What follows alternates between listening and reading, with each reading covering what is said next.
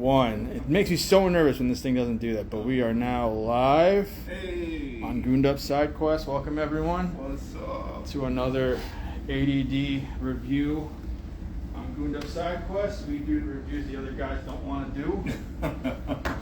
And with good reason, because last time I had my boy Carl here.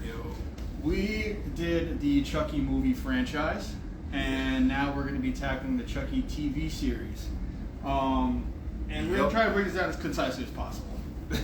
As best we can. As best as we can. But just to say, I'm surprised that Don Mancini has been able to actually get this pulled off. Because, when I first heard they were trying to do a Chucky TV series after the events of Cult of Chucky, I was interested because I'm like, all right, they're going to continue on because they left a bit of a cliffhanger at the end of Cult. Yes, he does. But I'm like, who the hell gave him money to do this? And apparently this has gone under the Sci-Fi and USA network.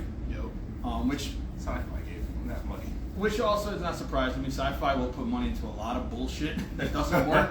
Oh, yes. They do. There's a lot of TV shows that just didn't make it. One I think that sticks out was Z Nation was another one that they had. Yeah. That I knew it went for a while, but I knew it. It had like 4 seasons. Yeah, I think that's where it really caps off with. Yeah, somehow, because after a while they realized, what are we doing with these shows? These shows and movies. movies. But I mean, also these are also the same people that funded Asylum movies and fucking Sharknado and shit. So Sharktopus versus Sharktopus versus the Shark Iguana or whatever the fuck it is. But yeah, so I'm surprised that we even got here, but we're gonna try and break it down. There's 3 seasons of this, and I feel like in the beginning, if you want to break it down like this, like we did, like the eras the last time, there's 3 modes that Don Mancini gets into, and I'm going to say for the first season, which I'm going to cover mostly, with Carl peppering in every now and then, this is his, I'm going to stick with Child's Play 1 and 2, and I'm going to try and give the fans that old school kind of feel, because the synopsis of this of the series in general, even the season, is that a boy, just a random kid, finds a good guy doll at a garage sale. And because he's also a contemporary artist that works with dolls and stuff like that, he finds a good guy doll and he goes, oh, I'm going to put this in my art project.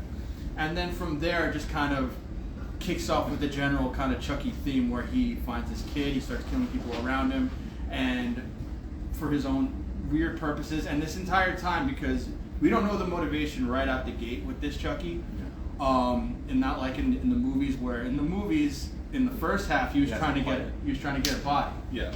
And then at the other half of it, revenge, and then also whatever convoluted thing he has trying to go on there, but mostly revenge. Yeah. And then in this one, you don't know if it's revenge or if he's trying to get another body or what he's trying to do here. No, they don't give us any clues. But let me just make sure I got the. At first. Yeah. But But yeah, I mean, like I said, this is a direct sequel to Cult of Chucky, and it really just kind of. Also, this is also meant to detail some, I'm going to say retcons, because they're essentially retcons. They want to beef up the lore, and they want to give you some history on Charles Lee Ray and his past. But also, like we complained about the last one in the last review we did, it's just these retcons get a little ridiculous. Where I'm just like, you are just changing the whole thing just to fit the show, and not because it actually ties in well with the movies. But if we're going to kick off season 1, we kick off with episode 1. And like I said, the general plot, like an unassuming kid, he finds a good guy doll, puts it in his project, and... Death by misadventure. Yep, death by misadventure. And let me just get it. Yeah, I actually have actual notes for this, because it's a lot. We watched this. It is too many times. Too many times, and also like I tried rewatching episodes and like trying to figure out like certain points and stuff. And this show gets so convoluted to a certain point. But like just to get it through season 1, this is the reintroduction of Chucky and the introduction of new characters that we have. The establishment of those characters and the relationships. So we have Jake, who gets introduced as our main guy, the one that Chucky first attaches himself to. The new Andy. Basically, kind of like the new Andy. And in this one, I think Carl mentioned this in one of our other reviews when we tried doing this.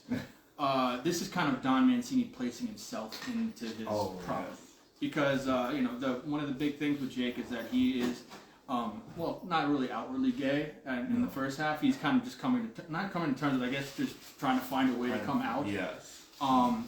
He has a crush on another kid, but doesn't even know how to approach him. Yeah, which is the actual other character that gets introduced. His name is Devin. And it's funny, I was looking at the actors for the show, and they really haven't done much of anything. Mostly like TV shows and little things. Jake was actually in a Nick Cage movie called Mom and Dad. If you've ever seen that movie, it is ridiculous. It is hilarious. I actually really enjoy it, but he ends up being the little, like, Nick Cage's son in that. But like I said, a lot of these characters don't really have a lot of major roles in other things. I think only... probably Devin Sawa is probably the biggest star they have. Oh, and Lexi, I think, did some other stuff. I want to say, I had it written down, but I think... Because she's like from a famous family. Oh, is she? Yeah. Nepotism, huh? Because we'll get to it, but her actual mom plays her mom in the series. Oh, really? Yeah. Oh, shit. Okay. But, and here we get establishments of what these characters are to each other. So Jake has a drunk and kind of abusive father who is played by Devin Sawa. Yes. And Devin Sawa will just never leave this series. And you will understand why when we get to it. But he has an abusive father. He has a cousin named Junior.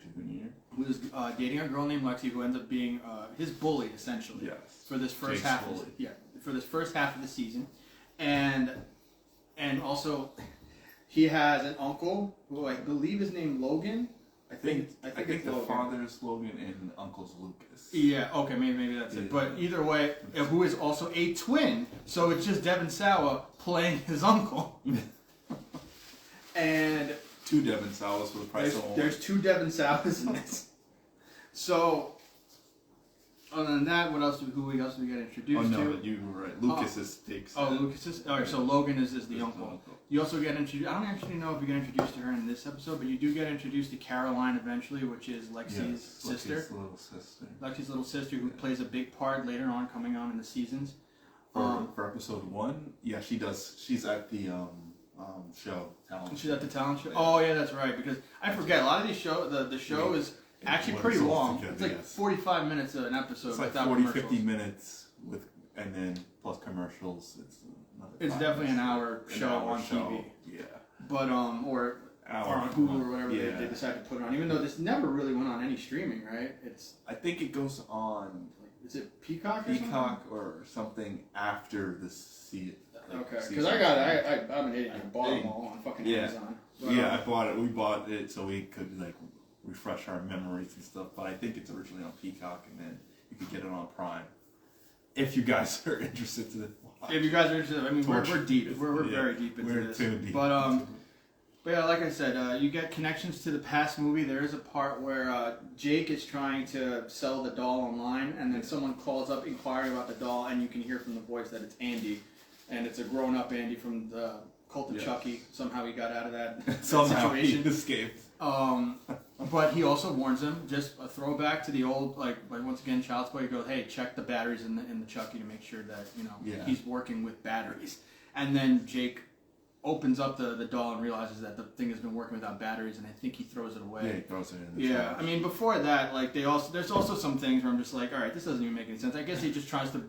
They do this thing where the character has to be carrying the doll around with them everywhere to make it weird. They contrive it a lot. Yeah, so there's a point where he brings the doll to school to try to sell it. Yeah. And I'm like, who the fuck does that when there's eBay? Are you going around the school going, you want to buy this? We said this before, just snap a picture of it, snap it on Amazon or eBay, and you're good to go. He's like, no. I know they got a Facebook Marketplace there or something. But I need to bring it to school. Yeah, but he brings it to school and also making, Lexi kind of make fun of him. Further, yeah, and she's just playing that. Lexi plays the typical mean girl at the school. She is just horrible to Jake. And then his cousin, who's dating Lexi, doesn't back him up at all. He's just all about his girlfriend. And then, like I said, Andy calls him up, tells him about the doll. He throws away the doll. Then there's a moment where they go to a talent show. Yes. And Chucky shows up there, and he kind of, I forget how he gets to Jake, but he kind of gets Jake to, hey, play this ventriloquist act.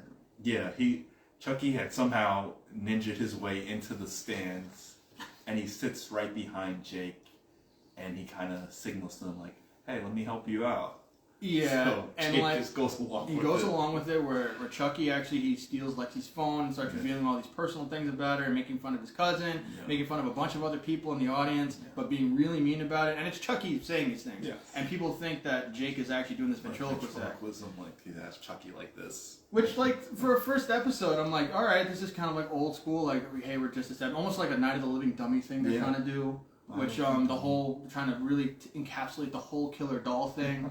And then later on, Chucky reveals himself to Jake, which for the first episode, I'm surprised they did that, where automatically she's like, hey, I'm alive, I'm here to help you out, I'm your friend to the end, that bullshit again. And then, and that same night, he has, I believe they have the altercation with his uncle and his dad. Or it's because they're at dinner, right? Yeah. Okay, and it's then the night before, I think. Oh yeah, but then okay, and then that's right. And then Junior kind of brings out, hey, Jake is gay. He outs his cousin in front of his dad, and his dad is very homophobic, and he's completely like, what are you talking about? Like he doesn't. Like he doesn't know what he is. He's 13. And I'm like, these bitches aren't 13. These actors are like. No, they're actually. I think they were. Like, really at the time? The age 14, 13. Jesus. Yeah. But I think. But anyway, I like how Hollywood's kind of doing that now. Like, hey, we should actually get kids to play their not age. Like 28-year-olds. Not like in Starship Troopers where they're like 45 and they're playing like high schoolers. Or Grease. Oh God.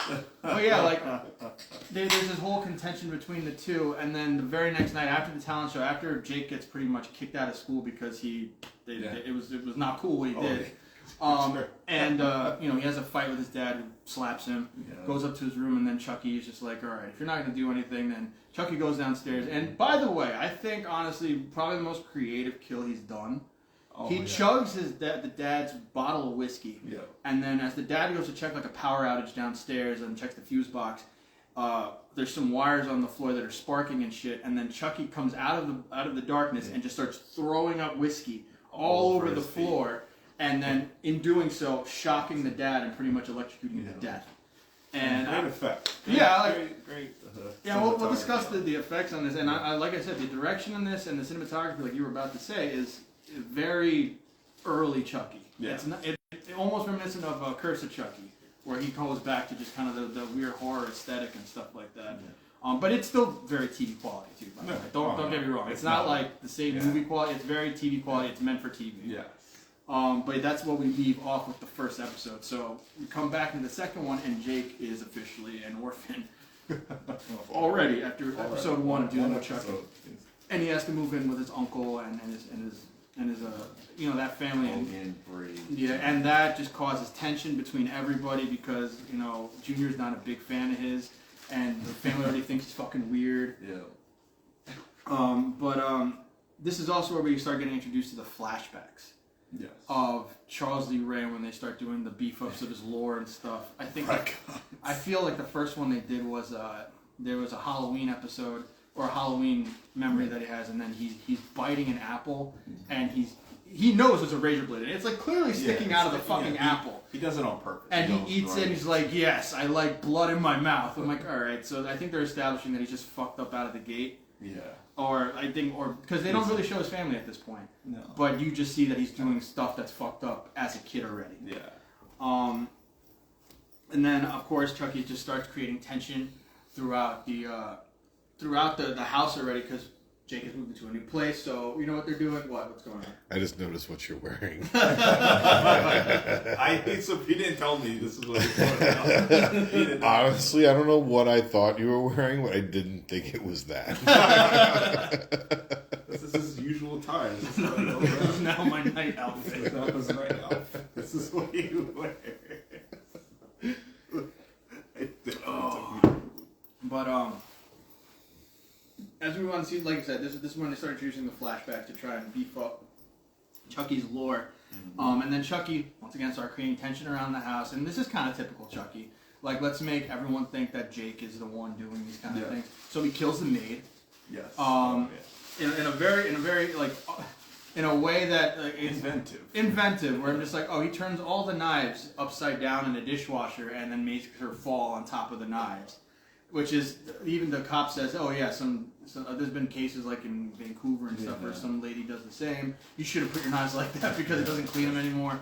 Like, it makes it seem like it's an accident. Yeah. But at this point, too, I believe Devin's mom is on the cases of some of these murders.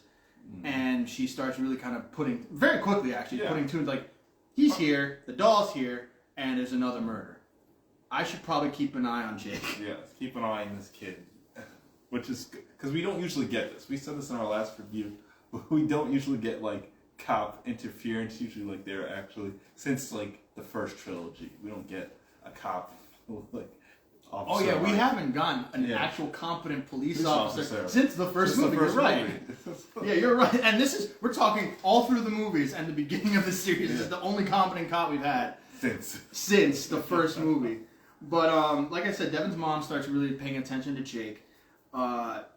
Chucky starts doing this thing where he starts goading Jake into trying to like pick up the knife and really start taking charge of like, hey, this person's fucking with you. You should probably kill them, which I think is a little extreme. Yeah. But yeah, you should probably just take them out. And he starts going off about this is like the Super Bowl slaughter and stuff like that. And basically trying to like encourage and kind of mentor Jake, which you start to think that maybe like that's going to be his purpose. Like, I'm trying to mentor this kid to become another killer, to be part of my crew or something like that.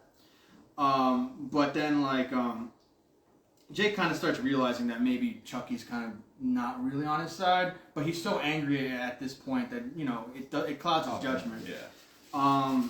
And then also Caroline is slowly deepening in her obsession with Chucky. She starts drawing pictures of Chucky, like photorealistic pictures of Chucky. Like, I get it. She's supposed. I get it. She's supposed to be like autistic. It's clear, but I'm like, so is that it? She could draw photorealistic pictures of things. She's like, look what you draw.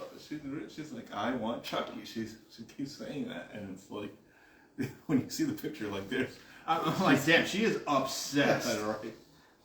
But at this point, I think the other significant thing that happens is, I'm pretty sure that you know, Jake is kind of brushing off this idea of having to kill Lexi. Yes. But Chucky's dead set on like killing Lexi. Yeah. And I think I was bringing this up before. This kind of brings back the whole idea of the blood buddy thing. Yes. Where it's this is entity that's taking out people that are wrongdoing this person that it's attached to. Yeah. Which I think, like I said, Don Mancini gets to revisit again, and he gets to throw it out there in his series, which is kind of cool. I dig it so far. So far the series, I'm digging it. Like, it's you know what I mean?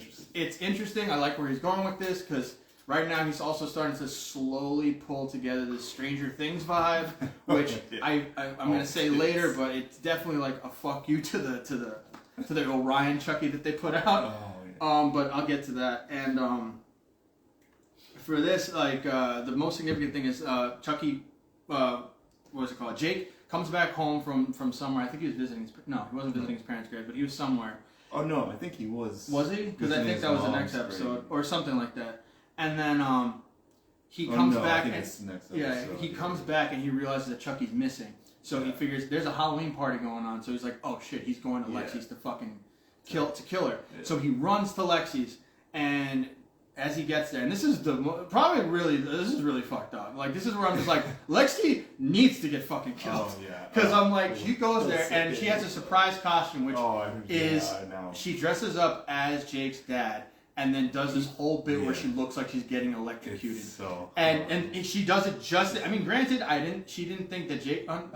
They invited Jake to the party though, right? I think I think they invited Jake to the party, and they didn't think he was going to show up. She's like hesitate. I don't actually know if she knew he was there, but she like hesitates because she's like, this is kind of messed up, but then she keeps going with it because everyone's laughing. Yeah. So Jake happens to show up just as this is happening, and he is fucking mortified, and I completely understand that. Like, fuck this chick, and he sees Chucky like behind her. He still has humanity, so he still stops Chucky from killing her, and then he takes the doll home, and he's just like, he just completely like blows off the whole thing. But then Chucky's still trying to get in his head like, listen, you saw what you just fucking did. You need to start thinking about it, because at the end of the episode you see like Chucky's trying to hand him the knife and goad him into doing this, and you start to wonder too, like, once again, you don't know what his motivation is this episode. No. So the best theory that we have is that he's just trying to get Jake on his side to help him murder people, or maybe like with Cult of Chucky, where he transferred his body into the little girl, maybe he wants to transfer it into another kid so he can kill people again. That's what we were thinking when we went through this, is that it's like, is Jake part of Chucky's cult? Does he want a new body? This is what, when we first saw this series, like, what is happening? Why does Chucky want this kid specifically? I was like, is he a relative, a distant cousin, or something, and he wants, like, a family connection? We had no idea. It's like, why this kid? Why this town? We learned why this town because it's Chucky's hometown. Yeah, Hackensack. Hackensack. Which, weirdly enough, I was driving by on the way to a show the other day. I'm like, yo, Dylan, this is where Chucky takes place.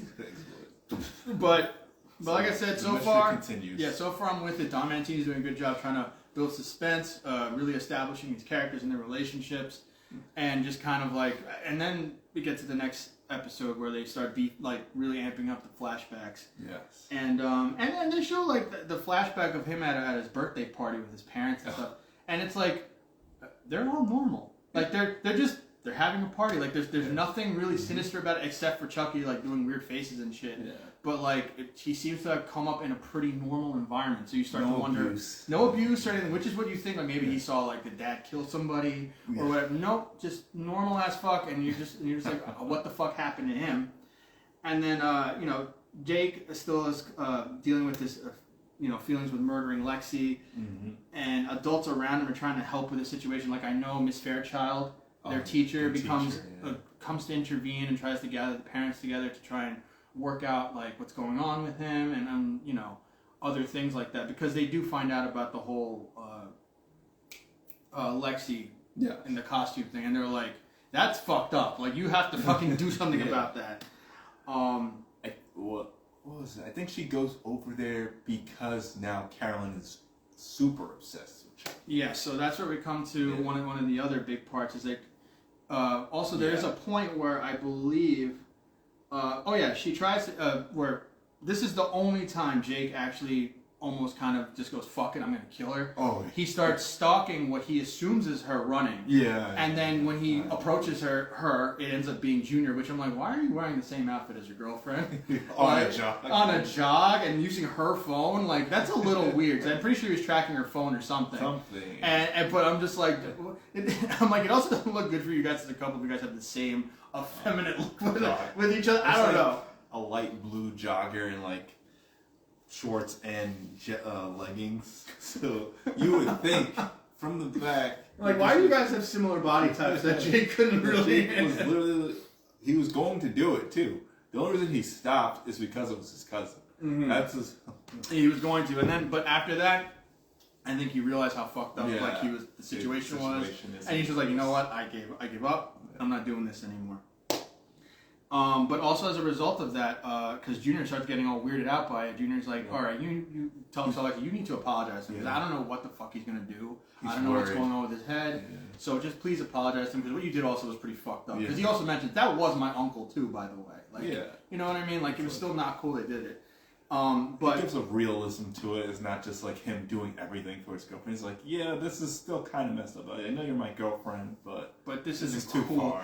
And then not only that, but this is where it comes out where Lexi's like, all right, I'm gonna make amends with Jake, but mostly not because I'm sorry, because my sister really wants that doll, and I can get it from him. So I'm gonna just try and make amends, like a half-hearted amends, and I'm gonna try and get the doll. And Jake, very hesitant about all that. He got the apology or whatever. He's just like, you know what? He's like, he gets mad and he's like, you know what? Fuck it. Here, take the doll. And he gives her the doll, knowing, because I'm pretty sure Chucky can put it in his head, like, I'm going to kill her if I get there. He goes, knowingly, she's going to die because he's there.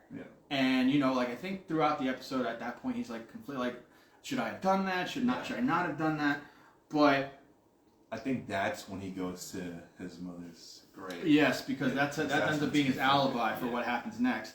Which is so Lexi holds a silent rave at her house, which I've never been to one of those, but that seems like a really awkward party where it's every time we do this he goes. Okay, I'm sorry, but like look, so a silent rave, for those of you that don't know, is when everyone has headphones on and they're all linked into the same iPod or whatever the fuck. And they all hear the same music, but there's no music playing, but everyone's dancing and having a good time because they hear the fucking... But when you look from an outside perspective, it's just a bunch of weird kids just dancing around, and there's no sound.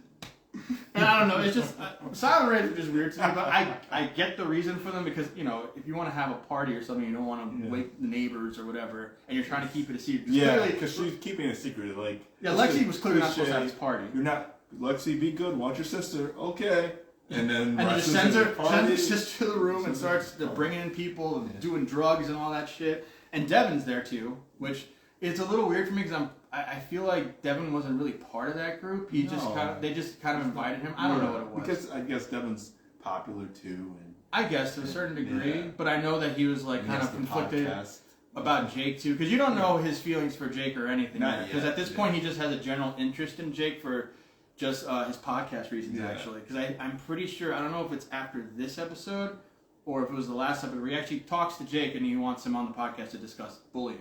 Yes. And also it's just, he does this fucked up thing where he's filming a conversation with him and Jake. Yeah. And he's just like, you know what I mean? It's like for people that are, it's like any content creator. Yeah, he wants content, he wants so he's not really thinking about Jake at that time. Thinking like Jake as a friend. Yeah, but like I said, during the silent rave, and also by the way, I don't know why the fuck Junior's fucking with Lexi, because Lexi's clearly flirting hard with this one kid, and just like all up on him and stuff, and Junior's just there, just getting cucked and just drinking beer, and I'll actually bring up this interesting theory that someone had that I was on these videos that we've been watching, a recap.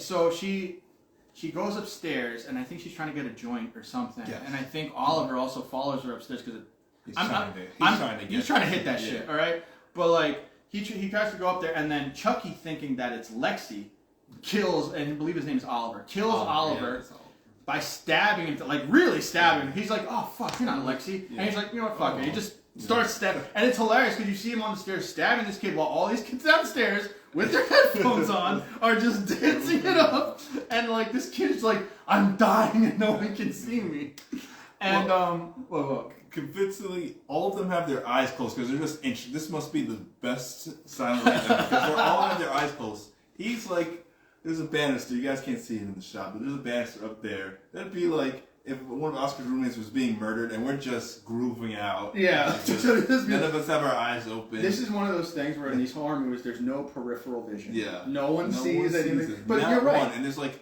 20 kids There is, and they're all on by the way, they're not all like running around. They're all on one floor in one space. You can clearly look up once and see in the banister Chucky stabbing this kid to death. Or like blood dripping down from the side. Something. No. But anyways, Chucky finally corners Lexi in her room after she looks for her joint and does classic Chucky, jumps on her, tries to get at her, but she throws him off, and somehow I think the joint hits the curtains. And it just lights the room. By the way, these curtains are not flame retardant or anything. They go up instantly. Yeah, they went up instantly, and that whole wall is on fire, which leaves a cool image of Chucky with the fire behind him, like looming over Lexi. Now, Lexi's freaked the fuck out.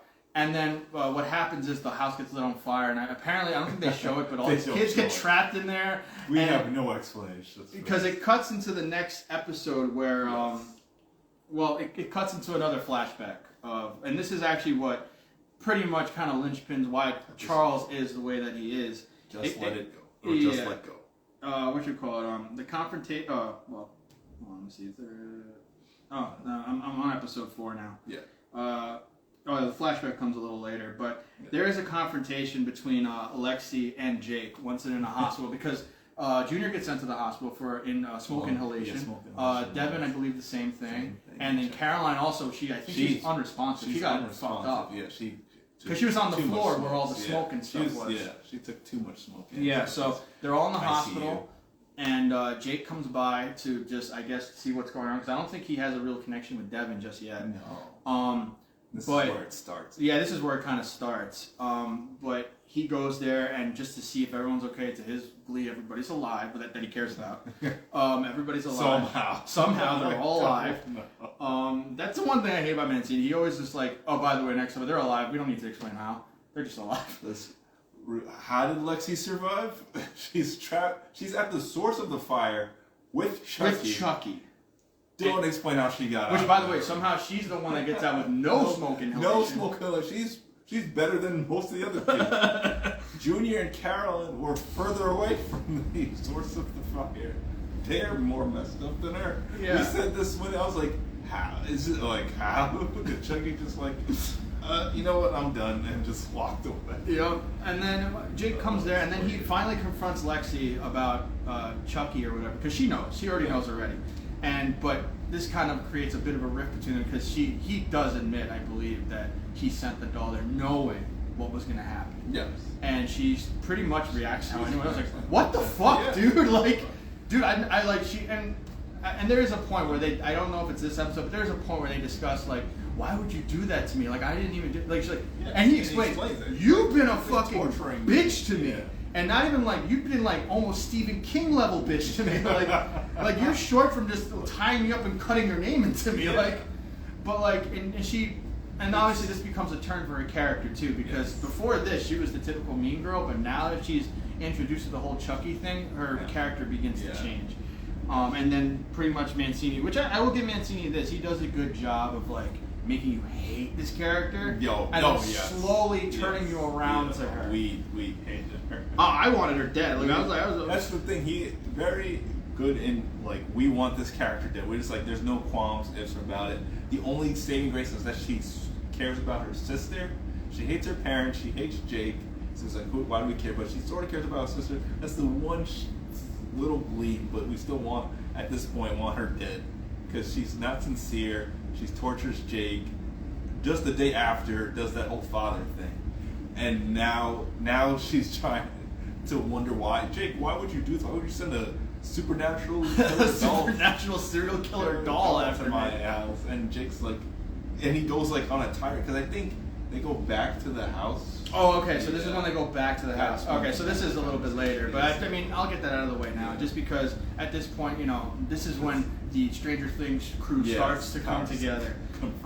Because also, Devin is part of what happened. Devin's mom comes to the hospital, and she reveals to Devin, like, listen, like, because I'm pretty sure she also tells him that Jake is a suspect, but then also she says. Also, Oliver didn't die from the fire. He died because of multiple stab wounds and blood loss. Yep. And so that also sparks something in Devin to start delving deeper into what's happening. Like I said, Devin starts doing research on the Chucky.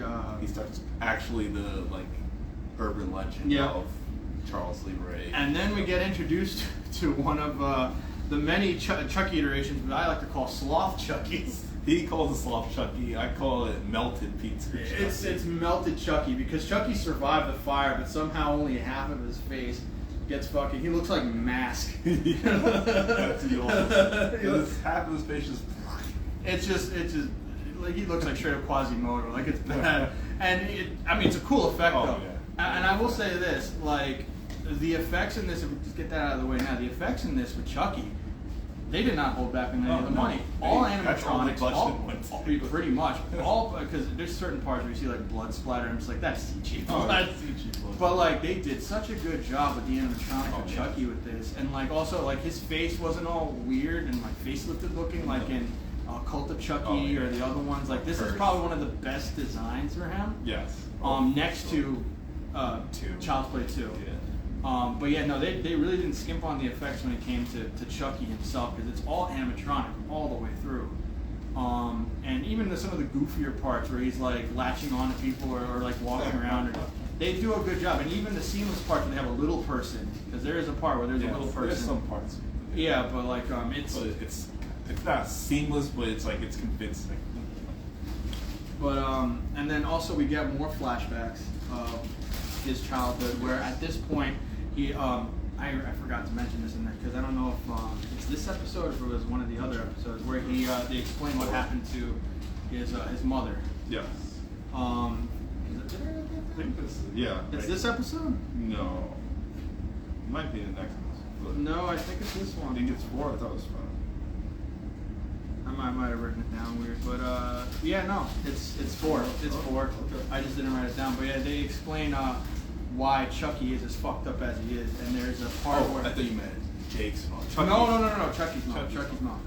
why he's as fucked up as he is, and that's because a serial killer did come into their house when he was a kid, kills his father, but then Chucky goes out of his way to kill his mother, and then goes to the serial killer, look, I'm helping. Yeah. And then the killer kind of gives him props, gives him his first knife. He's like, good job, kid. He's like, you know, he's like, don't get caught. No. Yeah. And this is kind of like, and it's weird because it kind of, I think it shows like, this is why Chucky kind of tries to be a mentor in some cases. Yeah. Because it flash forwards to when he's a little bit older, he's out of the parents' house because he's a foster kid now. Yeah. And he's put in the foster care of a foster home or whatever. And he's doing this weird Peter Pan thing with like these kids. He's at the Catholic house. Is it the Catholic house? Yeah, Okay, it's the Catholic house? Okay, I didn't know if it was just a normal foster home, it was the Catholic house, but because I don't think they really specified yet. Yeah. Not yet. But so he's doing this weird Peter Pan thing, and there's a point in the flashback where a janitor pisses him off. Yeah. By pretty much scruffing up his new kicks. And then he does this thing where he leads these kids out into the field and like this Peter Pan style thing, and he's like, "Look what I found!" He shows the dead body of the janitor he killed. Most of the kids run away except for one. Oh my God. And this is where some of the retcons come in, where I'm like, all right, Mancini, you're starting to slip a little bit. And it's the kid that stays who becomes intrigued with what Charles has to offer is Eddie Caputo, which is the getaway driver from the first movie. Child's Play 1. Which I thought was just a throwaway character. Like he was just a two-bit bandit / thief or murderer that just hung out with Charles and that ditched him. But they have this childhood connection where he's also possibly a murderer too, like or sociopathic in some way, and it's just we never got that vibe. No, and the other one I just assumed he was just like you said, some two-bit crook that just left the dude, and then Chucky took revenge on him, and that was it. Yeah. No. But like no, he has this deep connection, deep lore connection. Like, dude, we don't need this kind of deep lore. Decades ago. So connected that he will abandon him at the first chance he gets. And then, anyways, going back to what was happening, we get the flashback, not the flashback, but they go back to the hospital, and at this point, I believe they all kind of convene because I think Devin finally knows that. Devin actually, I think, put it together because he started reading up on the lore of Chucky. Yes. And then, Lexi and fucking Jake obviously already know, and then what happens is Sloth Chucky makes his way to the hospital. Yes. With into Caroline's room where there's an officer in there, and he straight up just fucking murks the officer. Which, by the way, is a pretty horrific scene because like Chucky is fucking melted and all mangled, and he stabs the officer in the back, and then as the officer falls on his back, pushing the knife further into him, Chucky takes a bunch of needles from the dirty needle box. Which is... Oh yeah, they place into something later. And he stabs the dude multiple times, and then also pulls the plug on Carolyn's oxygen. Not oxygen, or just the monitor. The monitor.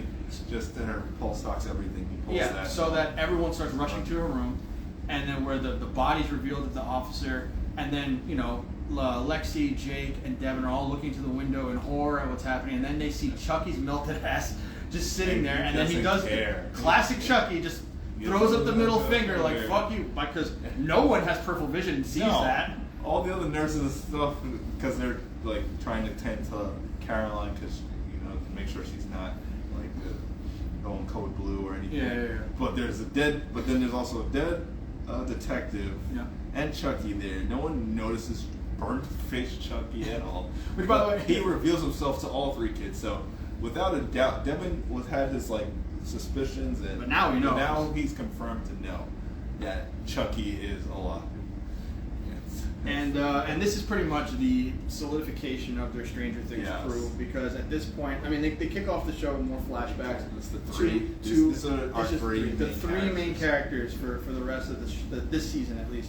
Yeah. And they do more flashbacks, and now they've gone on to an older Charles Lee Ray, who is now being played by his Fiona Dorff, who is Brad Dorff's daughter, which, by the way, she does a pretty damn good job. Oh, yes. Like a pretty damn good job with how she acts. Like she picked up her dad's mannerisms and everything. and they're at like a gentleman's club or whatever, and this is where I think they get introduced to a young Tiffany Valentine. Yes. So Tiffany Valentine does come back into the fold, at least the young version for this, where they explain pretty much how they link up, or they finally when meet. they first meet. Yep, and then Caroline wakes up and she wants the Chucky doll, but once she sees that Chucky's all deformed, she freaks out like any normal kid would.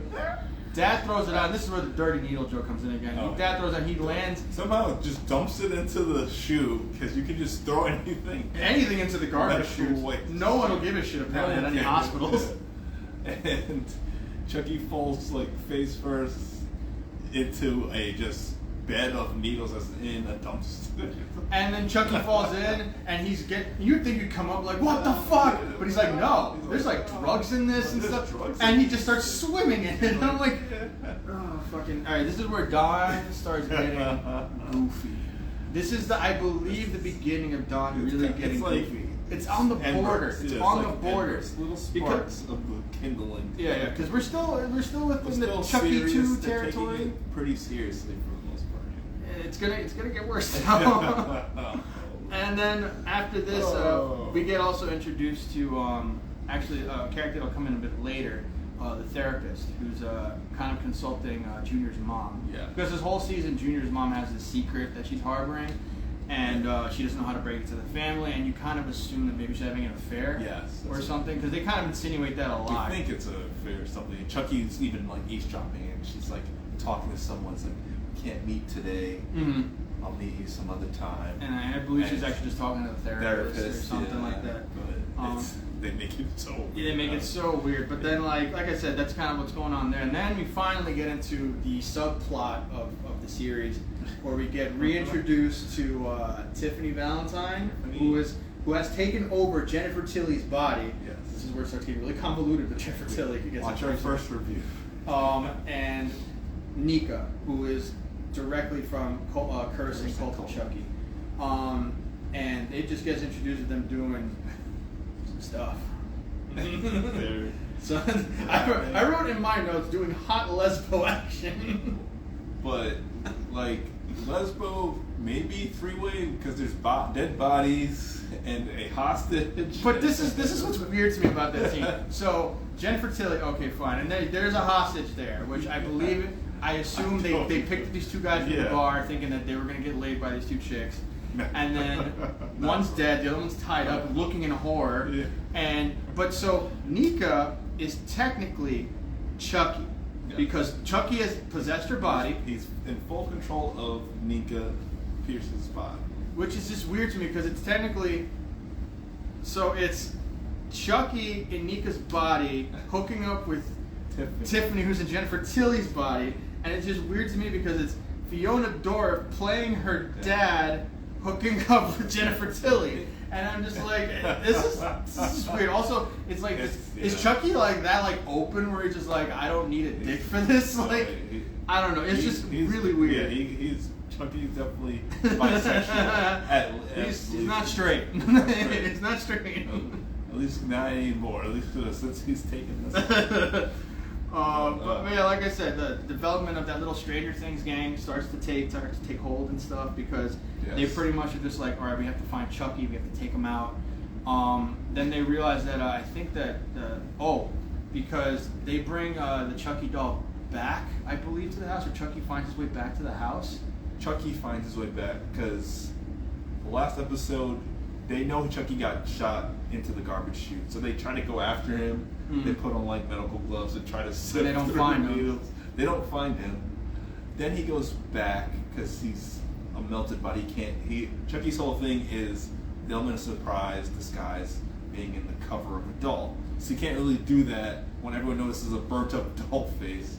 Yet, what's the dad's name? Lexi's dad? I forgot his name. I got it here. Because there's so many fucking characters in this. He's again a reoccurring character from Cult, the pervy psychiatrist we talked about in our last review. Yeah. He comes back as the dad, the husband of the mayor of Hackensack. And Carolyn wants a doll, but she didn't want Chucky, but she's like inconsolable, so they get her a new doll. Oh, his name is Nathan. Nathan. And it's played by Michael Thuralt, and he plays a few fucking characters. Yeah, he plays a. We'll get to that. We'll get to that. But like I said, he comes back with a new doll. With the new doll. So she has a new doll in the house. Chucky sneaks back to Lexi's house. Pulls a child's play too. Pulls a child's play too, and switches bodies. They find Chucky. They get to the house because they don't know. They just want to make sure, and they find burnt up Chucky, and they put he's like, where's burnt up Chucky? He's like, oh, I threw that thing in the trash. So I think that's when they go and they take it back. And they start fucking beating the shit out of this doll, which doesn't have a soul in it anymore. Yeah, it doesn't have any. It's just and they all think they're like, okay, we won, we're good. Because Lexi, at least is real. She's kind of smart because she sees the other doll, so she tries to, even though not convincingly, like Chucky's not going to reveal himself just because you start smacking him. Yeah. He's a bit smarter than that. He's a little bit smarter than that. And then they're like, okay, we think we're in the clear. Chucky's dead, and this is when Jake and Devin get closer together. Yeah. They bond over their victory, triumph, and I think they have their first kiss, right? Yeah, they ride their bikes up the hill, and I think that's what they have. Yeah, and then it's like, okay, this is cool. It's like endearing. It's yeah, you become endeared to these characters now, but then after that, they also explain too that Nika can still be Nika, so there's a point where Chucky loses control of Nika because apparently when she sees blood, it kind of snaps her out of it and she becomes Nika again. Yeah. And so you realize, okay, Nika's still alive, she's still in there, you know what I mean? So she will be playing a part later on in this. And then there's a town meeting that's being held, I think at the end of this episode, a town meeting being held where they're pretty much discussing a new curfew and things like that because of the recent incidents that have been happening. And then it's just, Chucky does not give any fucks. Oh. So like in the middle of this, the principal's head rolls out, and then it's revealed that like, okay, there's somebody killing, and I'm pretty sure this puts Jake in the clear, because he's in the audience with Devin and Lexi, and then also Junior, we'll get to and with Junior. And the thing is, after this, at this point, Junior's starting to realize too that Lexi's been hanging out with Jake a lot, and he's starting to get a little jealous and feeling a little neglected. You know, as anybody would, which is weird because I'm like, dude, why are you like jealous? Because it's not like he's trying to hook up with her. Cousin's gay, you know what I mean? Yeah, he's not a threat in that way. And she kind of jokingly sarcastic, but she tells him like, yeah, we're trying to hunt down the supernatural doll, and he tried to kill me, and Junior's like, yeah, like kind of, it's like it's like fuck, man, like she was being honest. She's being honest, but it's like obviously you're not gonna believe that. Mm-hmm. But anyways, and then this kind of kicks off in the next episode where we bring back Kyle and Andy. Yes. They do this whole door-to-door. No, 6. We're on 6 now. 6. Yeah. This is an 8-episode season. Yeah. But we get reintroduced to Kyle and Andy, which I personally love from the last movies. And they kind of come in with this whole Pulp Fiction vibe where they're wearing suits and they're trying to, I think they're pretending to be selling something or like doing environmental checks. Oh, census. They're doing a census. They're doing a census. Yeah. And they come in and they start asking about, do you have any which is weird, do you have any dolls or anything like that? And then this little girl brings out Chucky, and then he starts. I don't know what happens, but Chucky tries to taunt them again because he pulls out a big ass butcher knife. Which, by the way, I don't know how the parents in the back don't see this doll pulling out a butcher knife on their kid. But then Andy, without hesitation, just gets up and just Pulp Fiction like bam, bam, bam, and you just see them both just annihilating this Chucky because they're hunting down this Chucky because they know that now Chucky can split his soul and then go into multiple Chuckies. And this is kind of a hint at what Chucky was trying to get at, or his main goal for this season, because you still don't know what's happening. So, at this point, once again, Kyle and Andy get reintroduced, and then somehow, I don't know how they tied it in, but Miss Fairchild, their teacher, who kind of had their she's being blamed for it. Yeah, she got blamed. She pretty much becomes suspect number 1, which I don't think they never really explain why. She becomes the suspect. She has connections. They think she might want the principal's job, and she's at a lot of locations where a lot of these things took place. It's a very weak connection. Yeah, They're, I feel like trying to take the principal's job. She's been in all these other locations, so she's our number one suspect. Because Jake's in the clear now, because obviously he didn't do this murder. I don't know how that puts him in the clear. It just puts him in the clear for that. Yeah, I don't know. This is where I believe the confidence of Devin's mom starts going down. Oh, because Yeah, she's like, damn, all my suspects are clear. I guess I'm just gonna go for the teacher now. And it's I don't know, but it's flimsy, but it keeps the story moving along. Yeah. And that's gonna be one of the main things that Mancini usually does. He just keeps the series moving along, and it's like he doesn't care how it happens. But other than that, we go back into Nika and Tiffany's relationship, because at this point, Nika's trying to find a way to get out of the situation now that she knows where she is, and she does this thing where she tries to pretend like she's Chucky to try and get information out of Tiffany and stuff like that. Layers. And playing her dad, playing Nika, trying to play her dad. Yeah, crazy. But it is revealed that Tiffany kind of gets on to like, oh no, I know that's you, Nika, because it's really funny too. There's a part where they're sitting at a table playing cards, and she's like, oh, I know it's you, Nika. Why? Because I stabbed your leg, and you didn't react at all. Because here's the thing that you don't understand, but Nika was a If you didn't see the other movies, it's a little confusing, but they do explain it a little bit when Nika comes out. It's Nika is a paraplegic. Yes. So like from the waist down, she can't walk or anything. But for some reason, when Chucky takes over her body, she's able to walk around and use all her appendages. Because atrophy isn't a thing in this universe. Supernatural. The doll gives us soul power and she gets muscles in her leg and everything. Gets muscles and then jumpstarts her spine. But like I said, that's how Tiffany figures it out. But Tiffany reveals also, hey, I actually like hanging out with you more than Chucky, so I'd like to actually keep you around. Yeah. So I'm just gonna keep you like this, and I don't worry. I got us a new house down in Hackensack, which by the way is revealed to be Charles Lee Ray's childhood home. Childhood home. Of course. And then also this kind of starts off back up again with the whole love-hate relationship that Tiffany and Chucky have, which is the most toxic fucking relationship in the history of fucking cinema, I think. You think even worse than Harley Quinn and Joker? We said worse than Joker and Harley Quinn, most abusive relationship we've seen. Yeah. A nonsensical abuse. Yeah, and then they do what I think is a throwback flashback to Charles and Tiffany buying a car, which actually I believe ends up being Tiffany's car in Bride. The one she loves to use that brand. Yeah, and it's a throwaway thing where they buy the car by killing the guy and stealing the car, and they do another thing. Another wreck. And it's not even a retcon. It's a throwaway thing. Where it's like, oh, what's that book you're reading? And it's a voodoo for adults. Not a voodoo, it was like an intro voodoo book. But it looks like something you would get from a Scholastic book fair. Like it doesn't look like a serious book. A Scholastic book fair.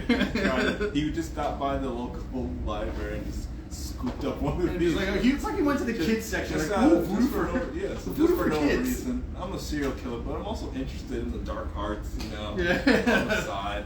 It was like, but it's dumb. I didn't think the flashback was necessary. It wasn't necessary. That one wasn't necessary. But anyways, as we go back to the main story, it's Lexi and Junior do break up because Junior, at this point, is feeling very neglected by Lexi and isn't digging the fact that she's been hanging out with her cousin all the time. And it sucks because Lexi actually does like Junior and stuff, but he just does the teenage thing. He's like, I'm done with this, and he just leaves her. And then this is where some significant kills come in. So it's revealed that once again Junior's mom has cancer and stuff like that. So, and she doesn't know when to tell anybody or whatever, because I don't think she ever tells the husband. Does she tell the husband? No, not until I think when her death happens. I don't think he knows until then. Until then, and then that's why they talk. So there's a point where Chucky pretty much throws Junior's mom out of a window. I think she tells them that morning that she has terminal cancer. Okay. And then because she takes Junior with her to her. Oh yeah, because he's in the car when it happens. And so I don't know why he's still in the car. Right? Yeah. So he's waiting in the car, and then Chucky pretty much defenestrates her out of the window somehow. And then fucked up. It lands on the car. Junior's there and sees it, and they chalk it up to suicide because they think because she has cancer and she's been dealing with it, she just doesn't want to deal with it anymore. She just kills herself. And it's terminal. She's like 6 months, a year. Yep. And so basically this is kind of like the turning point where now Junior's the one kind of getting fucked with and devolving a little bit. Because also by the end of this too, they go back to the house. I think was it to look for Chucky? Yes. They go back to the house to look for Chucky because they now are aware that Chucky's still alive, obviously. He's coming. And so they go back to the house to try and find him. And Chucky does this weird thing where he's there, but he does this weird thing where he avoids to try killing them. He has multiple chances to kill and all three of them. Doesn't. And he just doesn't. And you start wondering why he's doing what's that. Going on? And so, but then Devin's mom shows up. And, she's tracking Devin. Yeah, she's tracking Devin, and she's worried about him and stuff. Yeah. And also at this point too, like before this, they also had a nice heart-to-heart where Devin actually comes out to his mom. Yeah. She's very accepting of it, but she's a little worried that Jake is the guy that Devin is trying to hook up with. Yeah. But like I said, she comes to protect, she comes to find him, but then Chucky pops out of nowhere, gets her to go down the stairs, and just somehow snaps her neck. He bites her. She rolls down, and her head just does a complete 180. Just gone, and then right in front of Devin. Right in front of Devin, and not only that, like Devin, and we didn't really talk about this, but the acting so far in this has been pretty good. Yeah. Devin has a normal reaction, a good reaction. I mean, there are some parts where I think they're maybe overdoing it or overselling it, but he has a good like you for see kids. For kids, especially kids that haven't really done much of anything. Exactly. But he has a good reaction to that, but that is also another turning point in the series because now Devin is officially an orphan too. Like this is what Chucky does. He's just orphaning kids. But that's where it kicks off into the second to last episode. Yes. Where it kicks off with them at the funeral, and twice the grieving, double the loss. Yep. And this is where things start picking up a little bit. Like they're at the funeral. I don't know if it's for Jake for Junior or for Devin's mom. It might be actually a dual one. I think they just did a dual, knock two birds with one stone kind of thing. And then obviously Devin's taking it really hard. Yeah, he's scared. He doesn't want to. He's like, I don't want to pursue Chucky anymore. Yep, this is where Devin's just pretty much like, I'm done. Yeah. Like, I'm sorry, and like. Junior is just livid, like, because he's just like, ever since you came into my life, Jake, everything's been going wrong, and so he has a big confrontation with Jake, punches Jake. Uncle has to break it up, and then this is where it doesn't really make sense because I feel like the dad could have refuted this, but it makes him look bad because Tiffany comes to the funeral as Jennifer Tilly, and comes in and just starts making out with the dad.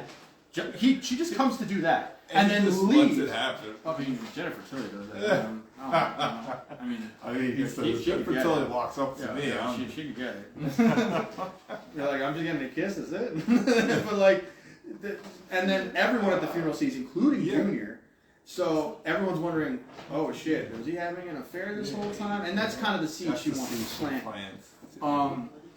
But then like, there's another flashback where finally, they show that Tiffany and Chucky finally make it to Chicago because I guess they got ran out of Jersey. Oh yes. Well, I think they just left. I don't even. Oh yeah, maybe they just left. Bored. But I don't know why. But it shows.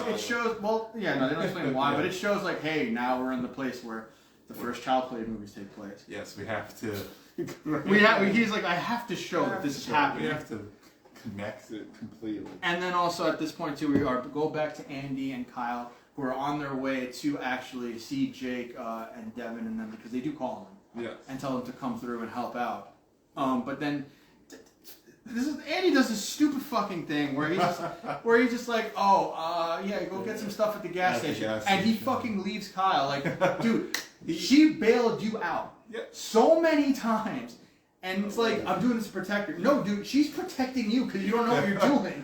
He feels bad because he sees a picture of her like new boyfriend. Like he realizes she has a life outside of Chucky vendetta and saving people and getting revenge on Chucky. So now at the worst possible time, because they're like a couple miles, 10 miles out from Hackensack. I'll leave her in the middle of nowhere, not explaining it, and not think she'll pursue me. Yeah, right. Like she knows where you're going, right? Like I don't know. It's just so stupid. And she knows why you're doing it. It's so stupid. Like for someone that graduated from military her little school, brother, like her foster brother. Like I said, at the 11th hour. She's not gonna abandon him. She bails him out so many times, and it's like, dude, like fucking, dude. So, But I don't know. It was just a stupid move. Yeah, Because here's the that was thing. so This is the thing But that they I need don't. them separated because obviously they're better together. Yeah, and So this you is need one them thing separated. I'm not a fan of with the series as it moves along. There's certain characters from the movies where they just seem way more competent than they are in the TV series. Yeah. Oh. Yeah. I mean, don't get me wrong. We'll get to that further. Yeah, I mean, don't get me wrong. Andy was still fucking up in the movies too, but he had a little bit more sense. He's also like 8 or 9. Yeah. 16. Yeah, I mean, I'm talking about in Curse and Cult where he gets shown. even, He shows up. even, yeah. He still fucks up a little, but he still had more sense. Same thing with Kyle. That's true.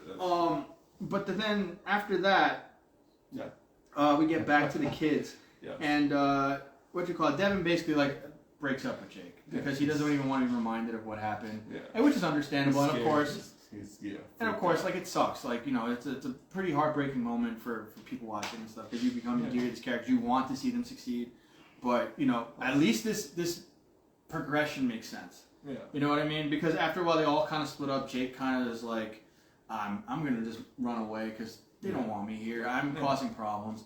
But also, while this is happening, Junior finally starts talking with Chucky because Chucky reveals himself to him. And he starts really preying on Junior, like trying to say, you know what, like your dad's fucking with you. You have fucking Jake ruining your life. You shouldn't stand for this kind of shit. And like, basically, really trying to do what he was trying to do with Jake. But now he realizes, oh, this is the weak link here. This is the one I'm going to go for. And we still don't know exactly why yet. Why? You just don't know yet. But But still, like we're like, what is happening? But we get the answer later this episode. But Oscar will tell you. I mean, so So in this we get another flashback, and this is pretty much where I think there are more flashbacks in later seasons. But this one is retcon. This is a kind of because I think they fucked up even in Curse of Chucky. Yeah, this so doesn't make any sense. they're in Chicago. Chucky comes home late, or Tiffany finds that he's been killing people without her. Yes, coming home late, killing people without her. And she's getting really pissed and jealous, and then like Chucky's just like, I don't give a fuck, I'm gonna do whatever the fuck I want. And he's like, I'm going out, and he's presumably going out to see Nika's mom, the other family he's kind of been ingraining himself with. And then they also show that because of this, and because Tiffany's a vindictive bitch, she's the one that calls up the detective from the first movie, Officer Mike, and causes Chucky's this whole line of events to happen, which doesn't make sense to me.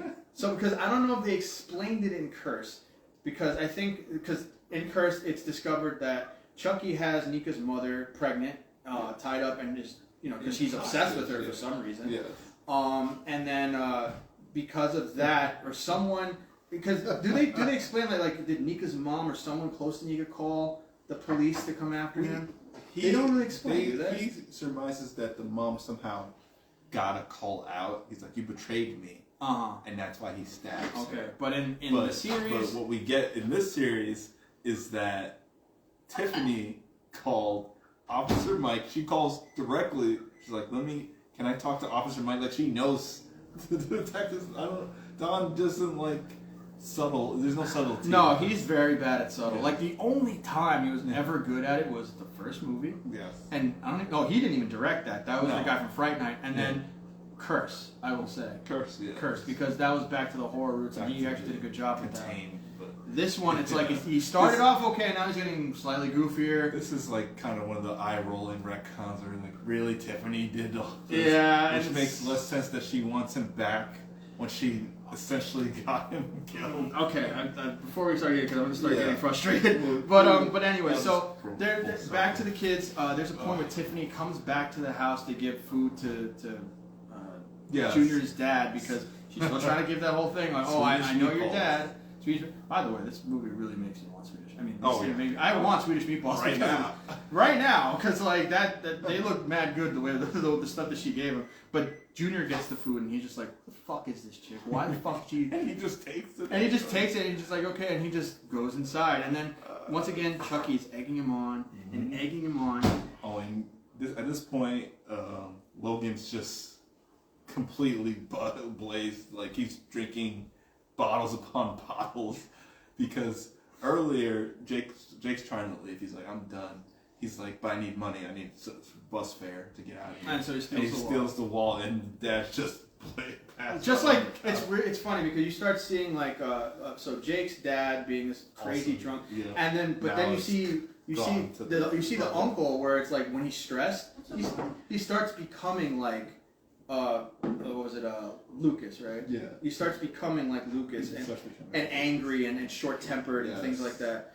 And then obviously as they're all splitting up or whatever, but Devin kind of sees a picture of his mom, and he's just like, you know what, I'm going to still try and figure out what's going on with Chucky. And then he gets the idea to go to Chucky's childhood home. Yes. And then also Jake at the bus stop sees a guy carrying a good guy doll, and he demands like, yo, can I get that? I will pay you money, and basically gives up all the money he had that he stole. And the guy's like, alright, whatever, I don't give a shit. Yeah. And he's beating the shit out of this doll at the train station. But that also prompts him to like, I gotta go back. I gotta take care of this. Finish this. I gotta finish this. And but because of this, Junior also at this point is finally goaded into killing his father because Chucky is like right there with him, and then the way he kills his father, he's literally beats him to death with the Chucky doll. Which I think was a cool camera thing where you see Chucky smiling, but like from the point of view of Chucky, and he's bashing into Devin Sawa's face, and it's a pretty brutal death. Brutal, and again, inventive death of him. Like Chucky doesn't kill him, Junior kills him with the Chucky doll because he's had it. The father's too drunk to even realize what he's saying. He's like, your mother died because of you, and that's when and then Junior loses it. Junior loses it, and then Chucky finally goes, Finally, I finally got one of you kids to play. Yes, it's like one of you kids finally nutted up and did what they had to do. We get the reveal of what Chucky's plan was, and that was really like, and that really is. So he had to have one of these, an innocent soul, right? Yes. To kill somebody. Because that allows him to gain, gain power. More voodoo power than he's ever had before. And now he's able to, and it's revealed because Devin goes to the house, and she finds Nika there. And it's so far, at first it is Nika. Yes. But then I think he cuts himself or something, and she sees the blood. I think it was Nika when she first got tied to the chair, because Tiffany's leaving her because she's got to do some work for Chucky around the neighborhood. Yeah. And I think it was Nika at first, but then once Devin releases her, I think Chucky got possession back. Because we didn't say this, but one of Devin's characteristics or thing he's known for, he has this unreliable stun gun. The unreliable stun gun. That only gets like one charge per hit and barely works. So he always keeps trying to get it to work. So that's his only line of defense while he goes into Chucky's house. He's like, I have a stun gun. I'm going to go investigate. He goes downstairs, sees a whole row cornucopia of Chucky's. What did they say? 72? Yeah, it was 70. It was a bunch of Chucky's. And also Nika tied up. And he's like, oh my gosh, I'll help you. He's like, are you okay? And he's trying to see what's going on. And then Nika grabs the stun gun, and then he reveals that she's back as Chucky. Yep.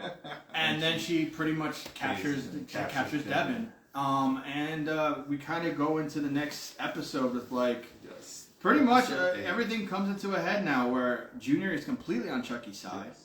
And affair to dismember. Yep. And Andy makes it to town, comes to Junior's house, and Junior pretty much helps Chucky cover up that Chucky's even there.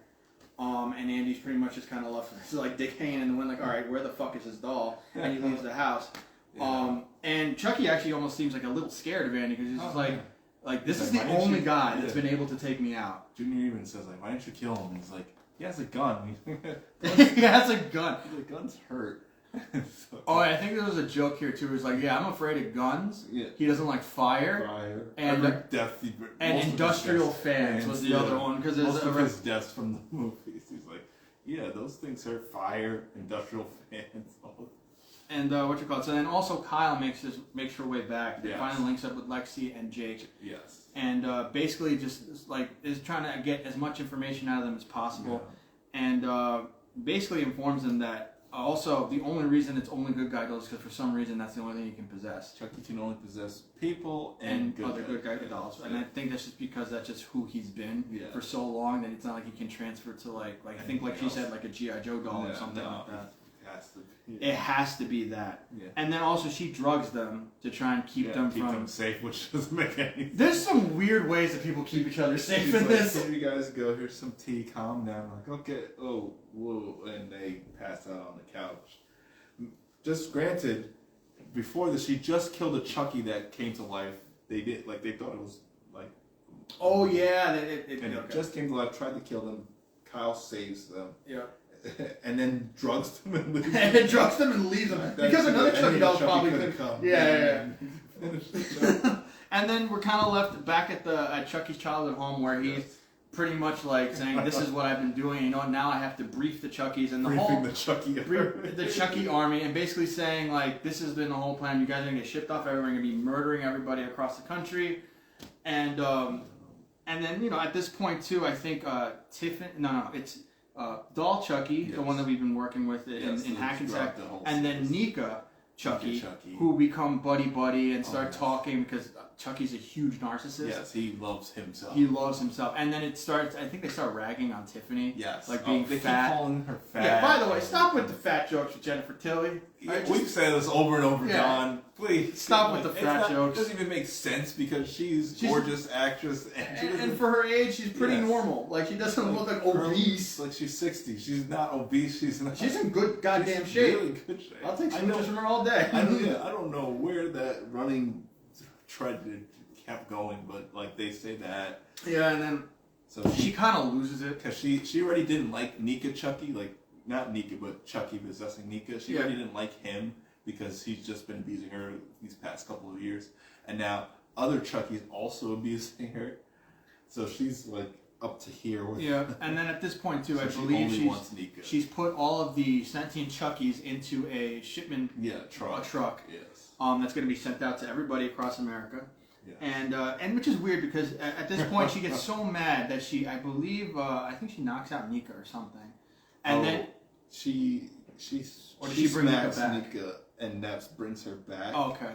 And Chucky's like, he tells her to kill it because he's like, yeah, this is not gonna work. I can't have Nika keep coming back in my life, so just kill Nika. But then Tiffany goes and fuck you and kills Chucky and decapitates Chucky, and that's when we get the reveal of what she did to him.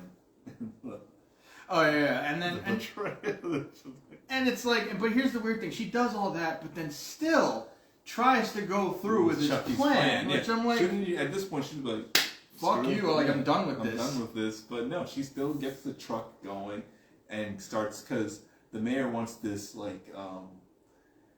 Was it Fright Night? Yeah, she tries to do like a monster movie night to try and like gain favor back into her polls because everyone's scared. Like, let's do something fun for the community. Yeah. And of course, she's like, we have a special celebrity guest, and it is of course Jennifer Tilly, who is also just like, hey, we're doing this whole thing where everybody's gonna get a good guy doll, and it's just and then also at this point too, we haven't talked about it, but Caroline has been with Chucky this whole time, and Chucky has revealed himself to her. And Ori, but she's so kind of like mentally not all there, where she just kind of accepts that this talking doll is her friend. Is her friend.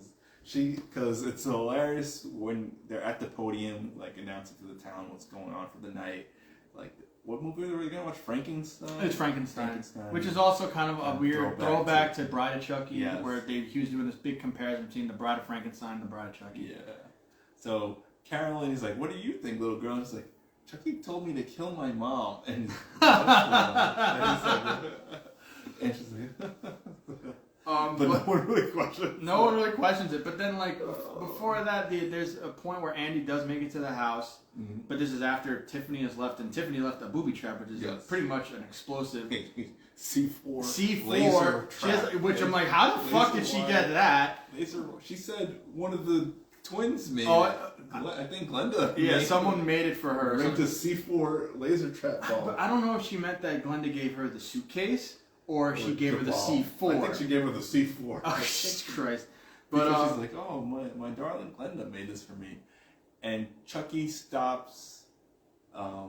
Andy stops Chucky from killing Devin, yes, because he's just the head. Because Tiffany has chopped off Chucky's head.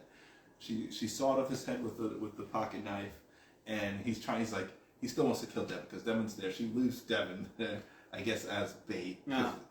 For bait for Andy, and so Devin's strapped to the chair, and then Andy comes in, bashes the doll, and Chucky's like, no. But then Kyle comes in behind Andy, but she comes through the front door. Andy's smart enough to not come to the front door. He comes through the side window. But she comes to the front door because Chucky, which is smart, he uses his voice like help. Like he uses his doll voice to get her to come closer. And then she opens the door, triggers the bomb, and this we get a huge explosion. I do not understand his logic behind this Don Mancini. I mean, because it immediately cuts to the next morning where Jake and Lexi are waking up from being drugged, and they hear that the house blew the fuck up. Yes. And they think Devin was still in there. But somehow Devin makes it. Devin makes it. Does the news say? I think it says 1 casualty or something. I don't know. I don't even know what they said because Devin makes it. I know Devin makes it. Because they're trying to make a mystery. Like, did someone die in the explosion? Was there like what happened? Because there's 3 people: Devin, Andy, Kyle, and they're like, who survived? But we know later, quickly after that Devin somehow made it. And then also you get revealed later that also Andy and Kyle also somehow made it. Yes. But then we get into like the whole monster movie night thing. Yes. Where we will take the reins. Okay, so we go to the monster movie night, and Junior is still on Chucky's side. So Junior, they do this whole thing where it looks like Chucky is holding Junior hostage, and he's trying to get Lexi to come to the back of the movie theater with him. He goes back there and tries to convince Lexi to join him, which I'm like, dude, you're not. I don't know how you're going to convince her to do that. After everything, and like, and this is also during the monster movie night where there's a full theater of people, including Caroline and her dad, and of course another Chucky doll, because Chucky is everywhere now, and so there's a point where Lexi's like apologizing to Junior, and she's saying she misses him and stuff, and then Chucky tries to goad Junior to killing her. Yeah. But then Junior says, fuck it, tries to kill that Chucky, but in turn also gets stabbed by that Chucky, and then Junior dies. Yes. Which sucks because Lexi really did like him, and you start seeing how good reaction to, like she's crying over him and stuff appropriately. But then we get to what's going on in the movie theater because Caroline's Chucky's just like, no, I'm done with it, I'm bored. And he starts... I don't understand any of these because he massacres the entire theater, and the way he's doing, he's under the seats and plunging a knife upward from the seats, so people's groins are getting stabbed. And even if you think you're getting the femoral artery, you don't die that fast. Not that, and some of the ways they're shot, it looks like they're like sitting on there like, and you just see cannonballs being fired, and you just see blood squirting everywhere, and I'm just like, how is this working? And you see him literally just crawling under the seat, just stabbing. And there's a part. They show what he's doing, but everyone's like, oh. And just like, I'm like, how powerful are these thrusts where just blood is shooting everywhere? Like right up through the it's literally like a fountain. And like, and this is what everyone just runs out of the thing. No one even tries to get loved ones or anything. They're all running out. People are getting trampled and killed. I'm pretty sure there was a part where someone gets trampled and their head gets crushed. Yeah, they just bolt. Yeah, it's like a real Final Destination kind of thing. And this is one of the most egregious parts. So there's a part where he kills Nathan, which is Lexi and Caroline's dad. And while everyone's getting these bloody deaths, apparently all he got, number one, didn't react to getting stabbed. And he just slumps over with blood coming out of his mouth, and he's dead. Which I'm just like, so wait, Chucky somehow silently killed him because, no one's going to react to something, a knife being shot up. He doesn't get the blood fountain, he just gets this little trickle. Because Don wanted this effect where, because the mom comes back to sit down, take her seat, she's like, I have popcorn. And she gives it to him, but he's already dead. Bleeding into the popcorn, and she grabs a piece, and she's like, and then she notices something, the taste is off, and she's sees the blood. And that's when Chucky just goes. Which, by the way, I know we're going to get into this in the next season, but she gets over Nathan's death very quickly. She didn't even care. She didn't even really give a fuck. But anyways. So, the big moment. after this, dozens of people are dead. Dozens. Like the whole movie theater is littered with dead bodies. Of somehow Chucky's able to go through all these seats super fucking fast, shooting blood fountains all over the place. And finally Jake has his moment where he finally confronts a Chucky. Yes. It's not even but you don't even know it's Chucky Prime. It's a Chucky. It's a Chucky, and he's like, Chucky, you want me? I'm right here. And he does this whole thing, and he strangles Chucky to death with like popping his eyes out and shit like that. So it's a bit cathartic for him, which is good. But it's just like, dude, you don't know how many other Chuckies there are, so I don't know why you feel so good about this. Victory. Yeah. I mean, he does. I think it's more him standing up for himself and standing up for Devin. Mm-hmm. And true. Fighting off of Chucky. Oh yeah, there was a part where he said, you lay off him, he's my boyfriend, that kind of thing. It's a very like Goonies moment. You know what I mean? Oh yeah. But anyways, after this, it shows these three finally have like fully bonded together. Yeah, they finally feel like they did something. But but like I said, trauma I will say this: they still came together better than they did in the Orion Chucky. Oh, with those kids pulling out their Stranger Things ripoff with that terrible version of Chucky.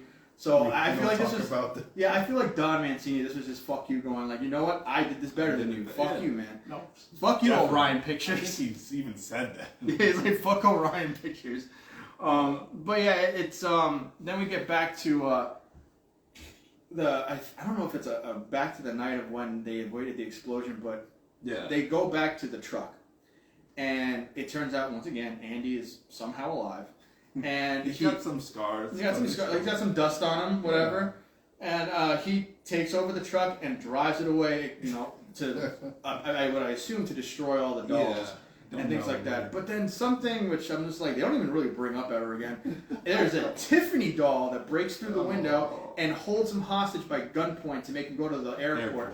But it's just like, wait, so and because they also did this in Cult of Chucky too, where it's like, so Tiffany is able to separate her souls too, right? They explain that in Cult that Tiffany can also split her soul. Which actually, I think that doll might be the one from that one, because I only think she did it once. Yeah, we don't see another one. We don't see another one, so I think it might just be that one. But like I said, she survives the blast, and then it also shows that the Tiffany doll is still alive. And what actually I thought was really cool about this is the first time that Andy ever interacts with the Tiffany. Yeah. With the Tiffany doll. With any of them. Or with these extra characters that came up after his movie series. Yeah. So I thought that was actually kind of cool. She's like, hi Andy, nice to meet you. Yep. I'm Tiffany, and we need you to get to the airport. Yep. And and then we get to probably the worst, the most visceral part of the series at the very end, where it's revealed what happens to Jennifer Tilly and Nika. Because at this point, like I said, the kids are all bonded together. They're at the funeral site for Junior, and Miss Fairchild's out of jail, obviously, now. Oh, yeah. She's cleared, and I guess they pinned it all on Junior. They did. They pinned it all on Junior. Which I'm like, well, that ties it up nicely. Case closed. The kid's dead already. We're good. Don't have to paperwork. But anyways, now getting back to Tiffany and Nika. I'm sorry, Fiona Dorff, you didn't deserve this. You don't deserve this. You're too hot for this, Fiona Dorff. But Tiffany, Tiffany worried that Chucky will take over the body again and try to kill her. She literally cuts off all the appendages off of Nika, so she's literally she has no arms, no legs. It just stumps, and she's in a wheelchair. And Fiona Dorff, probably I think the best actress in this series. Because she nails so many different things. The horror in her face. Horror in her face and voice. It resonates because when you see it, it's like a Game of Thrones reveal where you're like, holy fuck, she got fucked. Like, I'm sorry, her character gets dicked around since Curse of Chulk. Since Curse. Just gets dicked around. Almost 10 years now. This character's been and yeah, man. So at this point, we just at that point our faces went fuck! I can't believe you did this. You went too far. Too fucking far, man. But anyways, that wraps up that first season. Which rating for the season for me, we're gonna do this on a 1 to 5 scale, so we don't have a rating system yet here. But for me, I'm gonna give this a solid, probably a 4. You know what I mean? Maybe a low 4, something like that. I'm not gonna give it a straight up 5. There's still problems. But for this, I would leave it a low 4. He tries to bring it back to the sensibilities of Child's Play 1 and 2. It does start getting really goofy at the end, and it only gets worse. Carl will go into season 2. But like I said, they do establish the characters. You get the reoccurring characters that are coming up. The kills weren't that bad. They even did I think this is the first that they do the kill recaps, right? Oh yeah. Where See, Chucky does what YouTube channel does, Dead Meat, where he does like a kill count. He actually tells you how many people he's killed this season. And how he's killed. And how he's killed them. And let's see. So like I said, one thing I want to bring up: favorite kill for the season. One for you. Favorite kill? It'd either be Oliver, just because of how visceral it was, or Logan, just because the junior killing. Oh, okay, all right, pretty good. So kind of a tie. Yeah. So mine is like probably the whiskey one, since it's like probably the most creative one that they've done, and just because it's so stupid, just. The killing of people underneath the thing, where there's blood shooting out and stuff, where I'm like, Don Mancini definitely had like excess blood that he wants to use for the season, like just use it all now, and just does. It's so goofy, and I'm like, and I know you roll your eyes at it, but it is kind of funny. It's funny, but it's like at the same time, really, Don? Like, yeah, seriously, Don, like really. But like I said, it for me, like it's probably like a solid 4 for this season. Yeah, I'd say 4. But then low 4. Yep, and then now, and like I said, probably the most coherent of the series so far. Because after this, woof. So here, in season 1, we had a very clear, not even clear, but he kept the mystery of what Chucky's general plan was up until the end, and it all makes sense because it all ties together. It all makes sense by the end. Now we get into season 2, which I will let Carl start taking over from here for season 2. Like Oscar said, we get the plan. It's Chucky wants chaos. He wants to bring out these dolls and just kill people. Like, kill people, hide under the guise of a doll, and kill people. And like the cliffhanger, Andy's driving a truck at gunpoint, and we don't know what happens. The kids go their separate ways, I guess, to foster homes. Except, well, Lexi's not her mom. But and that's where we start this season with episode 1, Halloween 2. So it's Halloween night, or it's gonna be Halloween night. We really take off right where it ended. Andy's still at gunpoint with the Tiffany doll, and Andy's trying to distract her, but get information and stuff. And Tiffany's like, just shut up and drive. And Chucky start coming out of their boxes for some reason. Don't know why they do. They don't have any command or prompt. They just get out of their boxes, and they're all acting sort of weird and different. Like they're not all together. We had the theory that if you split your soul too much, it's like making a copy of a copy of a copy. It starts diluting and getting phased out. So he starts recognizing. He's like, "You look so familiar." Oh shoot, Andy, get him! And when he does that, before he does that, Andy careens the car to make Tiffany drop the gun. He grabs the gun and shoots Tiff. So, bummer, because we haven't seen a Tiffany doll for a while, and she's already dead. Yeah, she's already gone. In the first 5 minutes, she's already dead. We're like, well, okay. And then this is how. And he careens the van off of a cliff. And by the way, but this is where like the bad effects come in, because it was a computer generated van that flies over that fucking thing. Like there's a giant cross too. Oh yeah. I mean, I guess maybe to kind of lead you into what's about to happen this season. Yeah. So it goes over the cliff. We have to what happened to Andy? What happened to the dolls? So then I think we cut to 6 months later. 6 months later. Or like close to that. It's like 6 months later. Because it's Halloween. Yeah, and you find that the crew, like you said, has been split up into different foster, living they're situations. They're still sort of in touch, but they're split up there. Yeah, like Devin and Jake are trying to maintain a long distance relationship. Jake is becoming acclimated to his new home and really settling in. Like he has a new little brother, which he's grown to very attached to. Devin is with a very liberal family who pretty much just uses him as a token, like, oh, look at my cool gay black son. Which I'm like, that's kind of fucked up, man. I mean, but he has a roof. He does. I mean, he's still like, that's not a great. Yeah, no, it's not great. But like I said, so they established that these guys are still kind of, at least Devin and Jake, because I think they try to contact Lexi, but she's like completely. She basically went off the deep end and just like, hey man, like I'm just gonna do drugs and try to forget that any of this shit happened. My boyfriend, my dad. bed. And because there's a thing too, which I kind of enjoyed this little theme of it, where you know, like Andy and Kyle are forever fucked up because of Chucky, and they always are looking over their back or looking for Chucky because he always thinks they're gonna come back. Lexi is kind of in that kind of state too, where she's just like, I don't trust any dolls. I trust, you know what I mean? She tries to tell Carolyn, don't trust any dolls.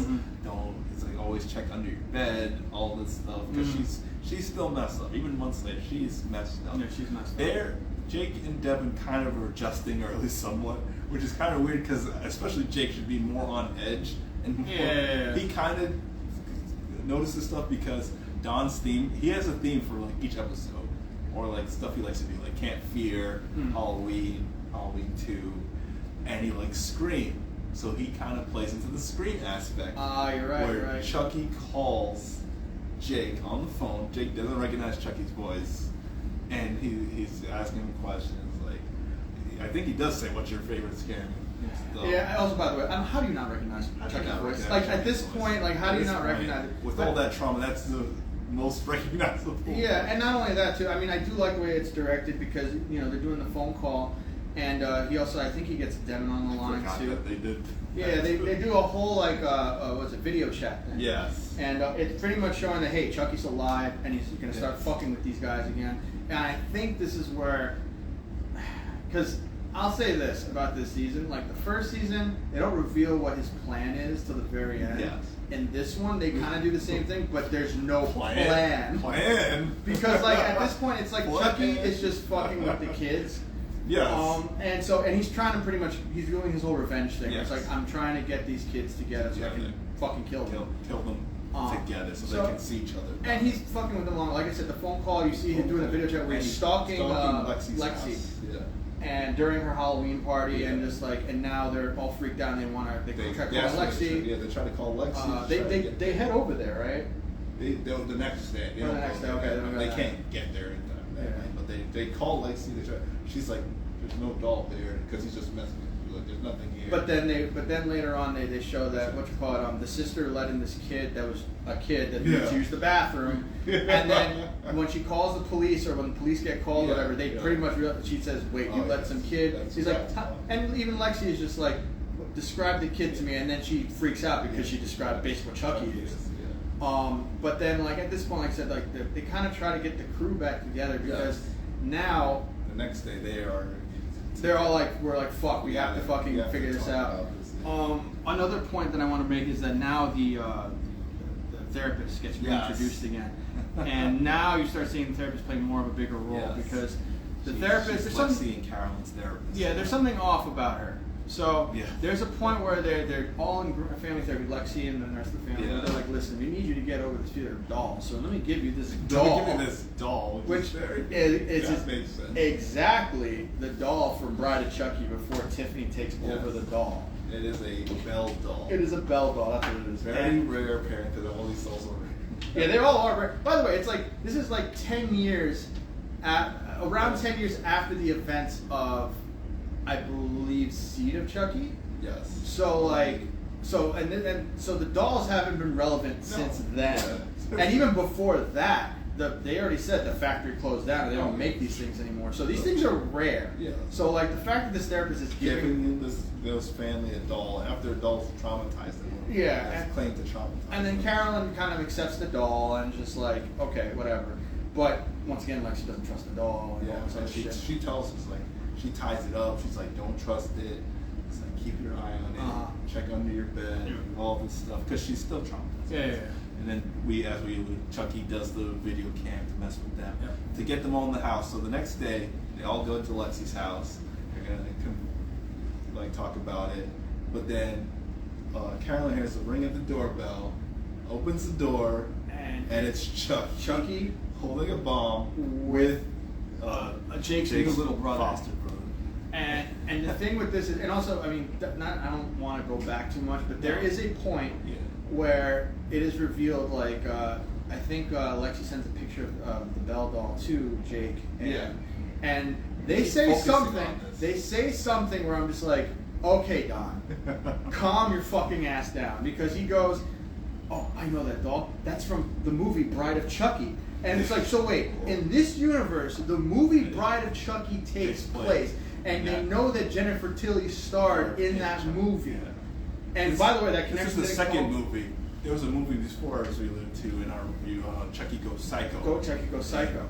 But I don't know if it's insinuated that she started making these series of movies, but the Bride of Chucky exists in this universe. We didn't emphasize this before, but how do they not know, especially in Hackensack, the mythos of Chucky, when he's had at least two movies, maybe more, and they recognized the Bell doll. Also, but they didn't recognize Chucky. And also, how is there not a red flag that why is Jennifer Tilly involved with My Town? And she has a connection with Chucky. You know what I mean? It's just but that's what I'm like. When you write that stuff down, it makes it even more headache inducing and convoluted, man. Like, what the fuck?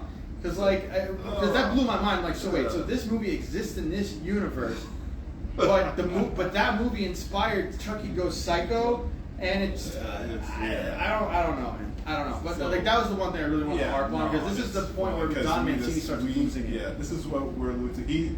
He was contained because Chucky season 1 was pretty successful. They got greenlit for season 2 almost immediately. So now in season 2, I guess people just gave him more just freedom and free roam. And that's where you mess up again. You're going back to your seed roots. That's the same thing that happened. Yeah. You get successful and then you just careen off of the edge. Because I will say this, it's almost like this is kind of going into Chucky 3, Child's Play 3 / Bride of Chucky goofiness. We're at that. Yeah, we're at the precipice of really goofy. Chucky 3, Bride, it's going more, it's like at the edge of Chucky 3 going into Because Bride. Don does this thing, man, where he's straight and narrow in the first half of his idea, and then it just starts devolving. Yeah. Because after this, not to interrupt when you're saying, so we're at the point where the brother comes in with Chucky. So yeah, we're at the point where Chucky has them at bomb point, and he's waiting for Lexi. He could have blown them up, but he's waiting for Lexi because she's snorting drugs in the bathroom because she's like, I can't, just give me 5 minutes. So she snorts drugs. She comes downstairs. She's kind of delirious, and then she sees Chucky, and Chucky's like, oh, finally. But then Devin uses that window to shock Chucky because he has the taser again. His taser, his guaranteed taser that doesn't work. So he shocks Chucky, and he's gonna shock him again. But again, the taser sucks. So Chucky gets up. Don't know why the other kids don't chase, because Jake's foster brother grabs the bomb, runs into the kitchen, sees the Bell doll, just stops. I don't know why. He's like, Bell doll. Yeah, amazing. Right.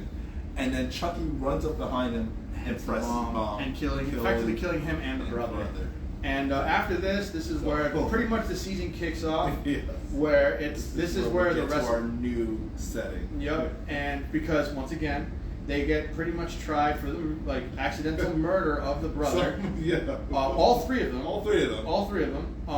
And then when there's really no evidence. But here's the thing. They do admit that we're the ones that made the bomb because because they're like, if we say what actually happened, they're just gonna think we're fucking crazy. And then what happens is, for some reason, I don't know how this works in the courts, the therapist suggests that they go instead of juvie, send them to this Catholic school rehabilitation for troubled youths. And this is where it takes place. The 3 of them get sent to a Catholic boarding school where Charles Lee Ray was brought up also when he became an orphan. What Oscar said in season 1, that's where he pretended to be Peter Pan and the janitor into Captain Hook by hooking his throat open. And Eddie Caputo, and that's where that all happened. And that's Don really wanted that setting. And we'll allude to why later, why he wanted the Catholic setting. Yeah, because definitely something in his life with that. Yeah, because then we'll get introduced to the other Devin Sawa character. Because Devin Sawa, as an actor in this show, will not die. This is number 3. This is number 3 Devin Sawa. It's Father Bryce. Father Bryce comes in because they're getting into their rooms, but that same day, a Chucky comes by truck Like right after. Someone mails them to Chucky immediately. Chucky immediately knew the plan for this. Like, yeah, I'll do all this. It'll all work out just fine, and then we'll get them at the Catholic school. Again, we're still like, is there a plan? What's going? Why does Chucky want them here? Yeah, why does he want them here? And he immediately has another Chucky on, like, backup right after they just got off of their bus. It's so ridiculous. Because also, I mean, they don't really say who's sending them. Yeah, they just assume that it's Chucky doing it, which also makes it stupid. Where it's like, how are you doing this? How are we doing this? Who's sending it? And what's the plan? Yeah, like, and then what's the plan with these kids now? They all know who you are. They all know what's going on. So it's like, this is so weird. So then we go into episode 2. The sinners are so much fun. The sinners are much more fun. So this is where Oscar groans, where we get we go to L.A. Jennifer Tilly's house, Tiffany's soul in Jennifer Tilly's house, and we see Potato. Oh, not Potato Nika. Oh, that is what she is, though. Not Potato Nika. It's sad, but she's Potato. She's no appendages, just sitting there in like a little. In like a ballerina dress or something. It's really, really off-putting and kind of disturbing. It's she's prisoner. She's been prisoner, I think, for like a year. For a year now at this point, where Tiffany's just kind of holding her in this like frou pink room and like feeding her stuff. And the worst, most egregious thing is making her watch the movie Liar Liar every day. Torture. And we like Liar Liar, but watching that movie over and over, and because she had a few scenes in that. Yeah, she did. Which also, it's weird because she's not really Jennifer Tilly. No. She's just like, she enjoys being Jennifer Tilly, but it's like, this is something that like... We learn, like, she's not Jennifer Tilly. We learn later on, we'll get to it, but she's not, like, she can't act, she can't do any of the stuff that the real Jennifer Tilly did. But anyway, so like, we get introduced to what's going on with them, yes. Getting back into them, and then we go back to the school. We get introduced to a new character, Nadine, which is Lexi's roommate. Yes. And she seems very innocent and all that other stuff, and you think, oh, this is gonna be a nice new addition to the crew. Yeah. And then also very quirky, very quirky. Because these kids are all like wayward kids that have been brought to school. They're not like, it's not like just they were bringing them. They're trying to bring them to rehabilitate these kids. Yeah, through religion and things like that. Stuff, yeah. But yeah, like I said, at this point you don't really know what's exactly going on. So they get introduced to the new characters or the new set of characters or whatever. And of course, because they're kids, we have bullies. Oh yeah, there's bullies. So like there's what's it called? Lexi. She finds a person that I think that was bullying her or something like that. Yes. They had a relationship, a negative one, where because of something that she did, he got sent to that school. Yes. And then it looks like he's like rehabilitated and like, you know. Well, he's acting like holier than thou. Like I'm reformed. Like I would never do anything. Yeah, but she doesn't buy it or whatever. Doesn't buy it. But either way, like Chucky comes out of the fucking box, out of this thing, and because this is what ends up being the Chucky that takes pictures, right? Yes. So we'll call him Scout Chucky. Scout Chucky. This is Scout Chucky. Scout Chucky. So he gets sent to this school because once again, you don't know what the fuck the plan is. No. He kills someone by making him have a heart attack, Chucky 3 style, which is really fucking stupid. But they make fun of that and allude to that. Is like, just my mere presence in my face made you, because in Chucky 3 he hated that. He's like, come on, are you kidding me? I wanted to kill someone and you just had a heart attack. But now he's like elated by it. It's like, just my face made you have a heart attack? Yeah. Oh my gosh. And then and then he starts snapping pictures. He snaps pictures of her. And you don't understand. And then Jake busts in and he snaps a picture of Jake. And you're like, what is going on? Yep. And then not only that, within the same episode, I believe Nadine also is exposed to Chucky already because she sees him. And it's not even like he tries killing her. Like, it's more like, fuck, she saw me and he runs away. Yes. Like, this is the weird thing about Chucky. He's not actively really killing people. He's just kind of literally scouting around. She takes pictures of Lexi snorting her drugs. She takes a picture of Devin. And then, because he takes a picture, Jake tries to get him. Chucky he's a very good climber. He shoots up the chimney. and then when he does, and then he takes another picture and he's like, what's going on with Chucky? So they get to, it's that night. Lexi's still kind of, freaked out and drugged. But she's on drugs pretty much the whole fucking episode. But Chucky is under her bed. He's not killing her. He could have probably taken both of them out, but he's not killing her. Then he tries to sneak out of the room, and then Nadine sees Chucky, and she screams, and Chucky freaks out. And then Jake, none of the other kids really. Oh yeah, no, because it's weird. Like, there's a lot of kids in the school, but you only see like the main cast most of the time. The trio, Nadine, or the quad for the season, quad, and the bully, and his two goons that don't say anything or really have anything, and the other kids, I guess, just only exist when. The only way to put this bully is like a bootleg Draco Malfoy. Yes, that's what he's a Draco Malfoy. He's a Draco Malfoy type. And so Lexi gets Jake and Devin to confront Chucky because he ran to the bathroom, the girl's bathroom, and he gets the upper hand on Jake, and it looks like he's about to kill him, but then Devin like punts him across the room, and he gets the upper hand on Chucky. And Jake, this is why we were just like, this is so stupid. Devin's about to take out this Chucky. He's like, no, don't do it. Yeah. We've gotta see. It's like we gotta understand his plan. Yeah, sorry, it's the cat. Oh, I thought that was my phone. No, it's the cat. Oh. But yeah, like Jake takes this weird character turn because while he's at the Catholic school, he starts really taking in all the religion and stuff like that. Yeah. And he's convinced, like, no, maybe there's a way we can like change this Chucky, or we can put him on our side. And it's just like, dude, where did this come from? Because once again, you mentioned this before, he should be the one that's the most paranoid. He's the one who spent the most time with Chucky out of all of the kids. But because he's like, okay, we'll tie him up and we'll try to get his plan.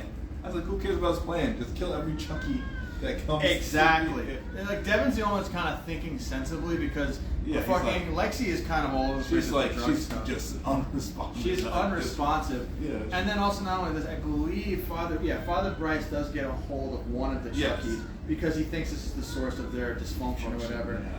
And he's just like, you have to let go of this stuff or whatever. It's just a doll. It's just a doll. And this is kind of what they start harping on, whatever. And but at this point, like you said, Jake starts taking this weird angle where I want to rehabilitate this Chucky to try maybe we can get him on our side. And you know what I mean? Devin, you do murder podcasts and stuff. How do you do this? He's like, I guess aversion therapy. Oh yeah, the MK Ultra shit. MK Ultra Chucky. So we'll have him watch what he loves, violence, and then tie it in with really like My Little Pony and all this other stuff, and that'll make him averted to violence somehow overnight, like 10 hours. And then at this point, the whole Goonie crew's together because now Nadine's part of the crew, and she's totally on board. With like, hey, let's change him. He's probably super nice or whatever. Nothing about like there's a supernatural doll that's trying to kill him. No, she's on board. Yep. And then not only that too, we also go back to what you call it, the whole story between Tiffany and Nika, which but then also you find out that Nika is also working with Chucky in her mind because she wants to get the fuck out of Tiffany's place. She can like go deep into her soul and talk to Chucky and like, so what's the plan? Yeah, so because she wants out and she also wants revenge on Tiffany, who she has grown to hate more than Chucky because of what Tiffany has done to her. Episode 3, Hail Mary. And that refers to what they try to do with Chucky. Yes. So it's a Hail Mary to try to convert Chucky. Jake sees on the phone, he's like, he's getting contacts, he's sending these things to the Colonel. I'll let Oscar take that in a little. Oh my god! Yeah. Like, Mancini, dude. Because that's why they stuck. It's like, we gotta find out who the Colonel is.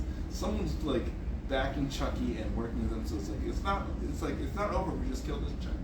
But then they seemingly think they converted him because all the while, Father Bryce is seeing the connection with Jake and Devin, and it's like it's a Catholic school. Yeah. So he doesn't want any part of that. Does he catch him making out in this one? Or? I think he just afterwards. Okay. Like, he sees some very close. Yeah. Like that.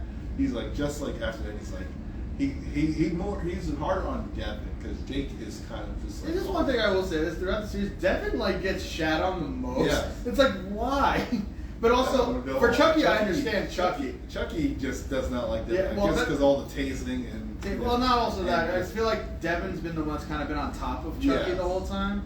because Jake has been floundering back and forth. Lexi's just not on the ball. Lexi's not on the ball. And Devin's the only one that's like, fuck Chucky. Yeah. I'm going to kill every single one. Yeah. So that's the one. So Chucky's just like, all right, that's the problem. He's my problem. He's my problem. But yeah, so they tried pulling this MK point. Ultra shit, where Chucky's vomiting on the fucking phone by the end of it, and they think like he's cured because he's like. Because he breaks his restraints and could have attacked one of the kids, but it says like, "I'll tie your shoes," and his whole voice changes, his mannerism changes. Like, "Oh, I'm sorry." Actually, Jake. you know what he kind of sounds like? He kind of sounds like Mark Hamill's Chucky. Yeah, where he's trying he to kind be of sounds like the Orion remake Chucky, Yeah. where he's trying to sound all innocent, like playful, and like, "I'm sorry. I'll try to be better. I'll try to do this." So after they do the Clockwork Orange, and he's good Chucky now, as they deem him, both in like the behind the scenes, Don and all of them call him good Chucky. Even though, why would anyone believe this? For even Devin's the only one that's like, are you guys freaking serious? Are we actually believing this? But Nadine is like playing with Chucky, just like having him draw with her, and it's like, what the hell are And we then not watching? only that, like it's like because they try to put this whole thing where Jake is just feeling so remorseful what happened to his little brother, and he kind of it's weird. He's trying to make this surrogate little brother with the new Chucky. He's like, I want to believe that there's some kind of good in him. You know, it's like, dude, like just fucking kill the thing. Like I don't know. And like I said, Nadine doesn't help either because she's trying to like really kind of go with Jake on this whole thing. So, and then also not only that, Nadine is also trying to help Lexi through her drug addiction and stuff because Lexi, literally, anytime something bad goes on, she is just pills. Straight to the pain meds, straight to the pills. Yep. And then also it's like, I don't know what the hell Chucky was doing taking pictures because I thought when he was taking pictures, he's like, he's going to send them to like, I don't know, maybe like the judges, or maybe he's going to send it to like the Father Bryce to make them look like they're not rehabilitated. Keep them stuck in this place. Yes, so yeah, exactly. That's what we thought when we were talking about it as the show was airing. That's what we thought. Yeah. So what we do get in this episode is there's another Chucky because there's still multiple Chuckies. We don't know what happened to the Chucky truck yet, so we know there's still multiple Chuckies out there. So there's another Chucky, and Nadine goes to her like almost hour. She goes to confession a lot apparently, and annoys the heck out of the other father. Yeah. So he's in the confessional. She's saying, but then this other Chucky just jumps up and strangles the heck out of her. I mean, honestly, the kills in this haven't been that great. They've been a little boring. The explosion kill we don't even see. No, we don't see that. I mean, that is pretty visceral just because of what was happening, but like it wasn't like a great of a death. No. There's the heart attack. There's a heart attack. There's the fucking the strangulation. And then we get to what may potentially be my favorite kill because we get introduced, like you said, to another Chucky. And this is where.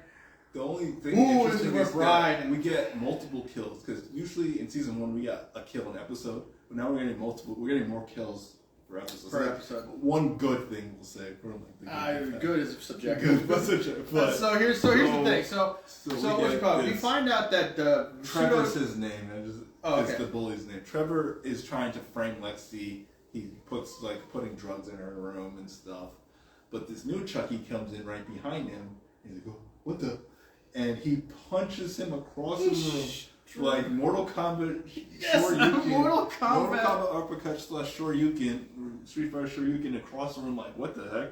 So he's like, Chucky's never been able to do that. But that Chucky's not done because the kid gets up, his face is all bloody, and then Chucky sprints across the room and literally fatalities him by punching him straight through the chest. Straight up Mortal Kombat fatality. Like there's a hole in this kid's body. Chest, like through the spine, through like the T5 to T8, and just like like it is just the whole. And, like you see Chucky's face through the hole. Like, it's like a cartoon. I told him when we saw it, I was expecting fatality. Yeah, just to pop up like because Chucky you also see that like his shirt gets ripped and he's just this buff, brolic Chucky. Because later Father Bryce takes good Chucky and he puts him in and he's like, you kids get away from this. And they lock him in the room. Lock him in the room. But buff Chucky comes in behind him and he's like, we gotta talk, Scout Chucky, because now Scout Chucky's good Chucky. Cream Puff and then Chucky. That's when we get the reveal. You see this buff Chucky, his muscles are so big that he's torn his good guy over. Like, this would be torn. Yeah. Good guy overall's torn, and you just see biceps. And then like an 8-pack. And like, just ripped, chest, pecs, all just out. And he's like, ugh, we gotta talk, Cream Puff. And then go check this. So we end it there, and we get to. I'll let Oscar take this episode because this is where we go back to LA for Oscar's favorite episode. Is this the okay? So this entire time, this is Death Under the Nile. Man, so this one, so I both love and hate this because let me put it this way: like Don Mancini, he does this thing where it's like, I want to do this thing. We're gonna do this thing. Yes, that's how he's like, you know what I want? I want to do is it Murder on the Orient Express kind of thing, or Murder? Death Under the Nile. Death on the Nile, or whatever. Yeah, but Murder on the Nile. And then like, and it becomes a murder mystery because now we are reintroduced to Glenn and Glenda, who we've seen them hint at it throughout the series that they're probably going to come back, but now for sure they're coming over to visit. Yes. And the dynamic between Glenn and Glenda and Tiffany is odd because they think she is Jennifer Tilly. Yeah. And Jennifer Tilly is their mom. So the entire time, once again, this is one of the things that I was discussing before. Yes. So Jennifer Tilly, Tiffany has basically been pretending to be Jennifer Tilly this whole time. Yeah. And even lying to her own kids. And even when they come to visit, like, I think she kills someone that's snooping around the house. A detective that's snooping around the house, and then she's trying to, like, this is like some I Love Lucy shit, where she's trying to clean up the whole thing before the kids come over, and, like, it becomes kind of this, like, random comedy episode, where it's literally just Jennifer Tilly, or Tiffany, I keep now confusing because this episode becomes crazy. Tiffany is trying to hide the fact that she's Tiffany and not Jennifer Tilly, trying to hide these murders from her kids who come to visit, like any kids would come to visit their parent. And not only that, I think, is it their birthdays or whatever? Yeah, it's their birthdays. It's their birthdays. And then you also find out that also they are both non-binary twins, which I did not know because I'm an idiot and I didn't notice it until someone said, it's the same person playing. I didn't know. I thought they were actual twins. No, I don't remember, dude. I'm drunk all the time. But like, that's good. One good positive. He was convinced it was twins. But I'm an idiot, so that shouldn't count. because the actress, because I don't know if actually the actress like what she identifies as, but she does a very good job playing both. I think. I'm trying to find the name here in my fucking notes that I fucked up already. Jesus Christ. This is what happens when... This is only season 1 notes, by the way. Like, we're trying to go off the cuff for the rest of this. Season 2... Well, season 2 and 3, I think we could just cut out because it just gets... Stupid and very fast. So, like... And where is she? Because I do want to say her name, because she did a very good job. Something... God damn it. Main, reoccurring... Where are you, motherfucker? Lachlan Watson. Yes, she plays Glenn and Glenda. Yes.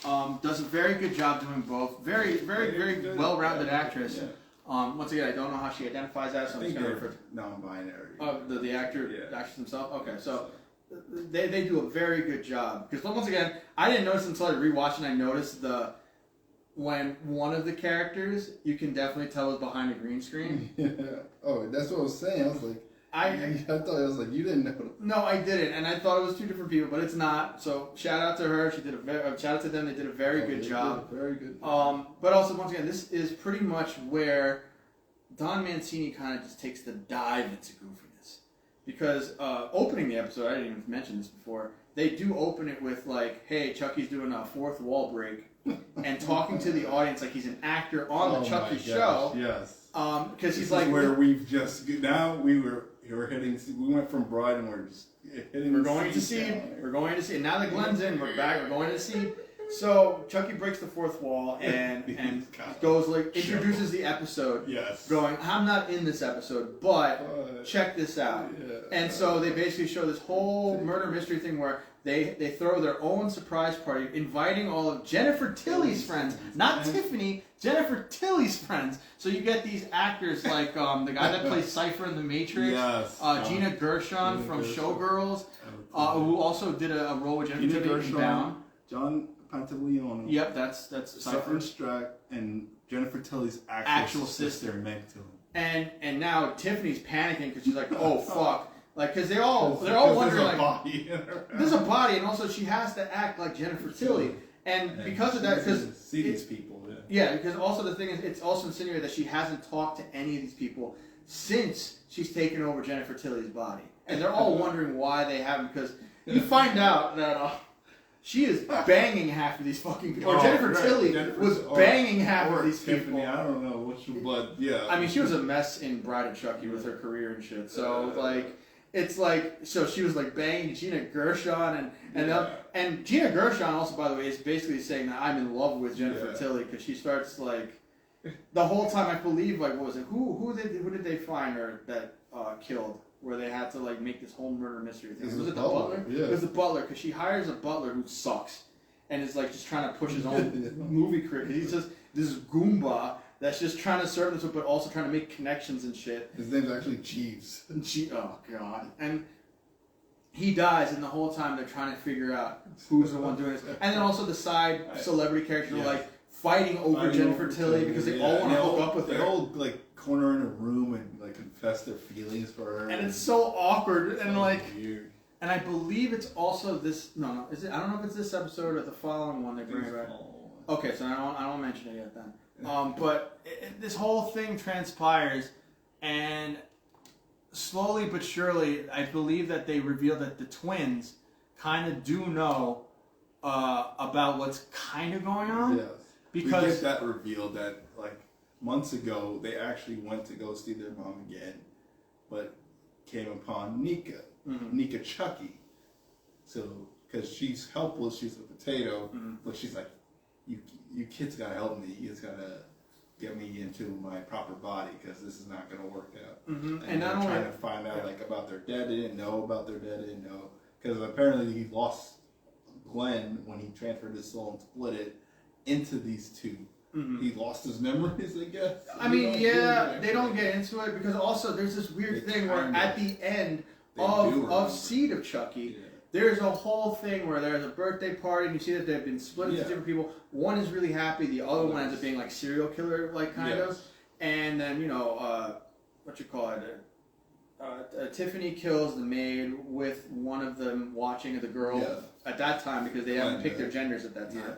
Glenda is watching and gleefully watching, and then also Chucky mails his arm somehow to the party where Glenn opens it and gets freaked out, and so you don't know if maybe they blocked it out because of trauma. Yeah, that's what we're like, because they clearly don't remember it, because they want to know more about. They're like, "You're our dad," like. Yeah, exactly. And then they're very confused. And also the dad also, I mean, Chucky pretty much is, he calls him Shitface. Yeah. Again, as kind of a throwback. And it's like they recognize the name and all that other stuff. Kind of like, that's what I'm saying, they kind of have partial memory. Maybe because of the soul split, like we said in episode 1 of this season. Yeah. Where it's like, because he split his soul, maybe because he made a copy, it's not perfect. And they do feel like they're not whole, like for years they haven't felt complete. They both complain about like a void in their chest where they don't know where that's coming from. Yeah. Which I think actually, for Glenn and his and their character development, I think they did. It was cool. It was fine, but everything around that, the goofiness, the depth on the denial. Oh, dude, it was really goofy. It's just like, and everyone confessing their love to them. Yeah, it becomes just this whole goofy sidebar thing. And not only that, like they, you know, Glenda and Glenn try to break out Nico, but it's actually Chucky. And he gets some 2 huge reveals. Like they wheel out Nika Chucky, but she has these new prosthetics. And you know what? I don't remember if it's this episode or even the next one. Do they kill any of the celebrity guests? No, right? Gina, I think, shoots Cypher. Okay. At the end of this episode, like just. Okay. But then Gina Gershon dies somehow too, because I think the only person that's left is Jennifer Tilly's sister. Yeah. And that comes into play the next episode. Yeah. Because at this point, like I said, you find out weirdly enough that one of the twins was, which I believe was Glenn in the beginning. Yeah. Is teamed up with Kyle somehow. Glenda is teamed up with him. Glenda is teamed up with Kyle somehow to break Nika out. When that happened. So that was their plan. This was their plan that they conveyed. They get Nika Chucky's like, I'm gonna kill your mom because she did this to us. Glenda's kind of on board with it because she gives him the prosthetics and the gun. So she has these 2 metal arm prosthetics, like the ones you have. Yeah. Clamps. And she puts a gun in there, and she tries to fire, but Glenn took out all the bullets because he's the good one and doesn't want to kill him. Yeah, like the so other she's one. like, what the hell? But then she's like, all right, we gotta get out of here. So Kyle comes up with a van at the entrance of the man. Which, by the way, it looks like she's in a disguise, which I'm like, disguise. She's wearing why does that matter if they know who you dyed are? her hair red and like And I was like, when did this? We never get an explanation. Like, when did they meet? Which, by the way, I believe this is the first time we were revealed that Kyle is alive. Yes, right? We get the confirmation that from the explosion, Kyle also survived. We only knew Andy and Devin survived. We thought like, what happened to Kyle? There's also this weird end credit scene where you see a hand on a tree while the kids are looking at. And you assume you don't know what it is, but we assumed it was Kyle Yeah. watching them.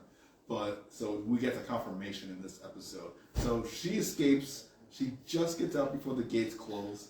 Goofy fucking scene, by the way. 'Cause for some reason, Jennifer Tilly is not chasing after her. She's yelling into the intercom, going, no! And it's like, it's so campy and goofy. yeah, it's like, I don't know, man. Like, this is where it starts taking a turn of the series. She gets in there, and Glenn and Nika and Kyle are driving, I guess, back to Hackinson. Mm-hmm. We don't know yet what the plan is, but that's what we like.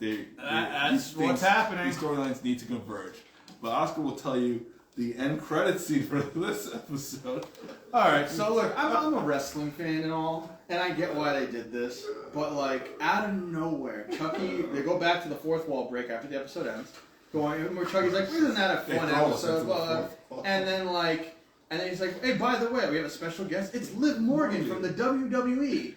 And I'm just like, okay. And apparently the only reason this happened is because Liv Morgan literally talked to Don Mancini going, hey, can I be on your show? And can Chucky kill me? Yeah, she's like, I'll do anything to be in the show and have Chucky kill me. And it's like, and literally that is what happens. Chucky, she comes onto the thing to talk with Chucky, and then Chucky just stabs her the fuck up. Cool effect, by the way. Like, it looks real. Because we didn't say this before, but I think Don's allowed 13 F-bombs for every episode. Oh yeah, I never really addressed that. There's a lot of fucks in this show for what is cable TV.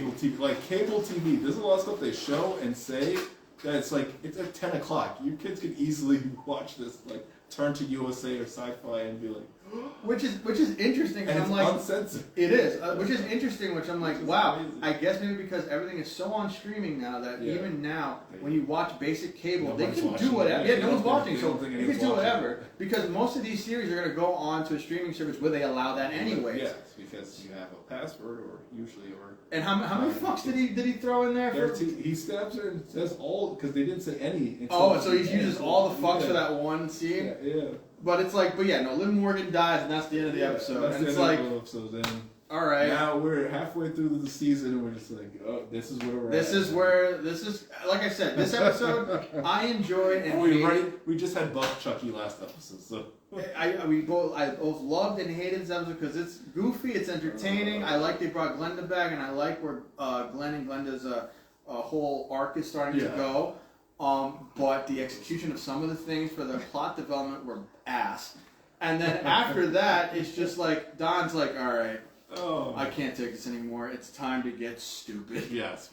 It's time to get stupid. We're off the rails. We're going towards that shark at full speed. Yep. So at this point, like, now we kind of get the reveal of like what happened with Andy at the truck crash site and stuff like that. It's revealed that, and they don't really go any further. Episode 5. Doll on doll. They reveal that fucking Andy survived somehow. Yeah. So like careening off the fucking truck. The truck explodes, and somehow he just gets launched off, and he's only slightly grazed. And a few of the Chuckies survive and drag him into the woods. Yes. They don't murder him or do anything. They just drag him into the woods.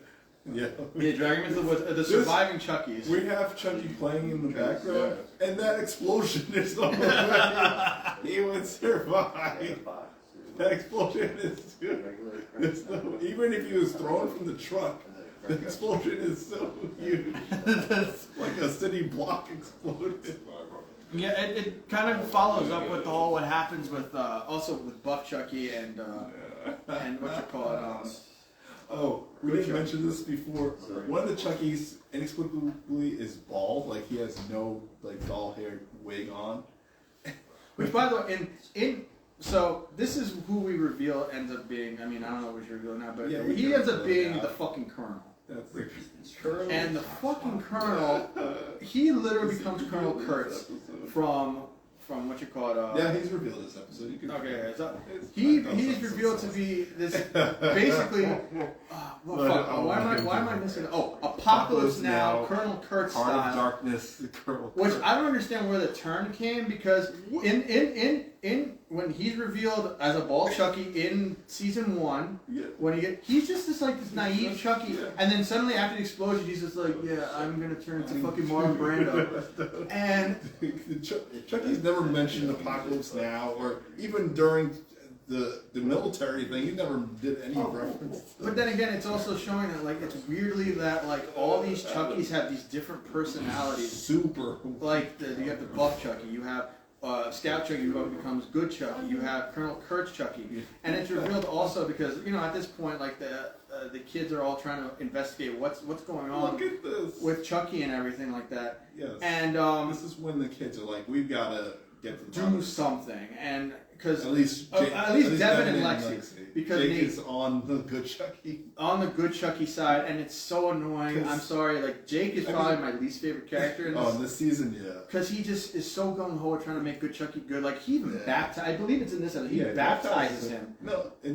because Chucky and Buff Chucky fight because Buff Chucky's like, you've been messing up and you haven't reported back to us. So they fight, and somehow Good Chucky wins. Somehow he gets up there and pins him to the wall with a bunch of knives. Which also pretty much it makes him sick because it makes him throw up. Yeah. And you're like, okay, Buff Chucky's dead. You know, somehow.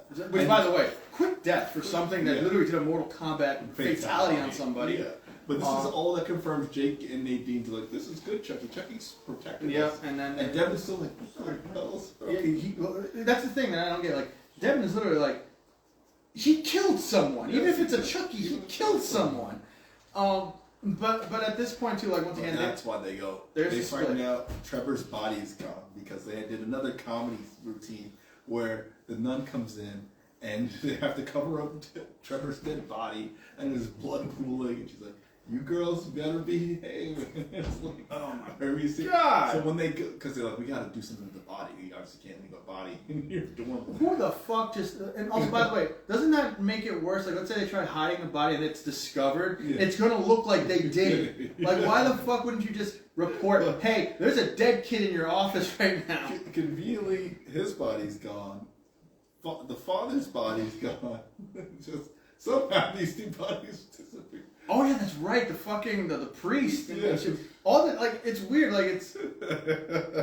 This is where, by the way, Don Mancini's back to this whole cops aren't a thing anymore. There's no cops. No cops. No one gets calls. No one questions that a priest is missing. No one questions that a student's missing. Do we see it? No, we talk about this. We don't see any cop. No cops. Actually, no cops. This entire fucking season.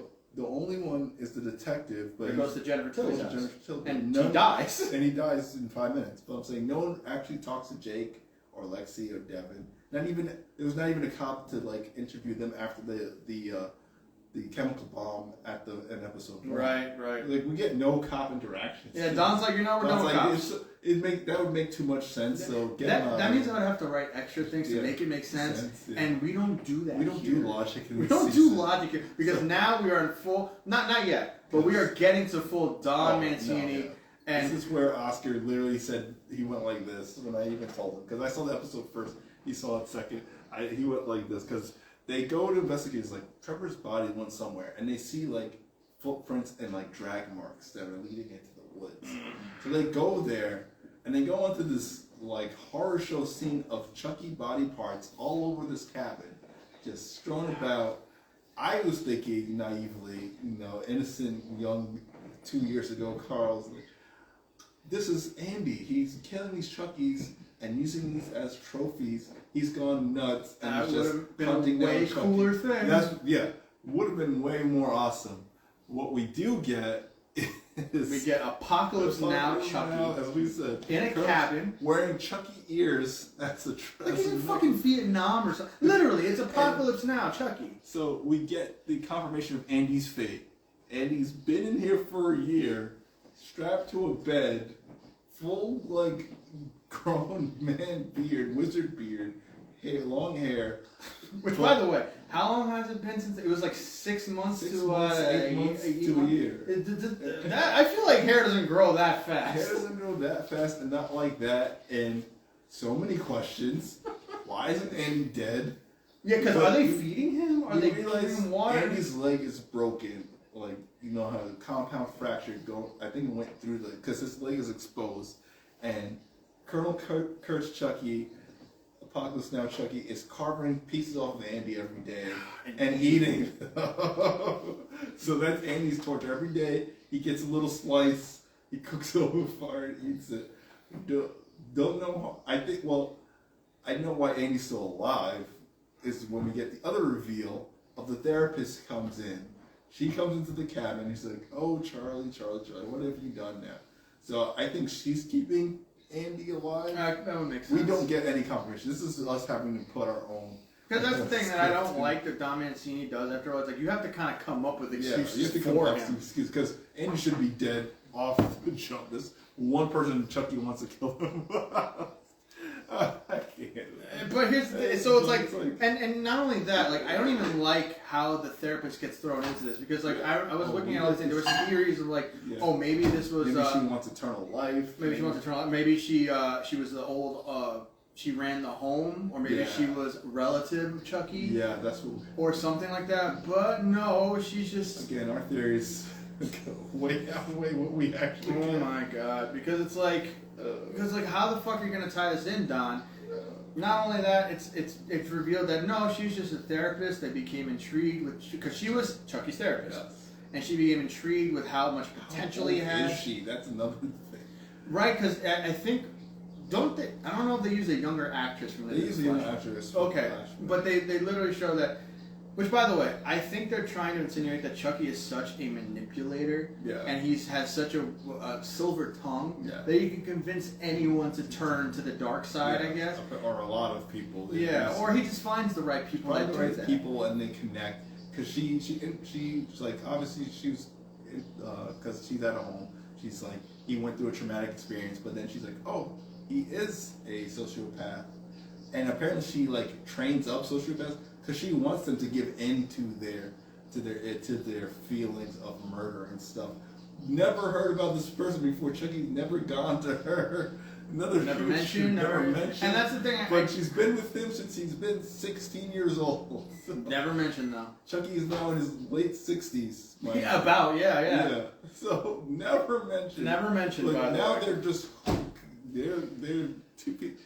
Two peas in a pod. But it's not saying she didn't came out of nowhere. She was in season 1, as we said. She was Bree's therapist. Now, but to have her be like the central focus. Have her to be the central now, because she is the secondary antagonist of the series. Which is like, did she only get involved with the family after knowing that Chucky was involved, or was she already the therapist by chance? We're jumping ahead a little, but we'll get to it. She's the one that put this plan into motion. Chucky just wanted, I guess she knows the voodoo, but Chucky wanted the bodies, and she's like, he tells her he needs an innocent soul. She's like, okay, use these kids. They all have some sort of trauma. Because, it's some weird retcon bullshit that Don Mancini's trying to pull. So come out of nowhere. And like I said, and also we kind of fucked up because also Colonel Kurt's Chucky actually, because we think that So we're on episode 6 now.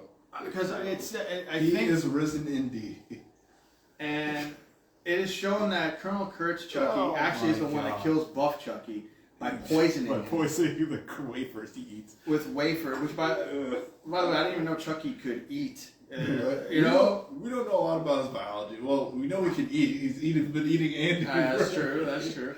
But like, it's also like Colonel Kurtz kills that Chucky, but then somehow I guess Colonel Kurtz gets killed too. Yeah, jumping back, it's just Chucky leaves the cabin because he's like, Buff Chucky's gone. He hasn't reported back. Scout Chucky, he hasn't reported back that he took out Scout Chucky. So now I have to take care of things because there's only 3 Chuckies left apparently. Colonel Kurt's Chucky Apparently. killed all of the other Chuckies. Why? How? Who cares? He's just super Heart of Darkness bad, and he's been through Vietnam. He knows how to kill Chuckies. Yeah, somehow. So like, there's no explanation to these personalities either. Like, they could have done something where, like, oh, he was just watching Vietnam movies for like 6 months, and that's why he developed his personality. We get none of that. None of that shit. So they got Andy. Andy's obviously traumatized, being tortured for a year, but the nun doesn't question that they bring Andy in some random homeless looking dude. Which, by the way, for someone that has been a lot like tied up for, he can walk pretty well. And he's just like, his leg is just not even like, I need a hospital. No, I just need a shower. Just need a shower and like a trimming. And a trimming. His leg is meat, as we see, but he's fine. He can walk the 2 miles back to the Catholic school, and the nun doesn't question it because they do. I give it credit to Alex Vincent because he does do some good acting here, where he's sitting there in the bed and he just starts crying because it's just. I mean, that sucks. That whole situation just sucks. His life is. It's pretty much almost ruined. Oh, yeah. But like, anyway, so everything starts to come to a head once they get back to the school. Yes. Because once again, everything has been revealed for the most part. Yes. Because once again, even after all after all these reveals, there's still no real plan that Chucky has. Was there a plan? Like, so there was no. There was, to me, there doesn't seem to be a plan. Nothing. Yeah. It's because they bring Andy back, and then somehow the therapist comes back. She brings Colonel Chucky to the school, and he sees the other 2 Chuckies in the windows. Like, one's like, "Hey," and the other Chucky's giving him the finger, and he's like, "I gotta take it," because he's talking in Marlon Brando's voice. Yeah. So he kills Buff Chucky. He kills Buff Chucky. But then pretty lame because we thought we were gonna get an actual like fight. But then also Colonel Kurt's Chucky gets killed somehow. I forget how. Off screen. Andy is always getting prepared. So he finds scissors. Oh, so Andy's the one that does it. Yeah, okay. And he puts the scissors like this to his chest, and he's watching the door. And off screen, Colonel Kurtz comes up to the kids and and he has the machete, and he's just like, oh, and then he does the whole Apocalypse Now speech, and he's like, this is what Oscar said. F this. Fuck this. Chucky just falls over dead, and you see the scissors in the back of his head, and then Andy stumbles in, signifying Andy did it. Yeah, which also, by the way, I'm like, once again, he's been tied up for like a year. How does he have the strength to do any of this? Off screen. No question that Oscar's off screen. How does he have the strength to do any of it? And then, so the only Chucky at this point that's left is Good Chucky. Good Chucky. And that's what the therapist tries latching onto. Yes, like, we have to. That's the last one, and we have to. What is the plan? We have to transfer. Apparently, Nika Chucky is now Chucky Prime. That's what they call Chucky Prime now. There's so many Chucky Prime to keep shifting, but Nika Chucky's Chucky Prime, and they need to transfer his soul out of Nika because Nika's a potato. Yeah. So, and bring him back and get rid of Good Chucky because she's like, that's when we're like, he's actually good. Remember, this is the same serial killer that's been tortured by Andy for years, didn't break, and he was just a head on a stick. But an afternoon with these kids, and he's broken. He's good Chucky. That's a really good point. Yeah, I was like, are you serious? Andy has been torturing him for months. For maybe years. a year, for years. 2 years. Oh yeah, 2 years, and that didn't break him. But just this one night of MK Ultra was able to break this Chucky. He's good. He's broken. So Good Chucky's all confused because of all the chaos is happening, and he freaks out. He runs up the stairs to the bell tower. I'm gonna make sure we're actually still filming. Oh, make sure. I just realized. No, we are still fucking live. Hey, good. Hey, I mean, we might just end it all if we had to do this again. Oh no, if we have to do this again, we're gonna wait till Chucky season 4 where we even do that shit. But anyway, actually I'll get into that when we get to the end because it's pretty disappointing. Chucky runs up to the stairs and Nadine follows behind him like, good Chucky, wait. So she falls up behind him. So inexplicably, I remember the door closes, locking Lexi and them out, so they can't get to Nadine in time. So she sees Good Chucky, he's all confused, like, I don't know what's wrong. And she's like, it's okay, Good Chucky. She goes to grab him, like, give him a hug. And he's at the window, and he just chucks her out the window. Yep, and another she falls to her defenestration. death onto Like Mother a- Mary's yeah, statue, and she's holding it, but it's like symbolism, but she's dead. Yeah, she's Lexi dead. gets up soon after, sees the aftermath, doesn't immediately try to kill Chucky, but she's like, Nadine, no, like that. But it's like, the second thing you should do is try to kill Chucky, or at least get away from him. But there's no reaction there. She No, just there's no shocked reaction. that Nadine's dead. Yeah, and not only that, it's like also, I mean, Devin and Jake are there And too. then by this time, the school has been shut down. Locked down. By the way, you don't see any other other students kids, after this. no. Because they say, oh no, all the students are on lockdown. But like, so you've locked them in the rooms for like 12 straight hours. Maybe a day. Like maybe a day. Like there's so many little things and inconsistencies. There's no other staff. The kids are all locked up. It's just Bryce, crazy redhead nun, and other nun.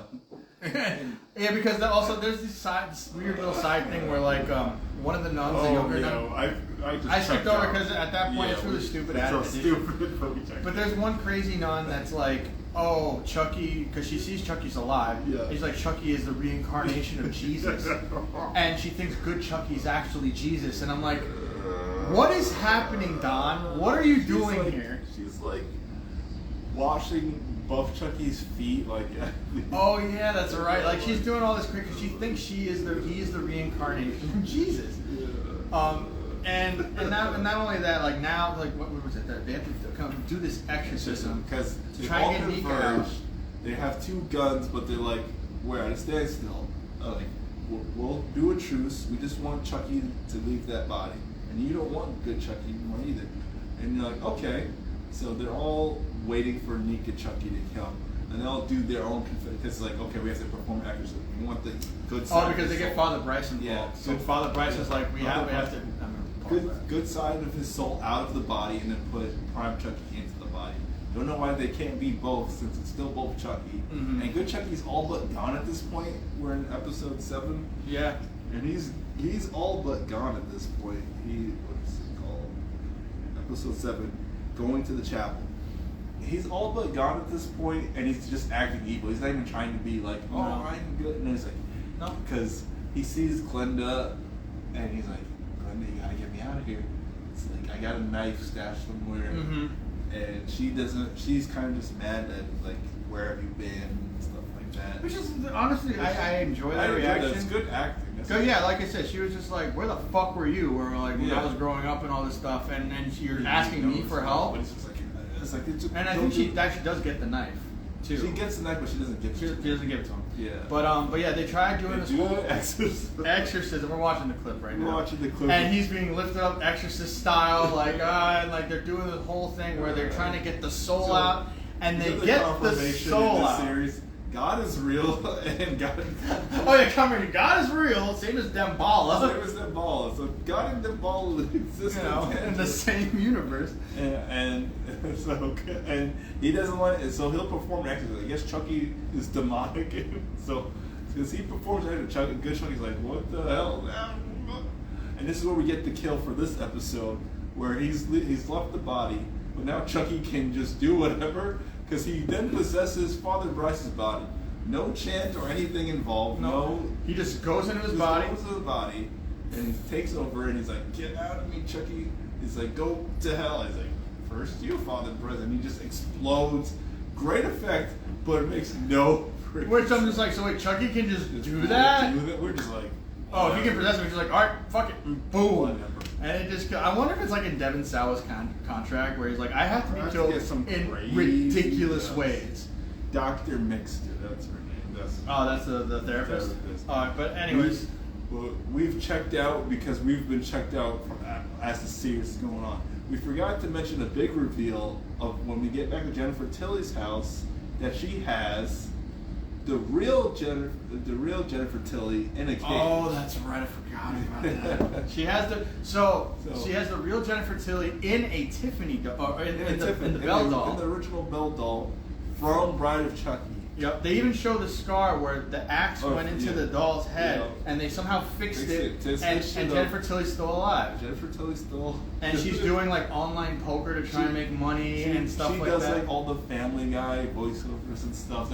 This is how she keeps, because it's like it wouldn't make any sense because Tiffany doesn't have Jennifer Tilly's memories, but she uses this as the go-between. So she takes all the phone calls, and she's only paid in chocolate. Oh, it's so sad, man. Because it's insinuated she's getting fat. Yeah, it's also insinuated that she's been kept in this cage for like 10 years, like a decade at least. Decade of that. And all she's doing is signing autographs, writing checks, and all this other stuff. And it's also insinuated that because of how bad Tiffany is at managing things, that she's going bankrupt. She's not taking lost any movie deals. Yeah, she's not. I think the only money she has is coming in from like Family Guy stuff and online poker. Because Jennifer Tilly, in real life, is a real good poker player, and that's how she. After acting, that's what she did. She won in poker tournaments and stuff like that. But like, fuck. I mean, they even mentioned in the first season when they're like, "Oh, actress and all-star poker player Jennifer Tilly." Yeah, they did say that. But like. But at this point, it's very much like we're at the what the fuck point of this series because it gets worse after this. I'm just saying, and because after Father Bryce's explosion, after Father Bryce's explosion, they're on a road trip, so they're at a diner. Tiffany, Jennifer Tilly in the doll body, and because Tiffany, obviously at this point, she's burned down her house. There's too many bodies in her house for her to even cover it up. She's on the run, essentially. She's on the news already. Yeah. News circuit. So people, and now actually everyone recognizes Jennifer Tilly. She's like, I need to get back in my doll body, so I'm going to bring you. And when Chucky switches, I'll switch too. But Jennifer Tilly in the Belle doll escapes, and then runs into traffic and dies. And we're just like, so what was the point? Like. I forgot about that. Seriously? Where it's like literally, because that's the one bad thing about this, because I feel like Don Mancini tries to push his own narrative, like as fast as he can. Yeah. So like these little introductions and reveals get fucking obliterated by these simple little deaths. Yeah. Where it's like, oh, I thought we were gonna get like a whole Jennifer Tilly thing where she's trying to get her body back or something. Switch bodies and she finally gets comes her body back or whatever. But nope, he immediately gets killed by a truck, and you know she's dead because she is. Straight up, it's like Pet Cemetery style, like poof, like that bitch gets exploded. But what do you call it? But like I said, after this, they tried doing the exorcism. This is where, because it's weird, like there's certain parts. There's almost like two endings to these seasons. So the first ending is when they complete the exorcism or whatever, and the doctor, Dr. Mixter, and Chucky get away, or they try running away. But obviously, Andy and Kyle were not going to let that happen. So they try and gun her down. Yes. But what they reveal is that, I don't know if I should spoil this like now, but like it's about the last episode, right? It's the last episode. So it's shown. It goes right into. That's true. So it's shown that Chucky actually managed to knock out Dr. Mixter, switch bodies in seconds. And by the way, in seconds, because he does the chant and everything. Yeah. Switches the bodies. Chase. Well, it's like a few seconds stand up because Crazy Redhead is holding them at gunpoint because she's like, "You can't hurt the Messiah." And then Glenda kills her with the knife that Chucky stashed. Chucky stashed. So she's dead, but now Andy and everyone's full sprint after Chucky. So while they're at full sprint, Chucky in that time frame is able to switch bodies, and so he's now in Dr. Mixter's body. He picks up Chucky. Who Dr. Mixter, I guess, is in shock or doesn't want to fight back or whatever. So they're running. And of course, Andy does get shot off because he's a good shot.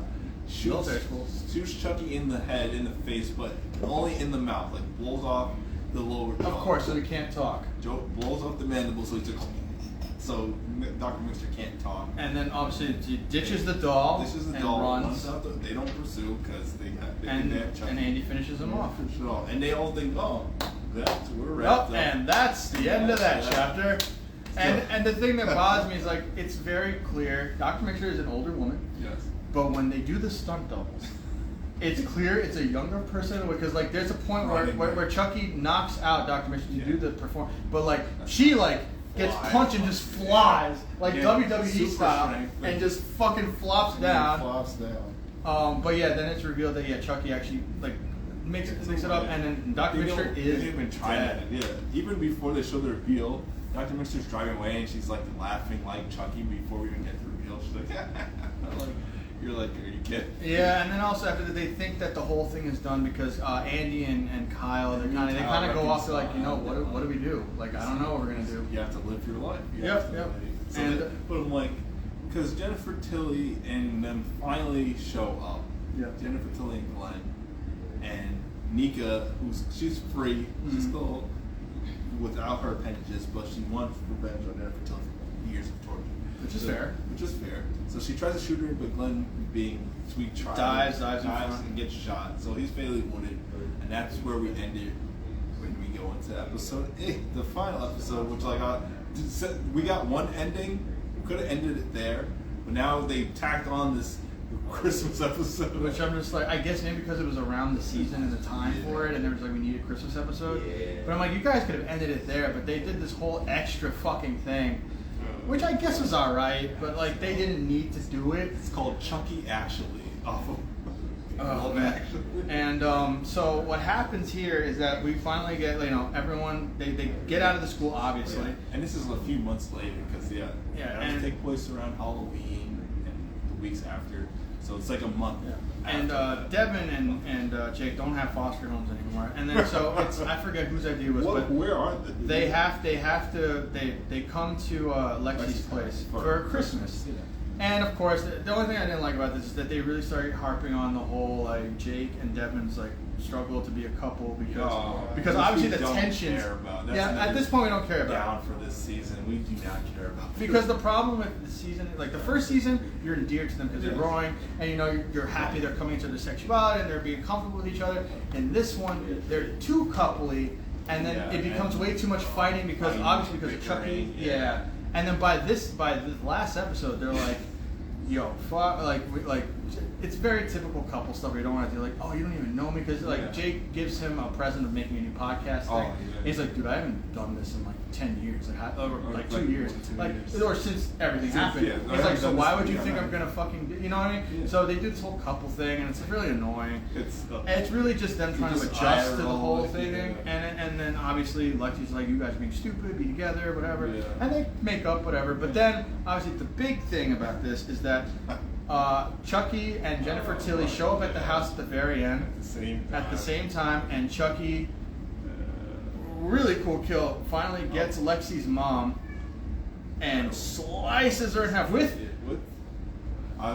This is where Oscar completely checked out. We get the reveal early. We have to go back a little to explain how stupid this is. We get the reveal early that Chucky switches bodies. There's always another Chucky doll. They always like, this is the last doll. For reals this time, this is the real last For real, doll. for really real. But then he goes back to her office, because we've seen her office a bunch of times, but there's a safe behind, I think, the picture frame and stuff. Yeah. He opens it, and there's another Chucky doll, so he can transfer his body into that. But then Chucky's like, I need something, it's Christmas time, I need to treat myself. So he pulls out his Chucky credit card. This is some straight up Batman and Robin, like fucking Schumacher bullshit. Chucky apparently has a bank account. So he pulls out his How does he have a bank account? Chucky credit card, and he orders himself a silent electric chainsaw. Silent. Because that's a thing. That's the catch. Silent electric chainsaw. So that's going back to Oscar. Him and Tiffany are in the house at the same time.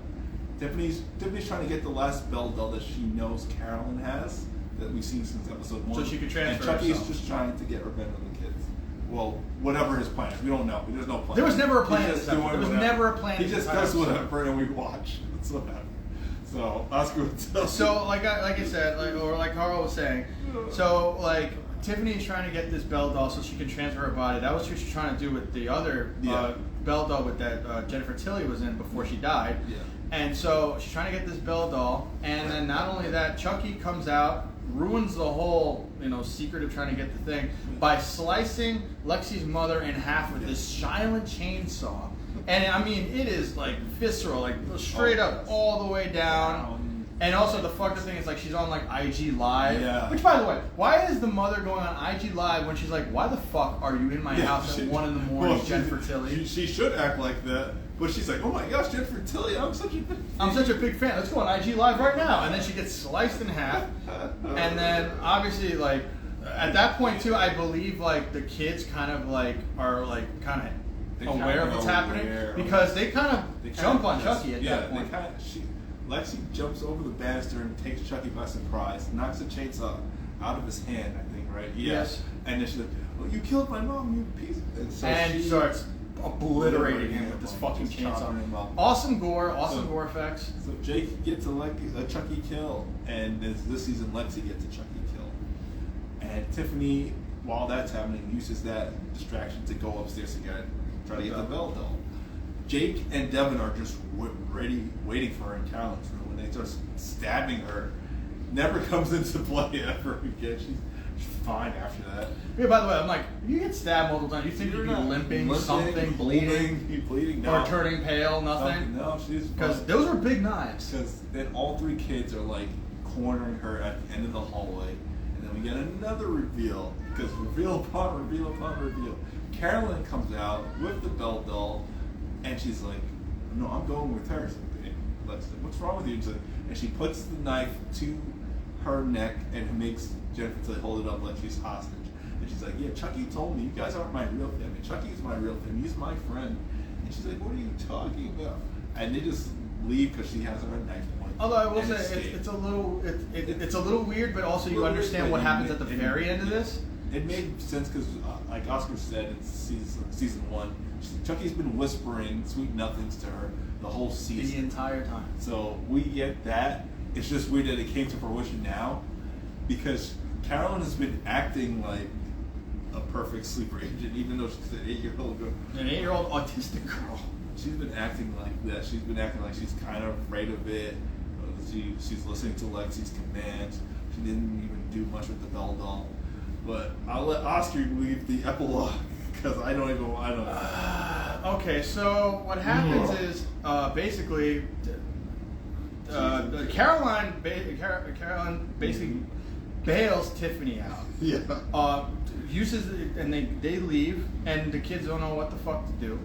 And it just kind of ends with like, oh fuck, like they're just left with this. And Tiffany took Caroline and this bell doll with them to an undisclosed location, and then it goes into this epilogue where Tiffany is in an apartment somewhere, and she's trying to do the ritual so she can transfer her body into this bell doll. Caroline is somewhere over there reading a book or something. And also, by the way, you find out that Nika is stalking Tiffany because she is not done with her by a long shot. She's there. She's like, I'm gonna fucking find you and kill you. So you be ready for that. And also at this point, and I think we mentioned this before, like there is a certain level of where the characters are supposed to be more competent than they are. So Tiffany from Bride and even Seed, she's a very competent killer. In the series, they made her kind of like a bumbling, scared idiot. Yeah. Oh, which I don't like. She kind of flip flops because she'll be bumbling. But then when it's time to kill, she's on it. Yeah. And then she's also bumbling and scared for some reason. Yeah, and that kind of transpires into this where she's like, oh fuck, Nika's watching me, so she has to do the thing. And then you find out, another reveal on a reveal, that the bell doll is not actually a bell doll, it's actually Chucky in drag. And he rips off the wig and the makeup because she's wondering why her body didn't switch over to the doll, and it's because it's already possessed by Chucky, which also makes a little bit more sense. Where when Caroline was given the bell doll was whispering in her ear the whole time. Yes, yeah. Oh, that makes more sense. And the series or this season ends with Chucky walking up to Tiffany. Scared, helpless Tiffany with a knife, and that's how they end the season. And you're wondering what happens to the kids, what happens with Nika, what happens with Tiffany, and you're just like, wait. So what was the point? Adopts all. Oh yeah, Miss Fairchild adopts them all. Which, by the way, that's how adoption works. Apparently, you can just show up to a crime scene and adopt. Hey, these traumatized kids are mine now. Just sign them over to me, give me a notary. But like, also the thing that kills me is like, This is Don Mancini. You always go down this road where it just gets so goofy And yes, and like you're not even jumping the shark. You are ramming two sharks together. Because when we get to third season, this is where me and Carl will tackle this together after I go use the bathroom because I gotta use the bathroom. But fuck, this is where it all comes to a fucking head because at this point, first season, me and Carl were with it. Second season, up to a certain point, I even give this a rating. me and Carl were with it. But by the end of this, I'm gonna give this for a rating. Look, I'll say this: the effects, the acting, and stuff like that were good. They were good. Like I said, a lot of the effects, the gore effects, the kills, they were cool. Oh, before I get into that, favorite kill. Mine is tied. I don't know about you. Mine is tied between the Mortal Kombat I was death gonna say Mortal Kombat. and then Father Bryce just blowing up. Because the effects were that's what cool. I was gonna say. The effects for both of those were cool. They're stupid as fuck, but like those are good weren't kills. even that interesting, or we didn't get to see them. Yeah, they're Not off really. screen or they were just uninteresting. But those are probably two of the best kills. And like I said, the effects for this were really good. Acting for this was alright up until a certain point. For what they're given, acting is Yeah, pretty good. But like I said, if I'm gonna give a rating for this season, it's I'm gonna give it a low. I'm gonna give it a 2.5. Yeah, I was like, 2.5 because there's some parts Can't I give it a liked, 1. but I can't. I'm not gonna give it a 1. We'll save that for later. I'm gonna use the bathroom, and then we're gonna go to part 3. Let me just make sure we're fucking still recording. God damn, we're still recording. hey. Hell yeah! All right. Hopefully this actually goes. If we lose this, that's it. I'm not. We're done. We're done. Oh, so yeah, 2.5. Probably for just effects, Brad Dourif, Fiona Dourif, Jennifer Tilly, the acting, that's what brings it up, and then everything else brings it straight down before we get to season 3.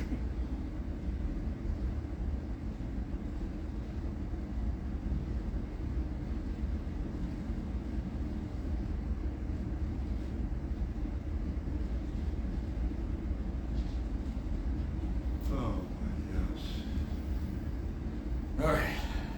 Now that you guys have had a minute break, it is As time you guys try to contemplate all the stupid for the last season of this series. We go into. I should smoke it or not. Oh, don't even start with that. Oh, okay, so this is where we get straight up. This is straight up into Bride and Seed of Chucky territory. Okay, as we use our radar, it went down from Seed and it's back to like the Bride, in between Bride and Seed. Because here's the thing. Once again, Seed, peak Seed, and now we're going kind of back. because I feel like there's some things they rectified with this last season, and other things where I'm just like, you don't give a fuck anymore, Don Mancini. Because we get introduced to this new season with a new family. You don't know exactly where they are, what they're doing, but you get introduced, and it's like there's a horror element where this kid's hiding from something, I'll say and the title of this one at the end because the title alone gives them. okay, so the kid is like frightened, and something's happening in the house Alright. where everyone's running away, or not running away, but like running to like a secure location and stuff. You start seeing bodyguards, and then and once again, Don Mancini's trying to play into the whole horror thing, which is kind of cool, but it quickly devolves. You see this kid, and he has a good guy doll, Yeah. and you see that they have security guards. There's this Devin Sawa is back in another role. This is Take it role number away. 4, right? The fourth Devin. In 3 seasons, 4 the Devins. fourth Devin in 3 seasons. They go into a panic room, and then you quickly realize that they're in some kind of government facility. And then they realize that there was a threat in the house, and it got taken care of, or it was a glitch or something. And you realize that Chucky is somehow Pan out from the window. after this whole ordeal, that he's in the fucking White House with the president. Not only the president, President Devin Sawa. President Devin Sawa. And President Collins, James Collins, Devin Sawa. and I'm watching this. I'm sorry, I'm about to do some. He needs to. I need this because He needs to. this is gonna be. I've been holding off. That was one of the notes from last time. I can't be getting too ripped before we get into the heavy shit. And this is where it gets really fucking stupid. Alright? By the way, it's legal in New York, thank you. Still good. But, so, yeah, Chucky's in the White House. Episode's titled Murder at 1600. You know, the address of the White House. Because now at this point, Don Mancini. Oh, this is where all of the fucks for Don Mancini are, and he just throws them out the fucking window. Because when I saw that it was in the White House, I'm like, I was kind of on board. I was a little on board, but I'm also like, you need to explain this. Oh yeah, we. Because like, Oh. because I don't even know. And here's the fucked up thing about this. In this, and I will say this as a bit of, I mean, this whole thing is a spoiler, but like, I will say this: there is a point to this. Yes, there is a. It's- We have a plan this time. There's a plan. Dumb as fuck, but we have a point to this. So it is shown that Chucky is indeed in the White House, and he. I'm trying to figure out, because they do get into the whole thing where they establish Devin Sawa's character. He is a president. He is the newly elected president of the United States, and a different kind of president where it's like he's a third party president, I believe. Yeah. And his platform is being completely open and honest with the general public about what's going on about everything. Yes. And it's weird because he's such a neutral fucking like guy where you're just like, where you can look at this as Don Mancini making a political statement where he's just like, see, this is what it would be like if you guys had not, you know what I mean? I don't know how to put it, but like a politician that you guys would like. Yeah. You know what I mean? Because he's transparent. He seems like an Full everyday guy. transparency. And he seems like he seems like a good guy, you know, for the most part. Like, he's not driven by politics. He's driven more about what he feels is good. And which I'm just like, wow, it doesn't help, because if you put him in a situation where he's kind of pinned to the wall, he's kind of fucked. Right. But like, once again, Devin Sawa, he does a good job playing this role. Chucky has latched himself onto a new kid, which is his son. And then you find out that during this, I don't know if it's during this episode, because once again, I'm going to be bouncing a lot. Henry, I'm going to be bouncing a lot. Yeah. He, so the odd thing about what happens here is that, so it is known that that they lost a son the previous year, the previous winter, which would be the youngest son that they had. And when somehow when Chucky got introduced into their lives, or at least into Henry's life, Chucky happened to have the same name, or he's using the same name as his dead brother. So obviously the kid latches on to Chucky a lot, and then the parents are just like, whatever, this is how he's dealing with it, let him deal with it like this, whatever. They don't question it. They don't question it. Why there's a doll at a cemetery? You know, I mean, whatever. He's better than he was before, so let's take it. And what you call it? So and at this put stage, Chucky through the metal skin, but they get distracted and see his skeleton. oh my god. It is some fucking cornball sitcom shit that they try to pull here, because this is very much like jumping the if you want to even call it this part. We're way past jumping the shark, because it's like, hey, guess what? We're in the White House now. Yes. And of course, they reestablish what happens with the other guys. Apparently, they're all together now. They're all in with Miss Fairchild. With Miss Fairchild. That's how foster system works. And I guess they've abandoned all ideas of trying to keep this discreet, because now they're using social media and TikTok and things like that to try and, one, find Chucky, and two, I guess the second mission is to find Caroline. Yes. Which is, I think their first mission is to find Caroline. Was that it?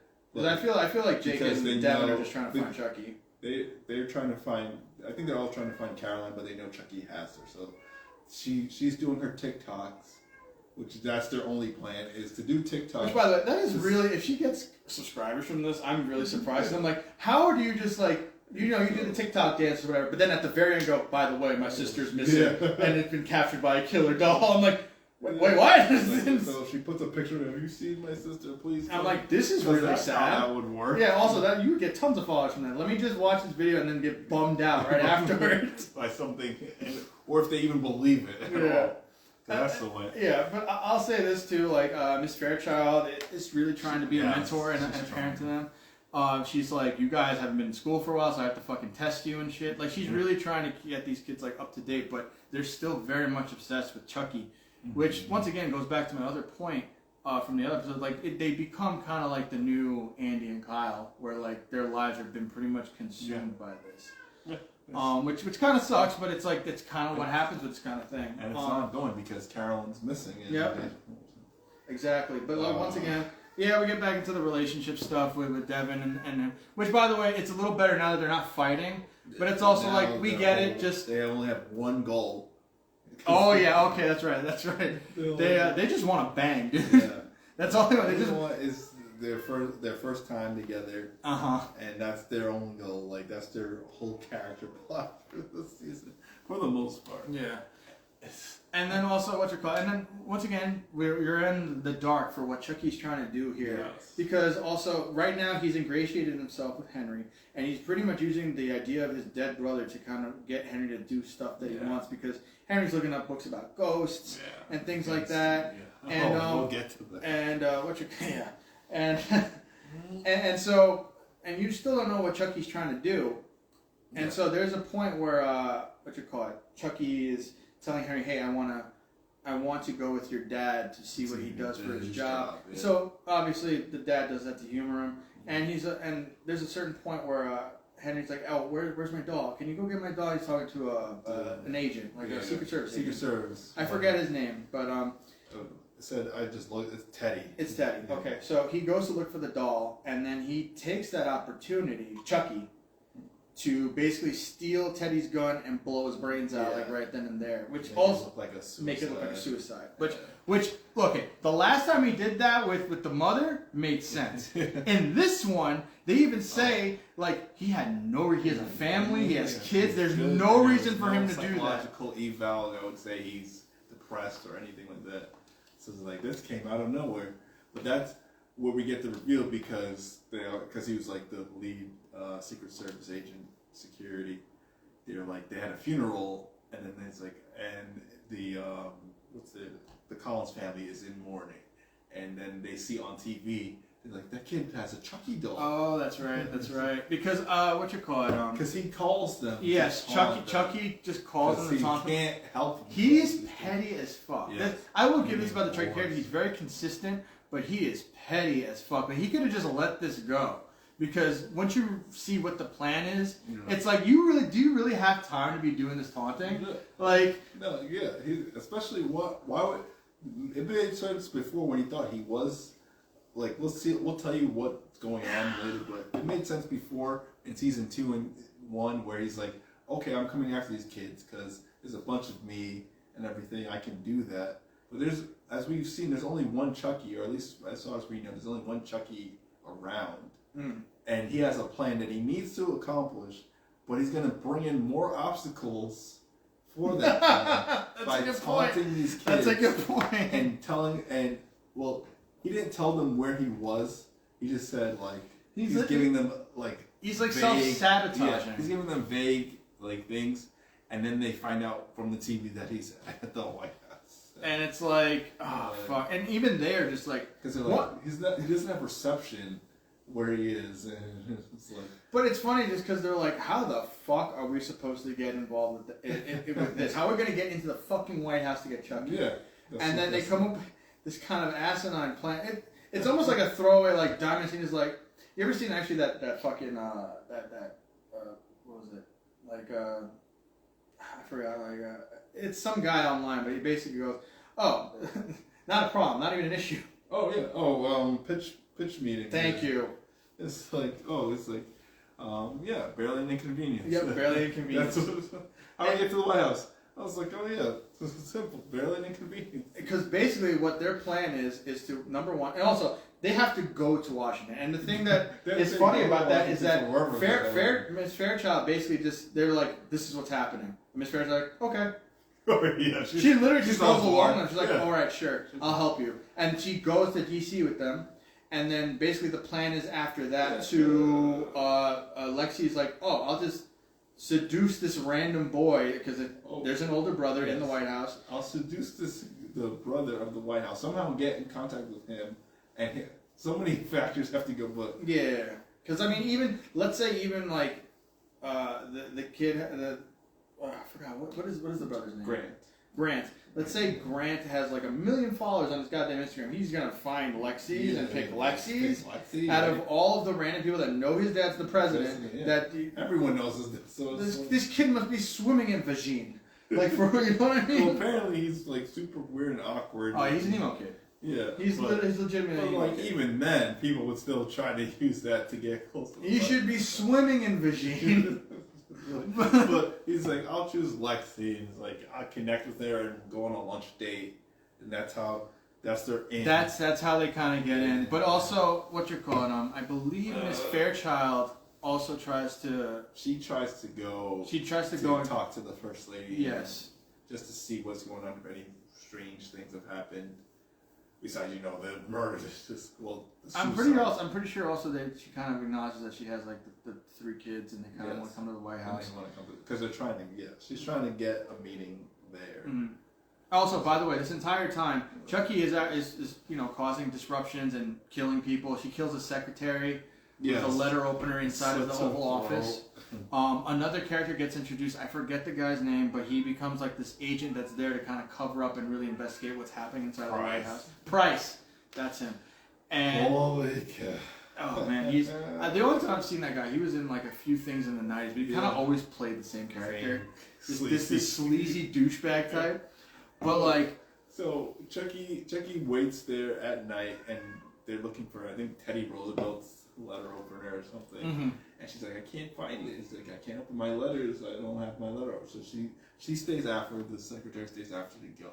And then she sees Chucky in there. She's like, oh. And she holds him up for some reason, just in there. Because everybody does. Because everyone does. And then Chucky takes out the letter opener, and he slits her throat. But this might be, as we said later, this might be one of my favorite ones, because he slits her throat so hard, so deep, that she falls back, and her head is basically about to all but fall off. Like literally, like there's like a little piece of skin left. Like how sharp is that letter? That's what's like. What is this titanium? I was like, what's this titanium letter? It's fucking adamantium like letter opener. Because he's like, do I look upside down to you? Because she's still somehow like barely clinging on to life. Yeah, on her own blood, and then she dies, and then Chucky's like, that's 2 down. But who's counting? And he looks at the camera. She's in. Because he has to break that fourth wall. It's got to be that kitschy little fucking Don Mancini motherfucker. But then that's when we're like, so what is the plan this time around? Because he has a plan this time, and he's marking off his kills. He's like, he is marking off his kills, and then also the next kill that happens is Miss Fairchild. Yeah. Unfortunately, this one kind of hurt, man. It's happened. We kind of predicted she probably would die. But it's happened too fast. Way too fast. Too anticlimactic. And it was visceral, because it's like, fuck, they just found a cool adult. Yeah. And now he's like, because he basically just once the first lady leaves, he takes a flag, wraps it around her face, and suffocates her to death. And like pretty hard. So, like he's like literally cranking it. And you can hear like her back cracking from it, and like he's holding her that deep, and she's trying to claw at it. And I guess this flag is just like waterproof, steam-proof, because she can't breathe, so she suffocates. Yeah, I mean, he's like, I just couldn't help making those kids orphans. Yeah, I'm like, damn, that was like a Game of Thrones death, honestly. Because like, I was like, fuck, man. Because also like, it was if you ever see the scene, like he's really cranking it, like it's visceral. It's almost like a Game of Thrones death. Like it's pretty fucked. And then they cover up her death as well. Oh yeah, the White House covers up her death, even though they know that she has kids. Which, by the way, it's funny because at a certain point they do get to the White House, and it's not like they ever come into question what happened to our mom or our guardian.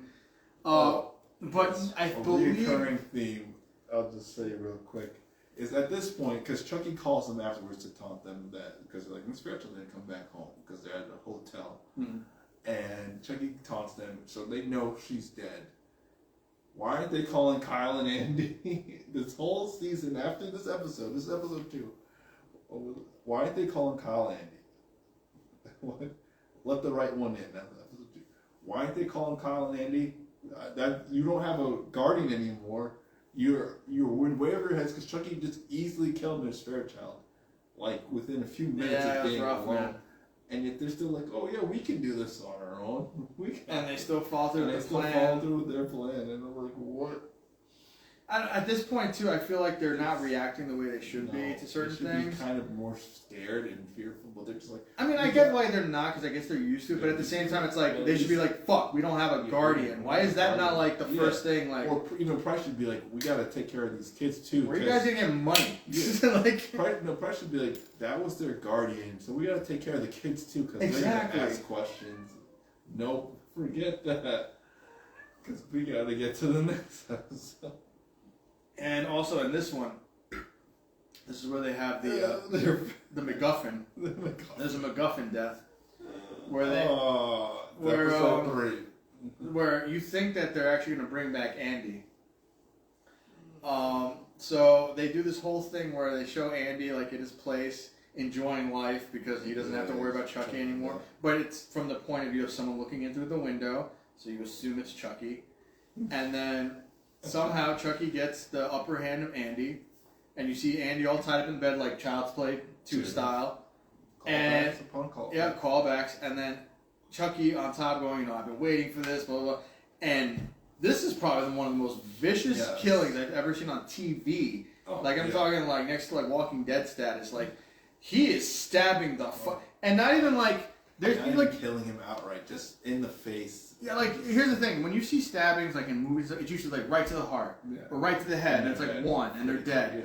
But like Chucky is stabbing him, like almost like while he's where you see him, it's hitting his eye, it's going in his mouth, and like stabbing the inside upper roof of it. Like you know, it's very visceral and realistic. Into the forehead, and he's not dead yet. He's just like taking all these. Yep, I think I put the clip up actually on the Gooned Up on the Gooned Up side quest. And it's visceral. And you think I'm like, fuck, they killed Andy already? Yeah, I was pissed. I was like, hell no, they did not. And then it turns out it was just Chucky dreaming. It was a dream sequence. That's the only. It's like it still might be my favorite kill of the season. But it's like I only take away points because it's a dream sequence. It was like really. Yeah, it's not. I mean, I'm gonna honestly. Here's the thing. You're pissed because it's a dream sequence, but I'm also would have been pissed if it was actually dead like that. It's a lose-lose. That's what I was saying. It's a lose-lose. Because they don't come back at all this season, right? No. No, they don't. This is the only. Yeah, it's the only reference to Andy. Oh, that's or Kyle. Yeah. Because I mean, I don't even think I mentioned Kyle. Yeah, it's just Nika now, which is just like I'm starting to wonder now. This third season, they were having a hard time getting these people. Because they obviously showed up for that episode, for that scene. So it's like they could have used them. I just think I didn't have a plan for them because it would have probably made it even harder for Chucky to operate if Kyle and Andy were there. Yeah. So it's like I just have to have them like they're living their life, I guess, for now. Type of deal is what we're going with at least. Because we kind of skipped. I want Oscar to lead to it. Is they explained exactly what happened in this episode to why Chucky got to this point. Like going to the White House? From New York with about to stab Tiffany at the end of season 2 to the White House. That's what it was. Where we see Chucky somehow escape police custody because they only want to arrest Tiffany. They don't care about the good guy doll. Which, by the way, once again, it's part of police work. Hey, we have no other leads. Hey, Tiffany, or Jennifer Tilly. You're under arrest. It's all you, man. It's all you. You're under arrest. Come with us. We're not going to investigate the room, look for prints, look for any other people. We're just going to leave it like this. And then they leave. Chucky gets Carolyn and runs out. Nika follows after them. They run down into the subway. She can't go out because Subway's not real. Because she met her one true enemy, stairs.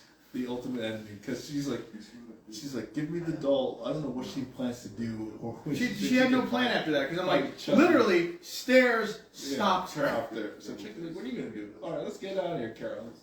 But this is Oscar's favorite part is they go back up from the other side of the subway and they try to get a taxi. He didn't believe me because, again, I saw this episode first. He didn't see. I forgot about this actually until you just brought it up just now. I literally forgot about this. I'll explain it. Oh no. Okay, so you get into a cab, and guess who's driving the cab? If you're around our age, you're around mid-30s, you guys remember all that. You guys remember Keenan and Kel, and Keenan Thompson is driving the cab. He's the cab driver, And for those of you that don't know, he's the black guy on SNL. Black guy on SNL, you know him from that, or All That, or Keenan and Kel. If you don't, look it up, he's a good actor. Don't know why he's in Chucky, but he's in Chucky. And he's driving, he's kind of suspicious, because Chucky is just talking to Carol in the backseat. He doesn't care, really, at all, because they're talking about, it's like, so who do you want on your list, Carolyn? This is my list, you got it. He's like, maybe my teacher, I didn't really like her. He's like, alright, let's put her on the list. What are you guys talking about back there? Killing people. And he's like, what the hell? He's like, alright, get out of my truck, get out of my cab. Oh my god. And Oscar's safe for killing. Honestly, it might be. Chucky rips back the seat that Keenan, because they're both in the back seat. Keenan telling him to get out of the cab. Chucky rips back the seat, knocks Keenan back. Is SNL not paying you enough, Keenan? Like, blink twice if Don Mancini has shit on you. You might, because this is so. He takes an umbrella, Carolyn's umbrella, and shoves it down Keenan's throat without any resistance. I don't know if it's I mean, no, there's resistance, but it's just. well, oh, by the way, from shoving it, but yeah, not, yeah. and he's not trying to fight. Oh, that's back, true. Because it's not like the seatbelt keeps his arms from moving. Yeah, no, I was just like trying to help save yourself. He's just. So he shoves it all the way down to the handle, because super dull strength, I guess, and then presses the button, and the umbrella opens up like the dinosaur from Jurassic Oh, Park. that's right, and that's how. It's By the way, how everywhere. is that like umbrella CO2 powered, where it can just burst like that? No spring-loaded spring-loaded umbrella would do does that. through a human's like skin and muscle and. Oh, poor Who Keenan cares? Thompson. Who cares? We're already off the Because rails. this is also just where it gets even stupider. Because so we finally get because usually we get to the end of the season and you find out what Chucky's plan is. We're like we're in the we're not even in the middle of the season. And it's revealed that I'll let this because this is really bothering me because this is where Don Mancini goes straight up. I don't give a fuck. I'm going to get This goofy. is where you want. I'm gonna get goofy and you're gonna enjoy it. And if you don't enjoy it, then fuck you. Because what happens is, Chucky starts noticing that I think he's aging or or something is wrong with him. He's rapidly aging. Like he sees he has crow's feet. He sees his hair's falling out. He's like, what's happening? At first he thinks it's just the body. So he tries to transfer his body into Carolyn, who she doesn't think of that as betrayal. She's just like, Chucky, that won't work. You got something wrong. We need to bring you to the doctor. And they find not a doctor, a dembolist physician. I like that. Dembolist. A dembolist physician that they find online that happens to be in the DC area. And legit, Chucky goes in his doll form to a fucking doctor's office. It has. For some reason, this doctor's practice has gowns that are just as small as him. So they have little gowns for the doll, and he's in a gown waiting for the doctor to diagnose him. Cough twice, Mr. Ray. And then it's revealed. That's when I'm done. And I was done. I was like, dude, you got like one. I was almost out when I saw Devin Sawa as president, and then I see this. And I'm like, I'm checked out. This is now Seed of Chucky level nonsense. You have fucked up Don Mancini. Because, like, he's in a doctor's office, and then he's getting a diagnosis from this physician that's telling him, oh, have you been using any other And it turns out, because of the events of last season when he got an exorcism done, he is tainted by Christian magic, or Catholic magic. Catholic magic has tainted you, and you need to get back in Dembala's good graces. Yes. You need to fix this somehow. With Dembala, because Dembala is mad at you. That's why you're aging. That's why you're out, yeah. And he's just like, what do I have to do? You have to really, like, think of the most evil fucking thing you could ever do. Yes. You have to go to a place of pure evil and do the most evil fucking thing you could do. Yeah. You have to, you need 6 sacrifices or 8? I think he said like 6. I think it's 6. 6 sacrifices at a place of pure evil. And of course they do this whole sitcom montage where they go to the Amityville Horror House. And He kills a bunch of people there and it doesn't work. oh crap, that was an evil one. What was the other one? Did they go to a different place? No, or they just okay. It was just that. yeah. Okay, so they go there, Thinking, and then he goes, "Where's?" And then this is his logic. Most contrived. It is This is his logic. He goes to Washington D.C. Because Carolyn is just. By the way, it's green screen as fuck. Oh, So Carolyn is walking around with this doll in front. He's like, where? Like so many decisions in this one place have led to the death of millions of people. This is the most corrupt, evil place possible, and it's revealed they're in front of the White House, and he has to find his way into the White House.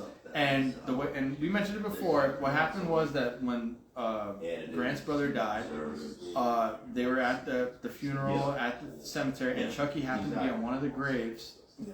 Henry, right, is the little one. Yeah. Henry finds the doll. The doll says his name is Joseph. I'm your friend to the end, whatever.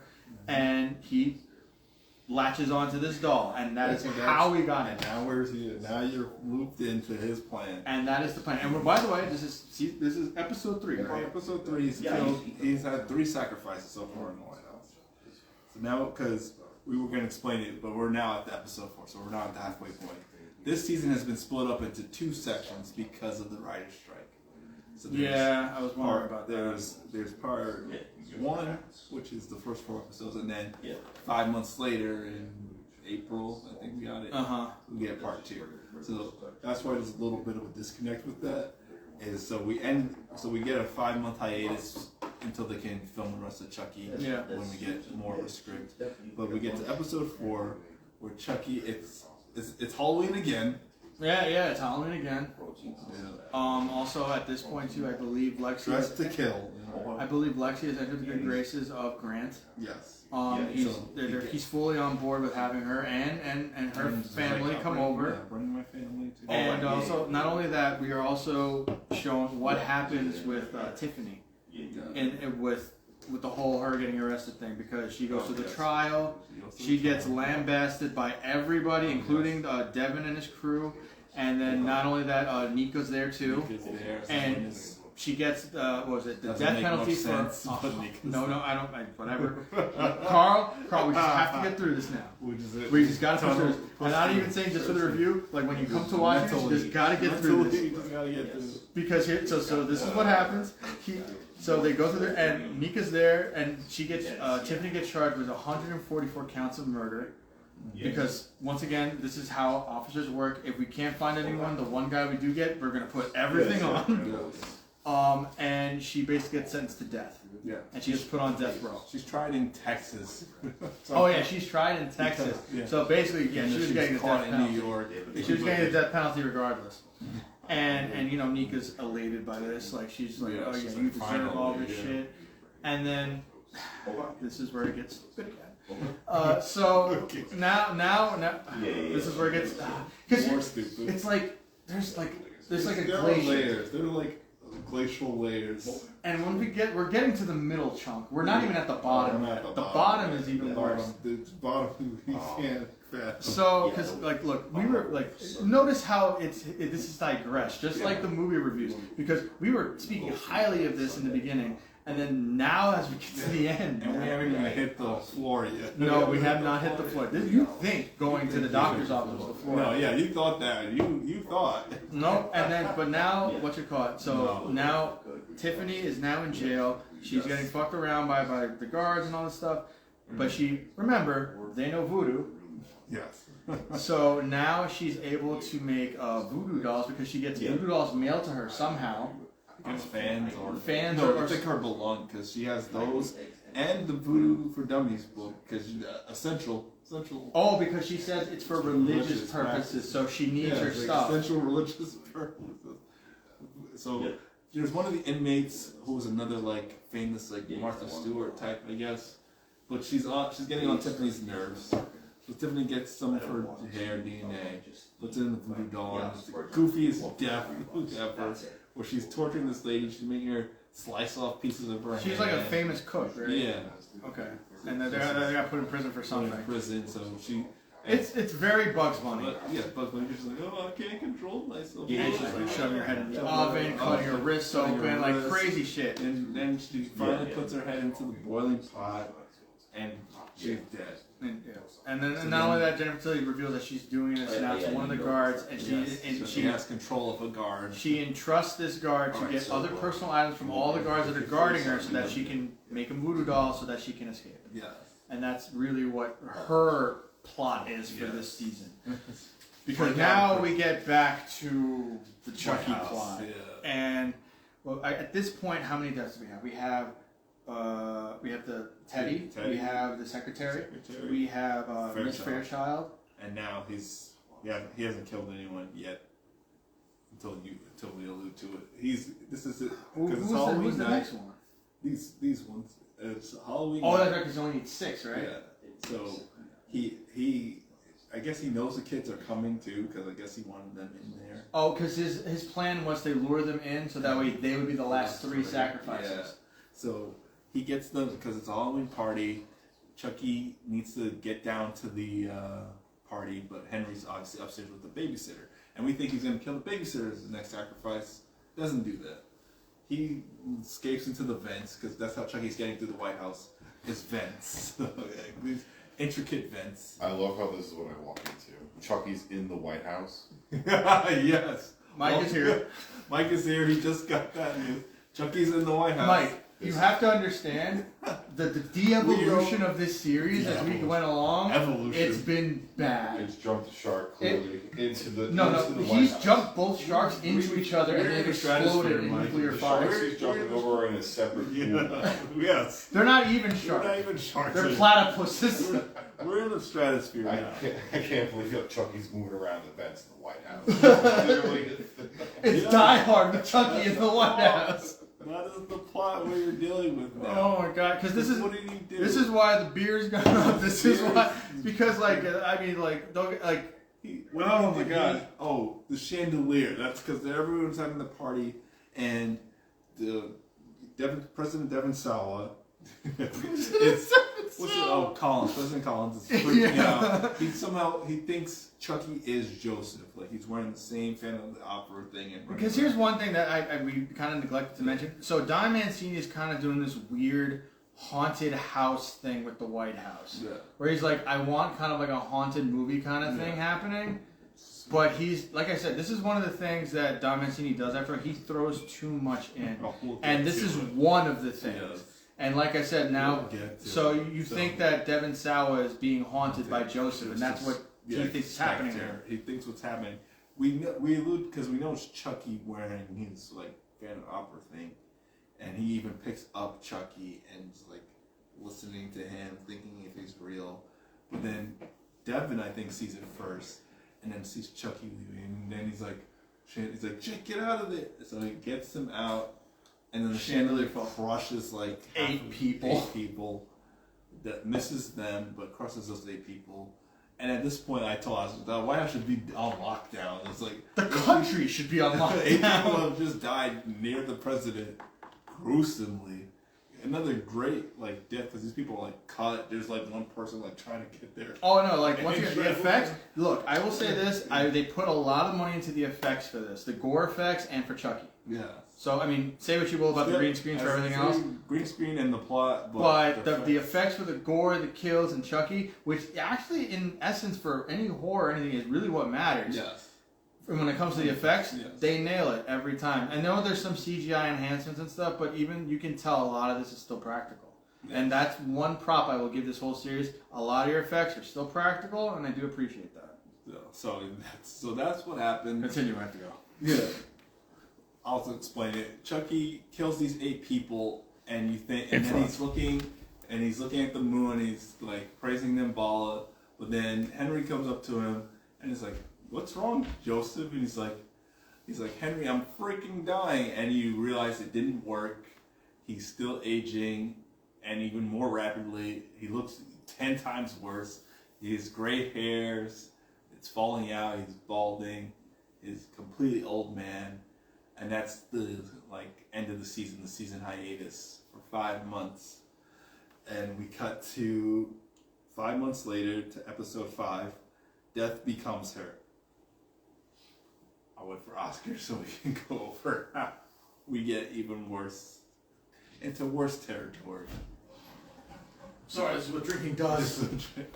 I just Don't drink KG indulged Pizza in, much. we're at episode 5. Death becomes her.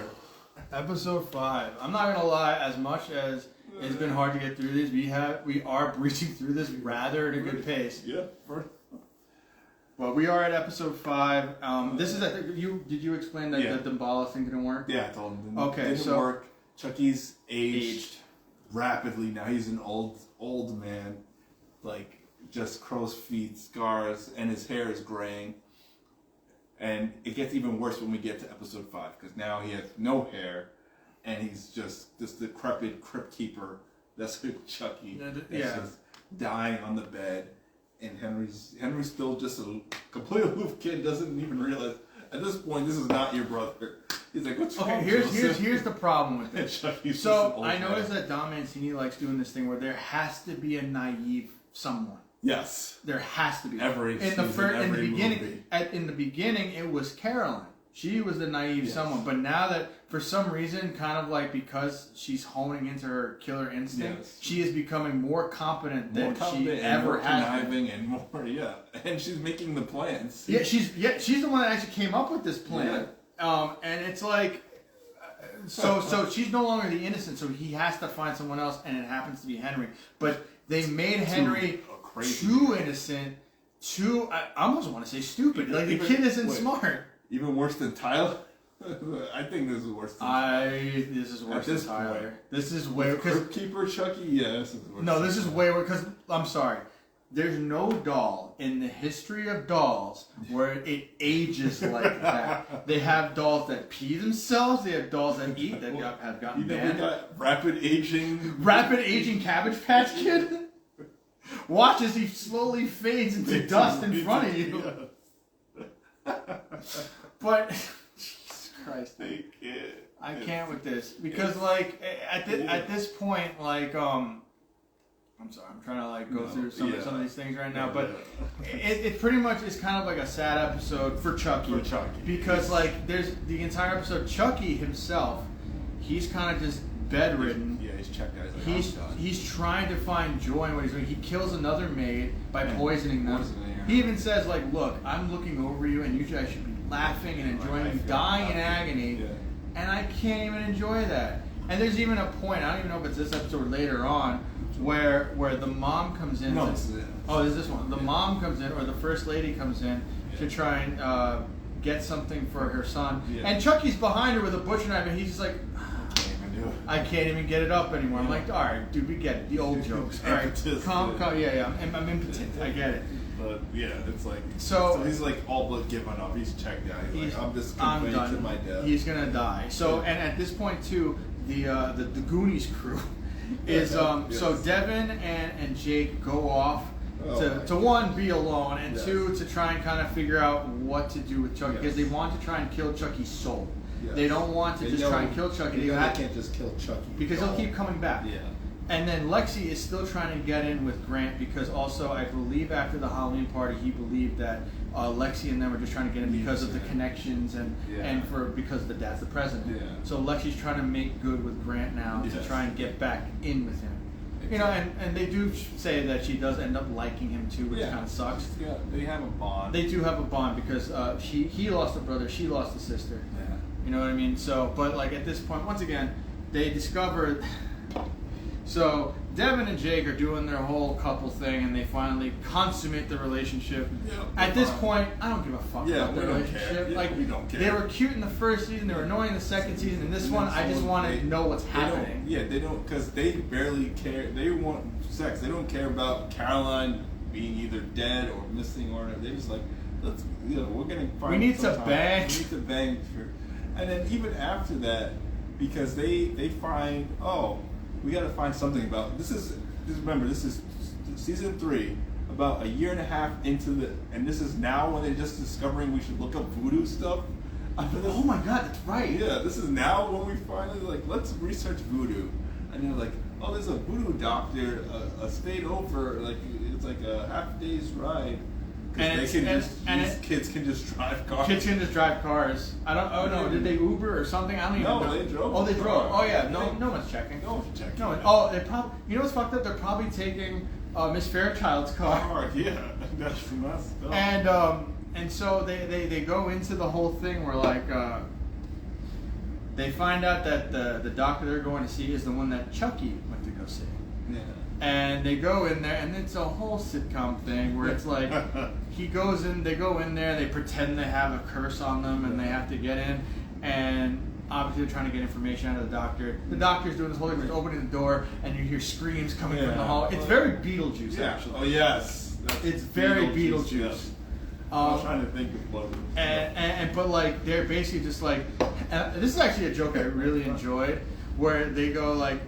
He goes like, listen, I can't divulge the information of any patient. And they're like, oh wait, so he was your patient. And they're just like, look, I can't say anything, please. And they're like, listen, you're not a real doctor. Yeah. Just tell us what we need to know. He's murdered everyone we've ever known. Because he's like, whatever, it doesn't matter. He's gonna die anyway. Like, and they basically find out that he's aging out. He's dying because of Damballa, because of the exorcism they performed. Which they never put that two and two together. Catholicism hurts Chucky, so if he ever does come back, let's threaten him with Catholicism. They're already checked out. They just think like, this is a win. Chucky's gonna die.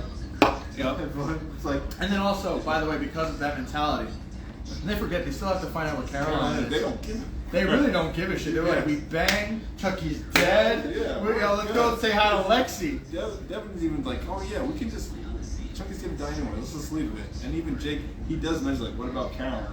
And he's like, he's like, "It's fine." Like Devin is not. Whatever. Whatever. We'll figure it out. Which honestly, look, as fucked up as it is, I know as fucked up as it is though. That mentality is probably the best way to go because like Chucky is never gonna tell them. No. So like, well, you know what I mean? They didn't really think it because there's no way they can convince Chucky to do anything for them. Yeah, they have nothing to give him or offer him or have on him. Yep. And then so like they find out, and so when they go back, they're just like, all right, fuck it. We still have to figure out what's going on with Caroline. And I guess that's the way to push the plot forward because otherwise they'd have been like, all right, he's dead, we're done. But that's not the case. That's not the case. That's just not the case. But then we get this kill. President Devin Sawa is still freaking out. He tries to have like a conference. They ask him questions, and he just bolts out of the press conference. Like, and no one really questions him. He's like completely hallucinating his son now. So Secret Service leaves him alone in like the family wing of the White House, where he goes into Joseph's old room, and he's by himself. But he lifts the covers, and Chucky's there already. I guess he knew this is where he's old and shit. Old. He doesn't question that. Nope. He's like, whatever. And he sits on the bed and he's like holding a picture, and then Chucky hits him with the piggy bank. And they knocks actually him pretty brutal death. Pretty brutal. He gets on top of him, bites his face, and then digs his eyes out and kills. He has killed. Chucky has killed the president of the United States. That is where we're at. That's where we're at. He's killed President Devin Sawa. Of the United States. There's no security. No, because I thought the president always had someone with him. At least within a certain radius. At least they would know what room he went into. Because they don't find him until like a few hours later. Oh yeah, that's right. Because the best thing, we said this before when we tried to do this before, is Chucky pulls out from his pocket, his suit jacket, the nuclear codes. Oh my God. Because every president just has nuclear codes. Nuclear codes. Trump had the nuclear codes in his pocket the whole time. Biden had the nuclear codes in his pocket, which if he fell at some point, he could have just dropped it somewhere. What's this? Because once again, Chucky's like, because Tiffany tells Chucky to essentially go out with a bang. Like, you're gonna die, but you're Chucky the killer doll. Go out with a bang. This is not you. Once again, toxic relationship. Toxic relationship. Everything they've been through, she still knows who Chucky is at the end of the day. Yeah. And Chucky's like, okay, I'll do this. So he kills the president. He's like, I'm gonna get the nuke codes. I'm going for the nuke. Yeah, he's going for the nukes. So, and now we get episode 6. Yeah, we're on 6. We're at the home stretch. Home stretch. Panic room. Home stretch. Because also at this point, hey, guess what? You still can't kill Devin Sawa. Because now they bring in the presidential stunt double. Body double Devin Sawa. Body double Devin Sawa. 5 Sawa. Sawas in 3 seasons. We're 5 Salas in. 5 Salas in. More Salas than there's been seasons. That's fucked up. Next season will be double the amount of Salas. Oh boy. Because the price and the First Lady happen upon his body. And then they get, because this is where we get into the extra supernatural, is there's blood on the wall that says Chucky did it. And the First Lady's like, who the hell is Chucky? Oh yeah, that's right. So now we're getting into someone is communicating from the veil to Christ and the First Lady. And now, like we said, we're talking about we're in the stratosphere. I don't know where we are now. We're heading towards the sun. We're going towards the sun. This is a catastrophic breakdown of plot, of any sort of sense of logic. The veil has been weakened. There's no veil. It's a wide open. It's a floodgate that's bursted open of stupidity. So Chucky wants to go for the noose. He tries to get Henry's help, who's still. He's like, even Chucky knows that you're not that bright, are you, kid? And he's like, I don't know. But he's like, you help me out, kid. So he gets to the father's locker, opens it, and there's just a gun in there, because of course, there's a random gun in the wall. Well, I mean, obviously, because the gun has to be in the safe, and the nuclear codes have to stay in your pocket. Yeah, because that's how it works.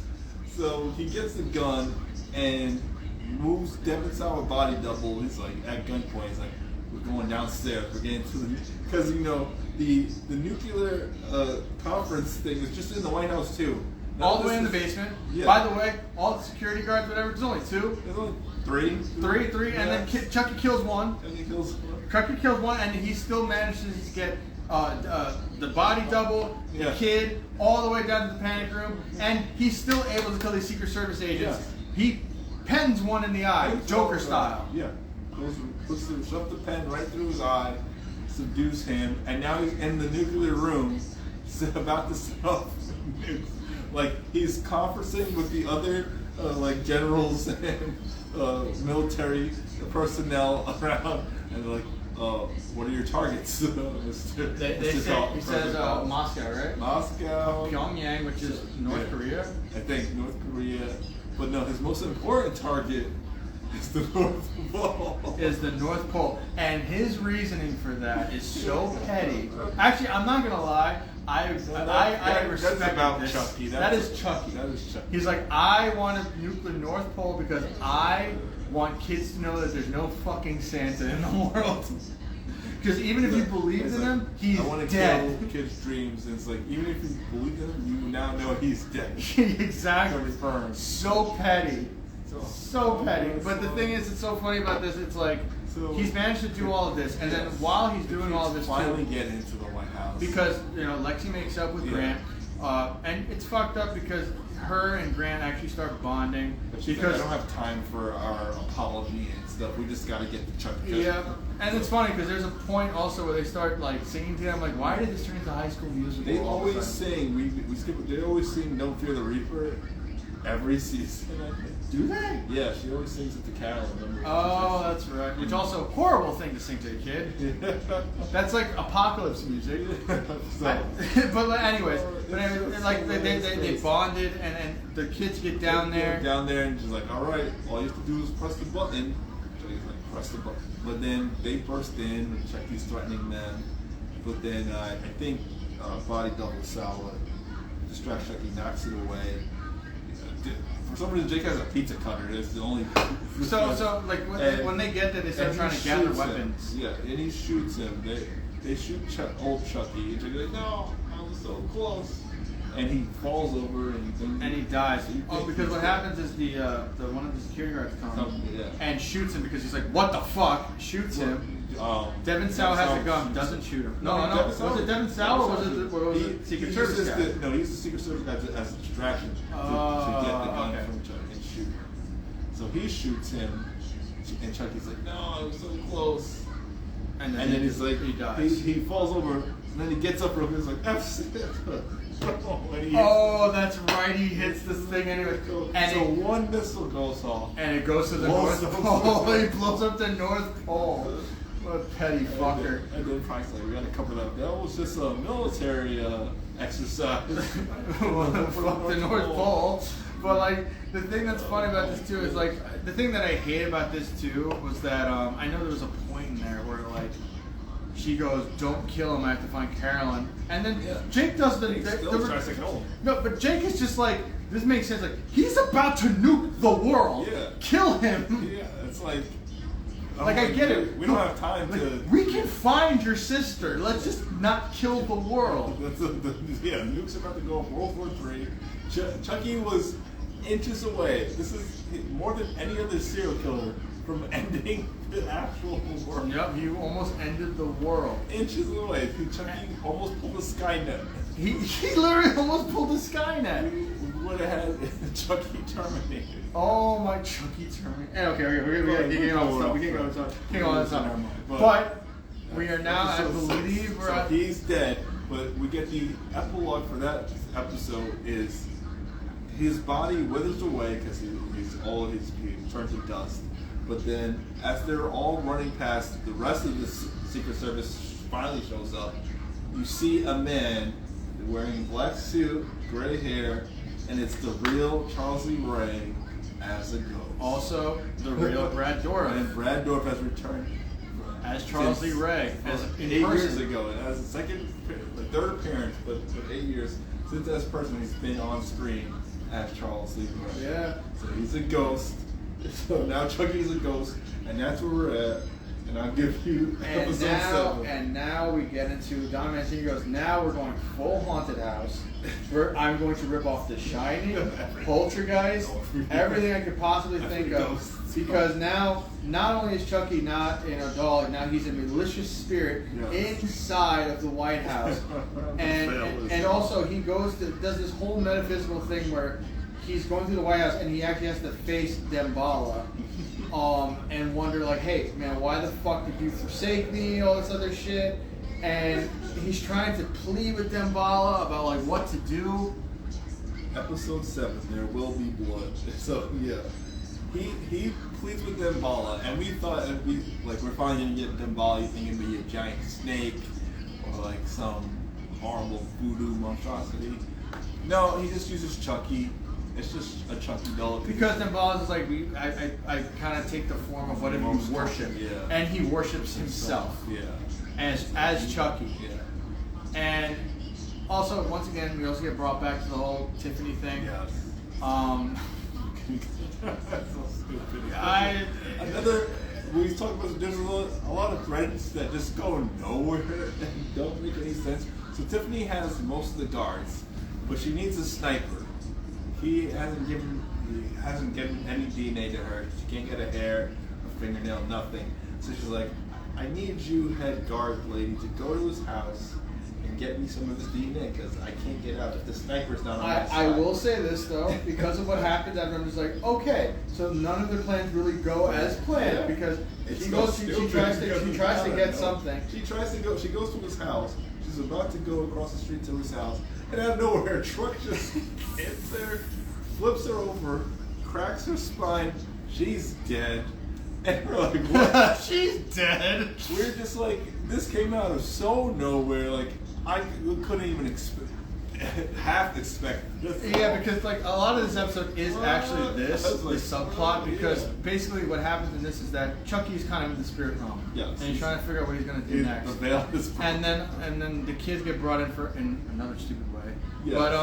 But it really is dealing with what's happening with Tiffany. So this guard gets killed trying to get this thing, and it turns out that she's still getting sent to death row. Yes. But because of the amount of people that she possessed with this voodoo thing, one guard comes in and breaks her out of literally, and Nika's there because they're about to give her a lethal injection or something, right? Yeah, lethal injection. And Nika's there like because there's always a viewing party for this for the victims. Witnesses. Yeah, for victims and witnesses. And this guard breaks her out. Nika's pissed because obviously she's escaping, and they do this whole. The only way you describe it is if you ever saw Species 2, where she's running out of the goddamn comp. She's running out because the guards are shooting each other. Because some are protecting her. Prisoners are getting out with her, and I think because she never got the sniper's No, she never did. The sniper's still there, but I forget. Like But I someone think takes one him out. guard gets a shot on him, but dies in the process. Yeah. So she does escape, and of course her car, her red velvet car is there waiting for her, and she escapes with Nika hot on her trails because she's been chasing her the whole time. Yeah. And we're just like, what are you gonna do, Nika, in a wheelchair with no arms? But so we cut because it's gonna allude to what's taking place also at the same time at the White House. Is they're seeing a lot of craziness is going on with the ghosts and stuff. And Pierce is like, I'm used to this. There's been a lot of supernatural events that have happened around like Secret Service and the White House. Like, what? They bring in a psychic. They bring in a psychic to try to, they do seance Chucky, because that makes sense. They have a seance in the Oval Office to communicate with Chucky, because we get our 5th Devin Sawa death, because they have to cover up everything. Because they're like, we can't cover this up anymore. He's been dead for too long. We'll just say he has cancer. Oh my And god. say he's dying, and then kill off body double Devin Sawa. He obviously is wise to this, so he tries to get out of there. The Secret Service tries to get him. They corner him in the elevator, and it's like The Shining. It starts filling up with blood, and they're drowning in the blood. And then, cool effect, you see Ghost Charles Lee Ray, Ghost Chucky. And then as the water goes up, it alludes to his dolphin form. Yeah, that was a cool effect. That's a cool thing. That's like drowning. But so Devin Sawa's dead again. So now they have no. Devin Sawa is dead again. For the 5th time. He's gotten more time than any other person. And I think at this In point, they most kind of movies. the kids try and use the psychic to Because to ask where Caroline is. That's and what the they say. psychic's like, all right, you have to go into the spirit realm, and then this is where Dom Mancini goes, hey, you know what I really like? Flatliners. Let's just do that shit because and Price just has that on hand. It's like, oh yeah, we can give you like you said, the whole death thing because they were trying to kill the body double of Devin Sawa or President Devin Sawa. But this enough so he can come back because they also have the injection to bring him back. Yeah, so I'm just like, so wait, you could bring back people? Like, what is this? He's like, he'll go into cardiac arrest, but you only got 4 minutes. It's like 5 minutes, and then you have to inject him with the other thing and then bring him back. Yeah. So, but then even Devin's like, again, he's like, this is kind of stupid. What are you going to say? And then out of nowhere, they bring this back, and we just roll our eyes. Like, but there's good Chucky in there, I think, because I just decided that. Because this is what's annoying, because I just decided that. Good Chucky. Good Chucky's in there somewhere. Which, by the way, in the last season, Good Chucky just became Evil Chucky before the exorcism. So there was never a good Chucky. I don't care what Don said. I'm sorry, I love him, but he's like, no, there was never a good Chucky. Chucky is not good.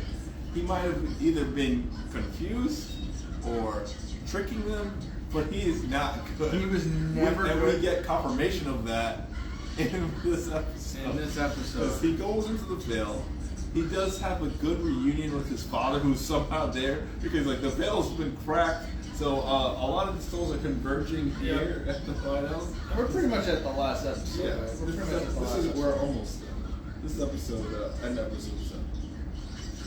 Because then he goes to Chucky, who has his own Chucky viewing party, where he's watching Chop's Legs 1 through 5. Yes, he is, and it's every iteration of Chucky. Yeah, Old, young, every every iteration of Chucky's in there. from the series. From the series, yeah, right from the series. Old, young, good, dull. I think Marlon Brando Chucky. Yeah, I think he's in there. But the thing is, like, Jake goes in there to try and kind of... And good Chucky.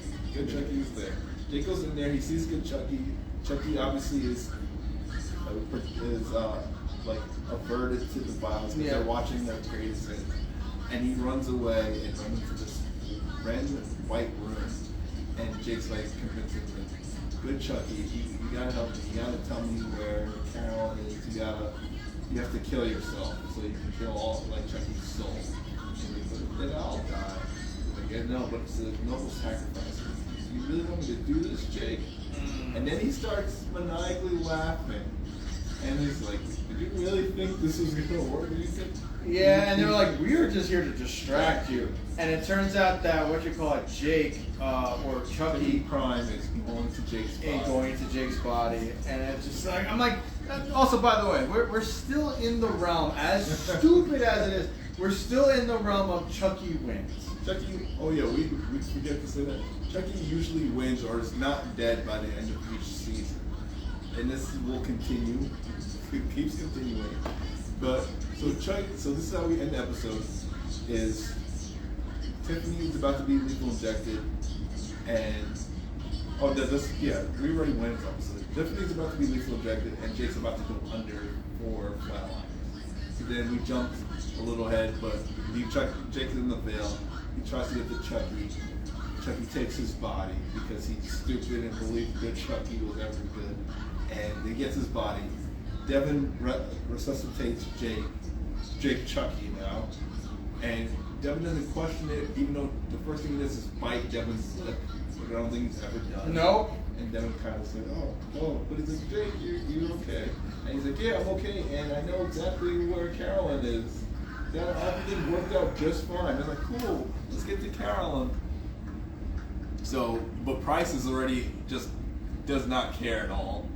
No F's given. No, because he was planning on killing everyone, and also blowing up the White House. Yeah, so he was trying to blow up the White House. I was about to say he set the charges, so the White House was supposed to get blown up, so like a whole reset of the government, because that's how it happens. We forgot to mention, because it's just stupid, is Spectral Chucky uses blood that his power is controlling blood from wherever, and he spills a bunch of blood. It's like an Aquatine Hunger Force power. He spills a bunch of blood on the vice president who's at the seance for some reason, and electrocutes him with the speaker from the seance.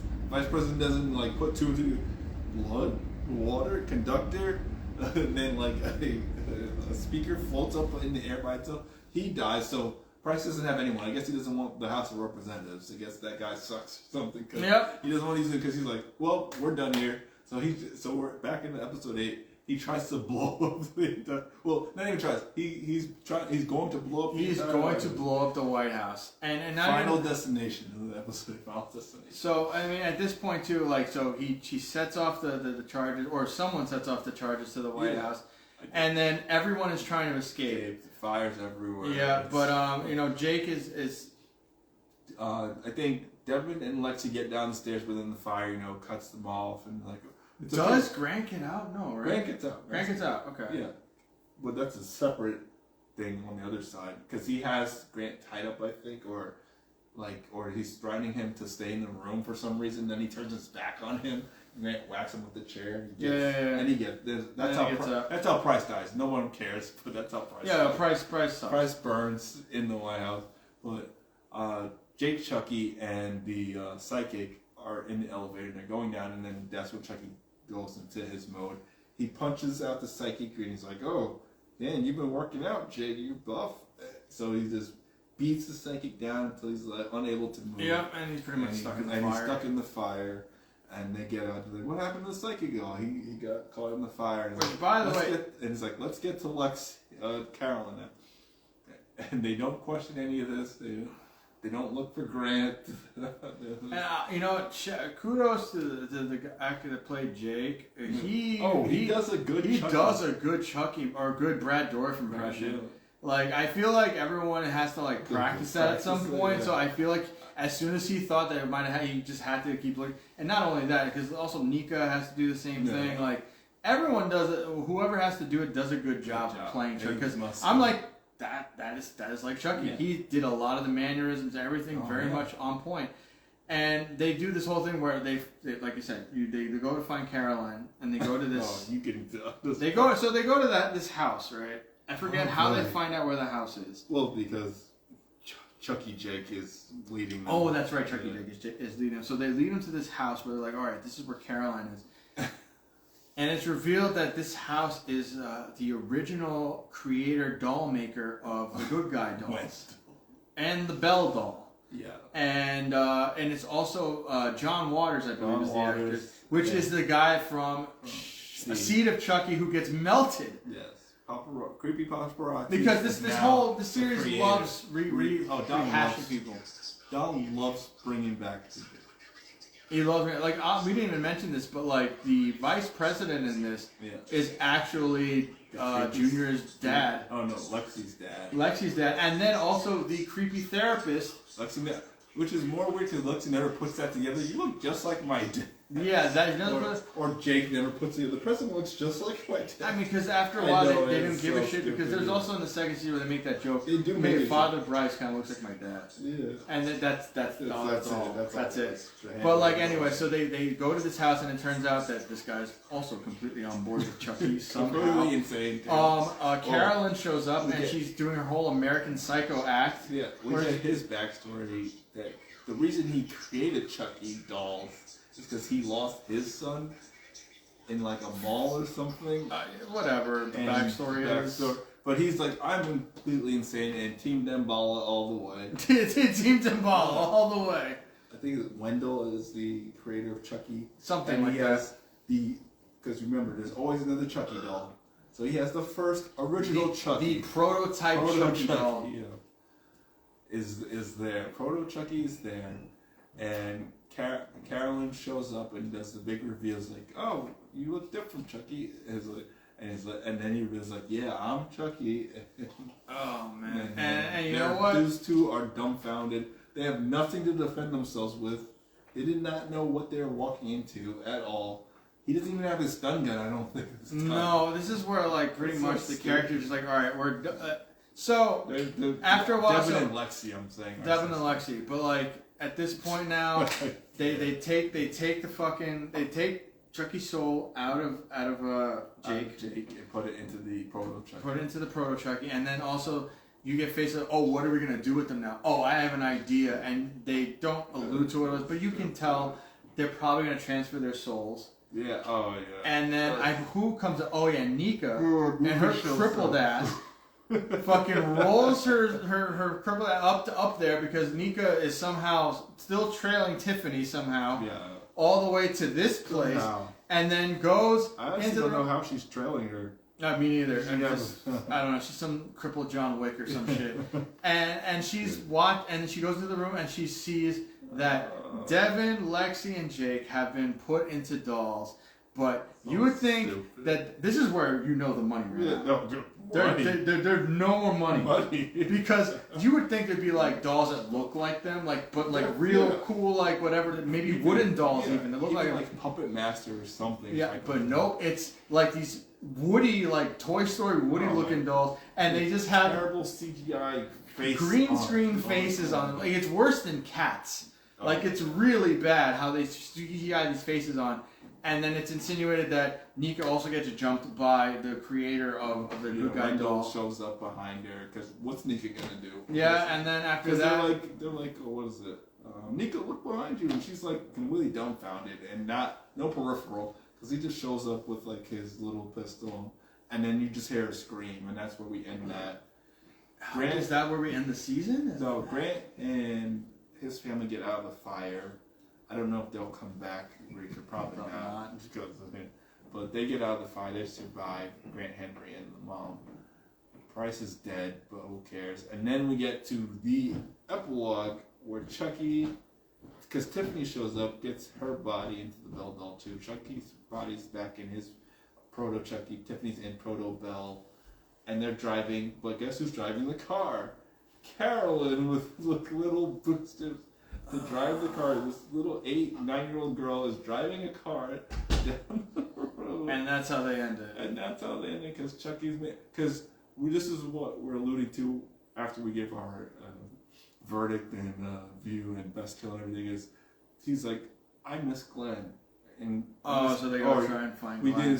didn't explain this in the last season. They get back into their body, into the original. Oh, yeah, we didn't Glenn. mention that. Yeah.